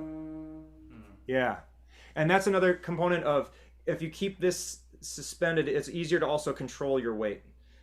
Or not suspended, but so you're leading, whether it's German bow or French bow, that it just slightly leads with the hand to the lower string. Yeah. Awesome. And that comes for also not just soft playing, but loud, strong playing too. That when you lead like that and you go to a lower string, whether it's German bow or you see how that torques you into it. Yeah. So when you transfer down to a lower string, leading with the hand, it keeps you torqued into the string instead of like this. So, when I see bow holds like this, I'm like, how do you get power when you go to a lower string? All your weight is falling out that way. You probably have to compensate with, squeezing around here or something. It's I don't get it. But the that's why I switched. You switched from French to German? I did. The week after my senior recital, I was like, nope, I'm done with this. Hey, I get it. I have getting weight into the string, so that's solved that more or less. No, it's there are a lot of advantages to German bow playing. You look at all of the old drawings of string instruments before they thought too much about it, and all of the instruments that were played with the leg instead of the arm were naturally held this way because you just do this. Mm-hmm. And which doesn't work as well when you're up like this. You want this so you have that support, right? So when it was played with the arm, held up by the arm, it was the braccio, and then gamba was always this way. So yeah, it's more natural. But it's funny. As a quick side note, I auditioned for the Gustav Mahler Youth Orchestra when I was a student at Manhattan School of Music, and I took a lesson with Klaus Stoll. Oh, all right. In the top floor of Carnegie Hall. Wow. And it was sort of a trial audition lesson, and then afterward we met with Claudio Abbado, and because they not a big day at all. Yeah, not a big day at all, right? And so we were going down the elevator from the top floor of Carnegie Hall, where all those dressing rooms and practice rooms were, after playing for him, and they were speaking in German, and I don't understand what they were saying, but I understood the gestures. They were like. you know, right? And so, and then afterward, then they turned to me and translated, and they said, well, yeah, we've decided it's acceptable for you as a non-European Union person. You can join Gustav Mahler Youth Orchestra, but you have to switch to German bow. They said because it's a different sound, and I was like, oh man, I'm what a starting. German thing to say. Yeah, yeah. I was just starting to take auditions at that point, and I was like, this is not going to work for me. There's no way at that point for me. But I love German bow. I'm totally infatuated with it. In fact, what was it? Jason, I think, was talking about David Moore's German bow thing. On Discover Double Bass. Yeah, that was one of my pandemic things, was to watch his class, that thing on German bow playing. Yeah, no, it was really excellent to see that, because I had never trained in German bow, so it was nice to finally get a lesson in German bow playing. So there's a little plug for Discover Double Bass, but it's a really great it's a really great course. So I highly recommend. I admire David very much. He's a great teacher. All right, let's see. Yeah, I think that's good. You know, the bowing that you did, I see you did with the. Just be careful with that, not too much emphasis on the downbeat of the second bar. I like to keep things pretty, you know, Strauss writes that long slur, or rather phrase marking, so that it's really undisturbed. There's no articulation, no bumps in the sound as you go up the scale. How do you know that? So I've done a lot of different things, but you could also start...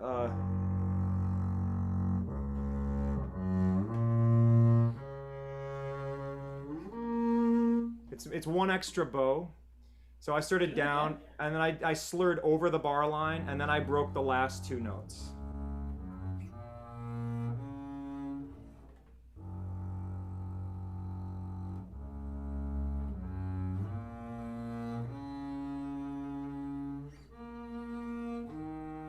Yeah. Okay. Yeah. Interesting. I don't mind that, actually. Yeah, it's a nice bow. Yours is fine too. Just be careful with just that it does that you don't, not too much accent on the right, downbeat I'm of the trying to get to second the bar. tip to make that like a nice smooth bow change and still have plenty of bow for the shift. But I think.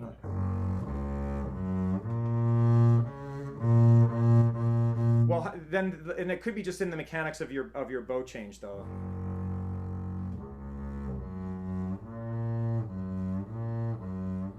That you feel your elbow in a circular motion as you draw, and even my shoulder is involved. That it's very subtle.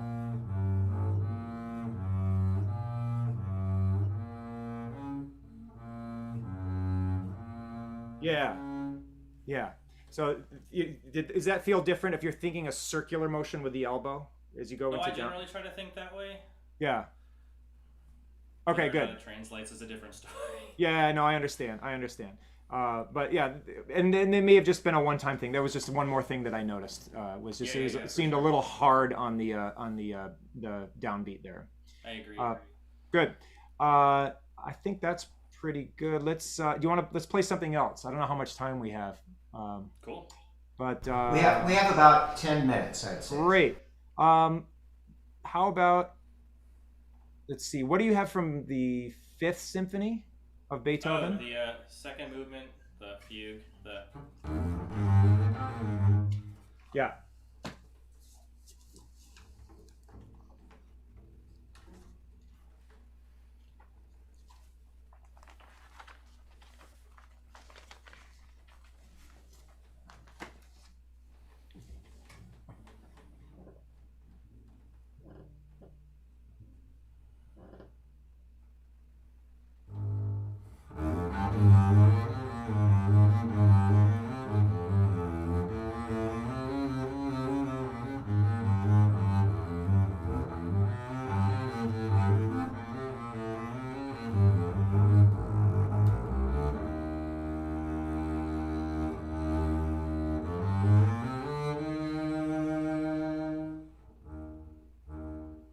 Very nice.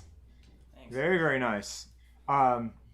The what do you think an audition committee? Well, let alone an audition committee. I like to think beyond auditions. I think think of music. If you play great music, the audition committee will be interested in you. So what is the what are you trying to achieve with this sonority in this excerpt? Really rich, resonant, just like as much vibrating on the instrument as possible. Super smooth bow changes. Like I don't want to hear those at all. And I mean, like I try to organize the bowing so at least a little bit of that theme melody comes out. I don't know. Yeah. Realistically, how much you're gonna get if you're like chugging away, but yeah, some for sure would be nice, and I'm sure anyone listening would find that pleasant. Yeah. Yeah. No, I think that's partially why I liked it so much. The way that you play it is that you're not just playing what's written on the page. You understand that this is a variation movement, and that you're relating it to the opening melody, and that's apparent. And I also all of those things that you were thinking about, I think are generally you're achieving, is that open resonance sonority. You know the bowings can vary. Like what I do in an audition may not necessarily be what I do on the stage. That's what I hear from everybody. Yeah, well, yeah, for a number of reasons. Sometimes you just like to mix it up, but also in my section, I actually have us doing different bowings so that we're not all changing bows at the same point. Oh, like between players? Yeah, between players. Yep. It just helps cross things over. So I might have some people doing 5 and 7, and others doing 6 and 6, and maybe even some doing 4s. And then some places where everybody kind of needs is toward the end. That last bar before the long E flat, that you need to kind of bow together. But most of those you can kind of be crossing over one another. So if you're sitting principal somewhere, I recommend that. There was one string crossing at the end of the first line after the D flat.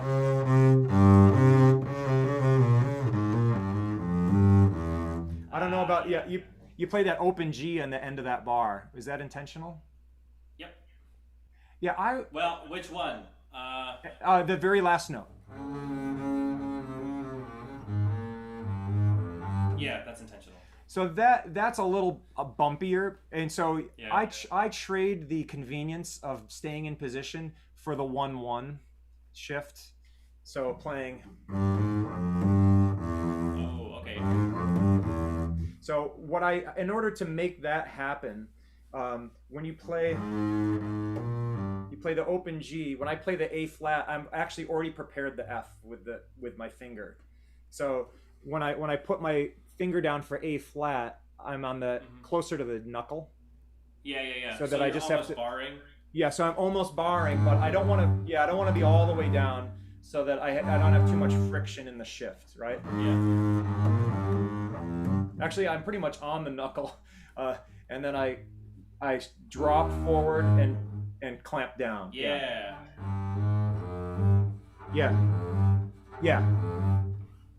It's a little smoother, rounder sound for me. No, I agree. I can hear that right away. I tried that for like 2 seconds once and abandoned it because I was lazy. No, I think it sounds way better. So yeah, and generally with a lot of my fingerings, I like to accommodate my right arm. Yeah. And it doesn't always work that way, especially when we're playing something that's not written for our instrument. But I generally, with a lot of my fingerings, I try to make life easier for my right arm. And that's in fact, while I'm playing, I'm spending most of my attention probably on my right arm, because that's where the artistry is really. The left hand is just kind of serving the right hand to change the length of the string, but a lot of the artistry is going to be in the right hand. And the very opening, I think you changed bows, and that's fine. Sometimes I like to start up bow. And then did you do? I'm trying to remember. Did you do 5 and 7 or 6 and 6? Or do you mix it up? Same thing a lot. So 6 and 6 is like the framework, and then I might do like a 5 and 7 if it makes for like an easier bow change or something smoother. So first bar of the second line, I'll do like a. Yeah, no, that makes sense. But what do you do in the very first complete bar? So 1 after C.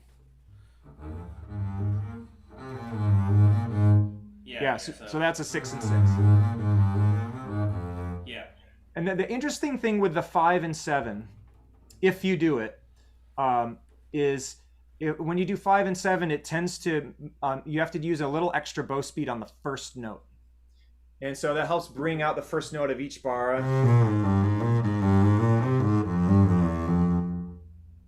If a lot of people, when they play 5 and 7, this is, I hear a whip on the 5th note.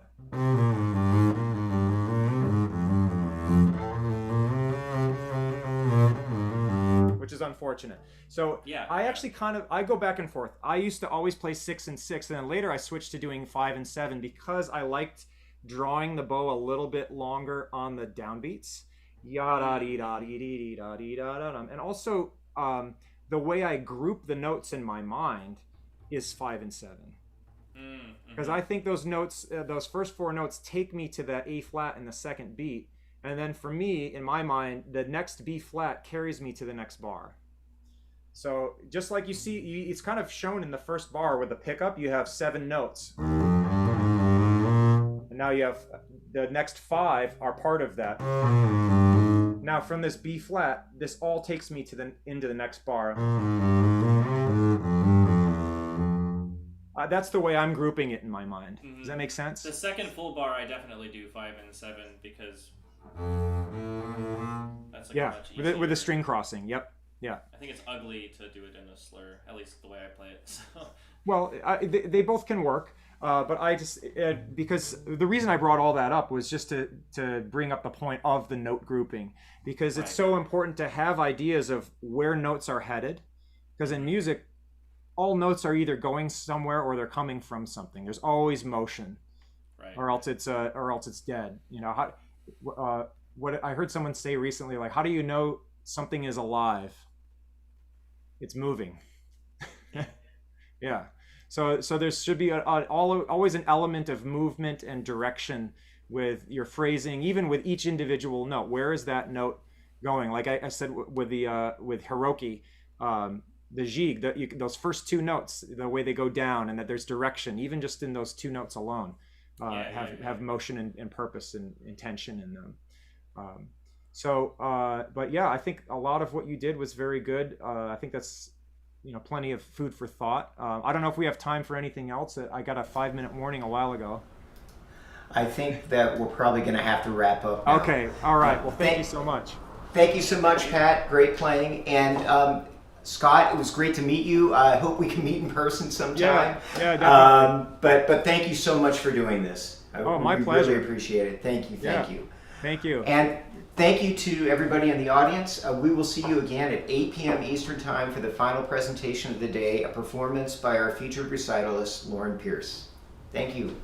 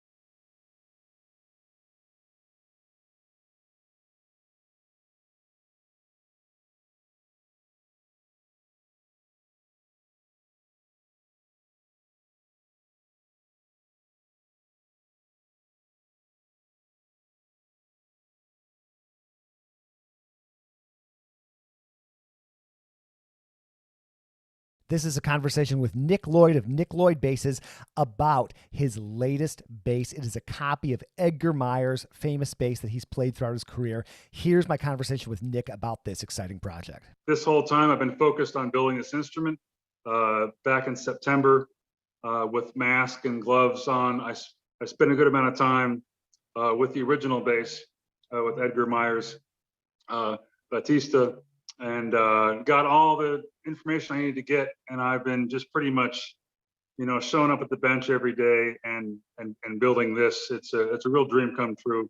I've wanted to do this for about 25 years. So it's great to see it there. That it looks fantastic. It's that I have such great memories of playing that bass. Edgar's thing, at least it used to be, is you go to a city and he'd have a bass player play it so he could listen to it in the hall. So like 22 years ago or something, I found myself in Memphis, Tennessee, and Edgar said, "Hey, you just want to play a few notes and I can go listen," which is like the most intimidating thing ever for like a 23-year-old Jason to hear. But it's such an interesting bass, and like to play, like I sound nothing like Edgar Meyer, but I could kind of hear the Edgar Meyer sound coming out a little bit. It was just, it's such a cool bass.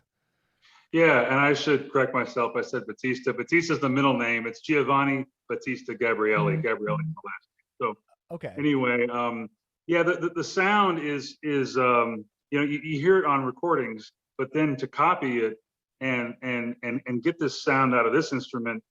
This isn't a 300-year-old bass, but it has some of the same qualities. It's like a sword. It just cuts through everything, and that's what Edgar's been able to do. Of course, with his playing and solo strings help, but it's not about blending. It's not in a section.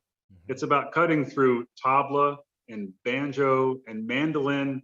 All these great players that he's playing with, and all these different ensembles. But it's just this. It's got this laser focus, but there's also a rich low end. So it's not a pure, shrill sound, but it is definitely 180 degrees away from blending, which is, I think, what most people, that are playing the bass, are playing in sections. But I think more and more now people are shifting away they just want to play some gigs. So, to get to an instrument that is of that genre is a really big deal. And I've learned a lot studying this instrument. Even after it's strung up, I'm still learning. Like, wow, this is really different. So I'm happy. What number bass is this for you at this point? This is 55. Okay. And I've got 56 up on the bench right now. So yeah. That's where I'm at. So, I love how you've got them all on your website. I think that's really cool how you can like go through the entire Nick Lloyd journey. It's just really, I actually, a couple days ago, I went back to bass number 1, and it's also fun to see like you got more photos as you go along, and you got, obviously as times change, but it's really cool to kind of see the entire catalog up there like that. Yeah, it's more for, my kind of OCD-ness, like keep track of everything I've made. And like, here's the portfolio. It's also a history of me trying to take pictures of basses. From the early days of everyone has a digital, camera to now we're using our phones. And I bought a Nikon last year, so I'm trying to step up with that. But yeah. Thanks for asking. When my webmaster John Christensen, he plays number 23. And he's seen every instrument, since then. So it's fun to kind of be on that journey together with someone else. And it doesn't feel like I've built 56 basses, but I have. So I'm just gonna keep doing this. But I'm really bummed that we don't get to hang out in Pittsburgh. But I'm really excited to hear Lauren Pierce. She's up next on this program. And I want to talk a little bit about her playing, because she just has a focus, and like when she plays, my sense of time is gone, and she's so grounded and focused with her bass playing. And I hope to see her at concert, like we all do when I see people in concert. But yeah, I'm real excited to be part of this Pittsburgh Bass Symposium virtually, and it's been, it's been a really cool thing for you to help out with it. Thank you.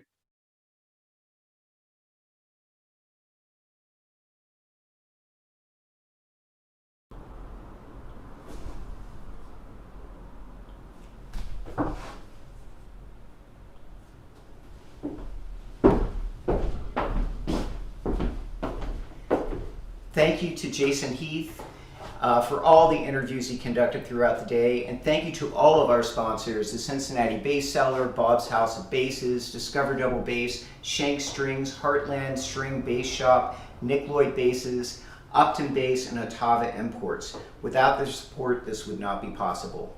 If you're joining us for the first time, my name is Micah Howard. I'm one of the double bass professors at Carnegie Mellon. And if you'd like to view the program for Lauren's recital, you can find it in the description in the live stream. Also at www.pittsburghdoublebassymposium.com or on the iOS app. Just go to the App Store and search PDB space Symposium and you can download the app for free. Now it is my pleasure to introduce to you Lauren Pierce, one of the finest solo performers today. She has garnered an extensive international following through her performance videos on her YouTube channel, where she is famous for playing with ease and virtuosity. She has been featured in many major publications, including Classic FM, The Strad, No Treble, and The Entrepreneurial Musician. Please welcome Lauren Pierce.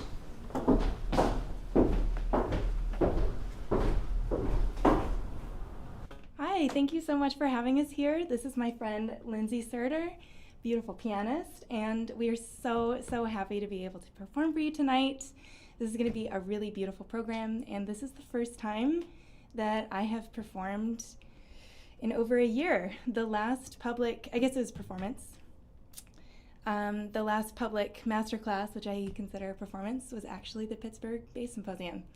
So this is a really special evening for me, and I hope you enjoy this program as much as we enjoy performing it. The first piece that we're going to play is the Herbert Cello Concerto, which, fun little factoid, and this was totally intentional, by the way, Victor Herbert was the first music director of the Pittsburgh Symphony. So it's, like I said, totally intentional. Learned this piece just for this occasion.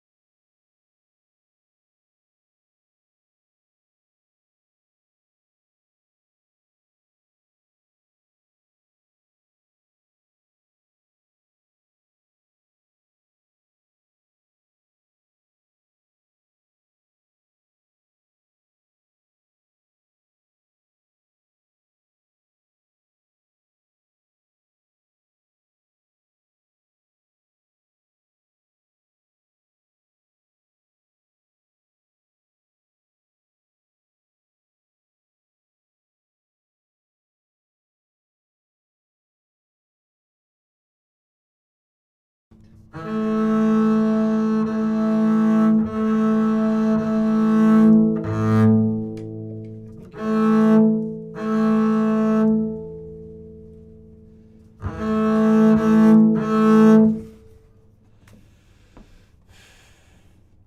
one's for my mom. This is her favorite piece I play.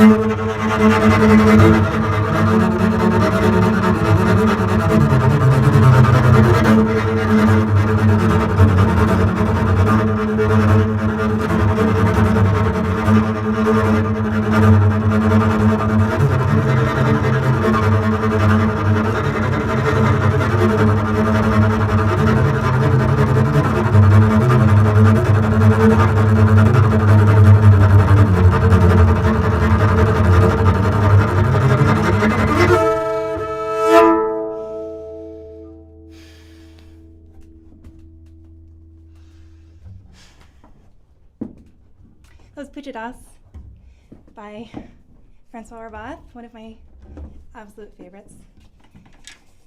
The next piece that we're going to play is Meditation from Massenet's opera Thais.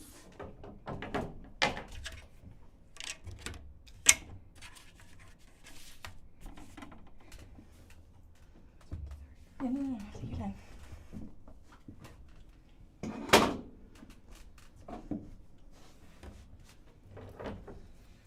Can I redo it, please? Can I have another egg? Oh, yeah.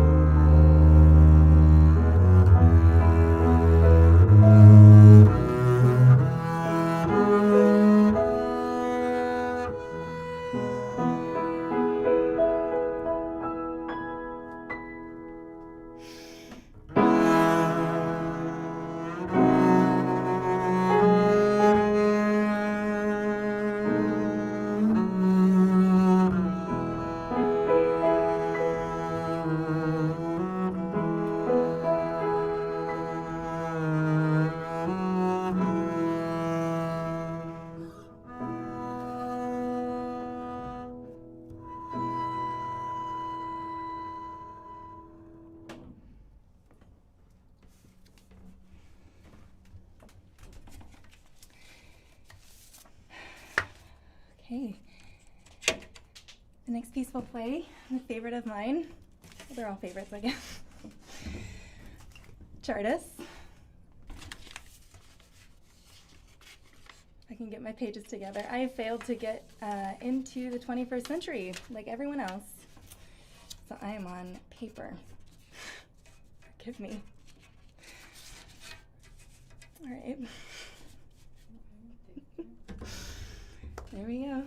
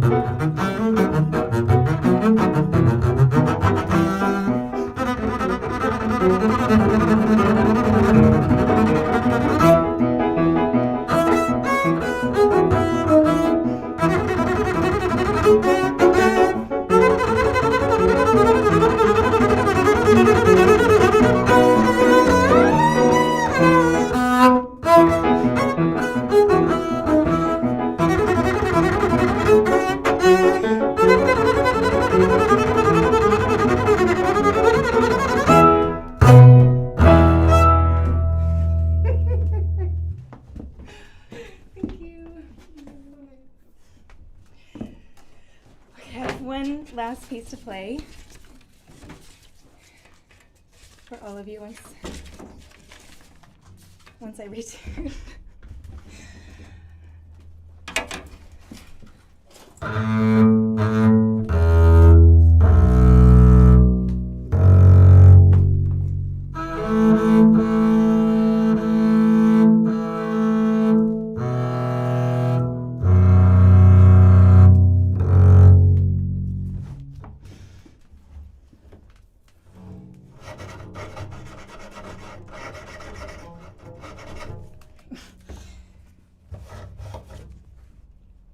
I do just want to say thank you so much to Micah for having me.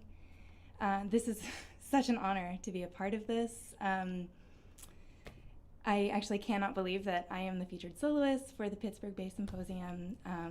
Being there last year, giving a masterclass was quite the honor in and of itself, and so to be asked to come back and to play a recital was really something special. So thank you, Micah. And also thank you for putting on this incredible event year after year. It's clear to everyone who is involved and everyone who's been that it is something that is so special to everyone who comes back. It's near and dear to everyone's hearts, that keeps coming, and what you do is just really, really valuable. So thank you, and thank you for letting me be a part of this. Thank you to everyone else who allowed this event to happen. Nick Lloyd, thank you so much for sponsoring this. That is really touching. Thank you. Jason Heath, thank you for conducting so many interviews. You are a machine. And thank all of you for watching. This is really special to get to spend this night with you. So, this final piece that I'm going to play is the Andante from Bach's second solo violin sonata.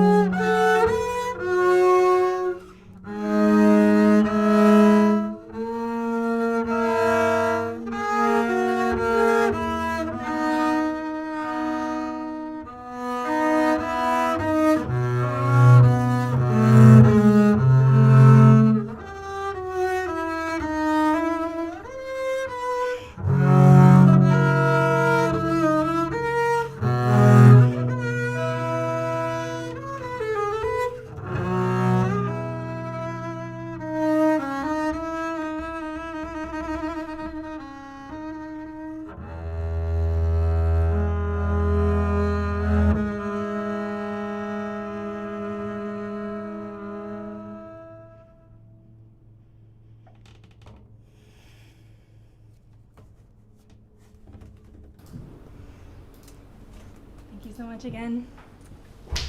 Wow, thank you so much, Lauren. That was incredible. Thank you, thank you. Come on. Lindsay, Joey, come on. Take, yeah, I do. I just want to say a huge thank you.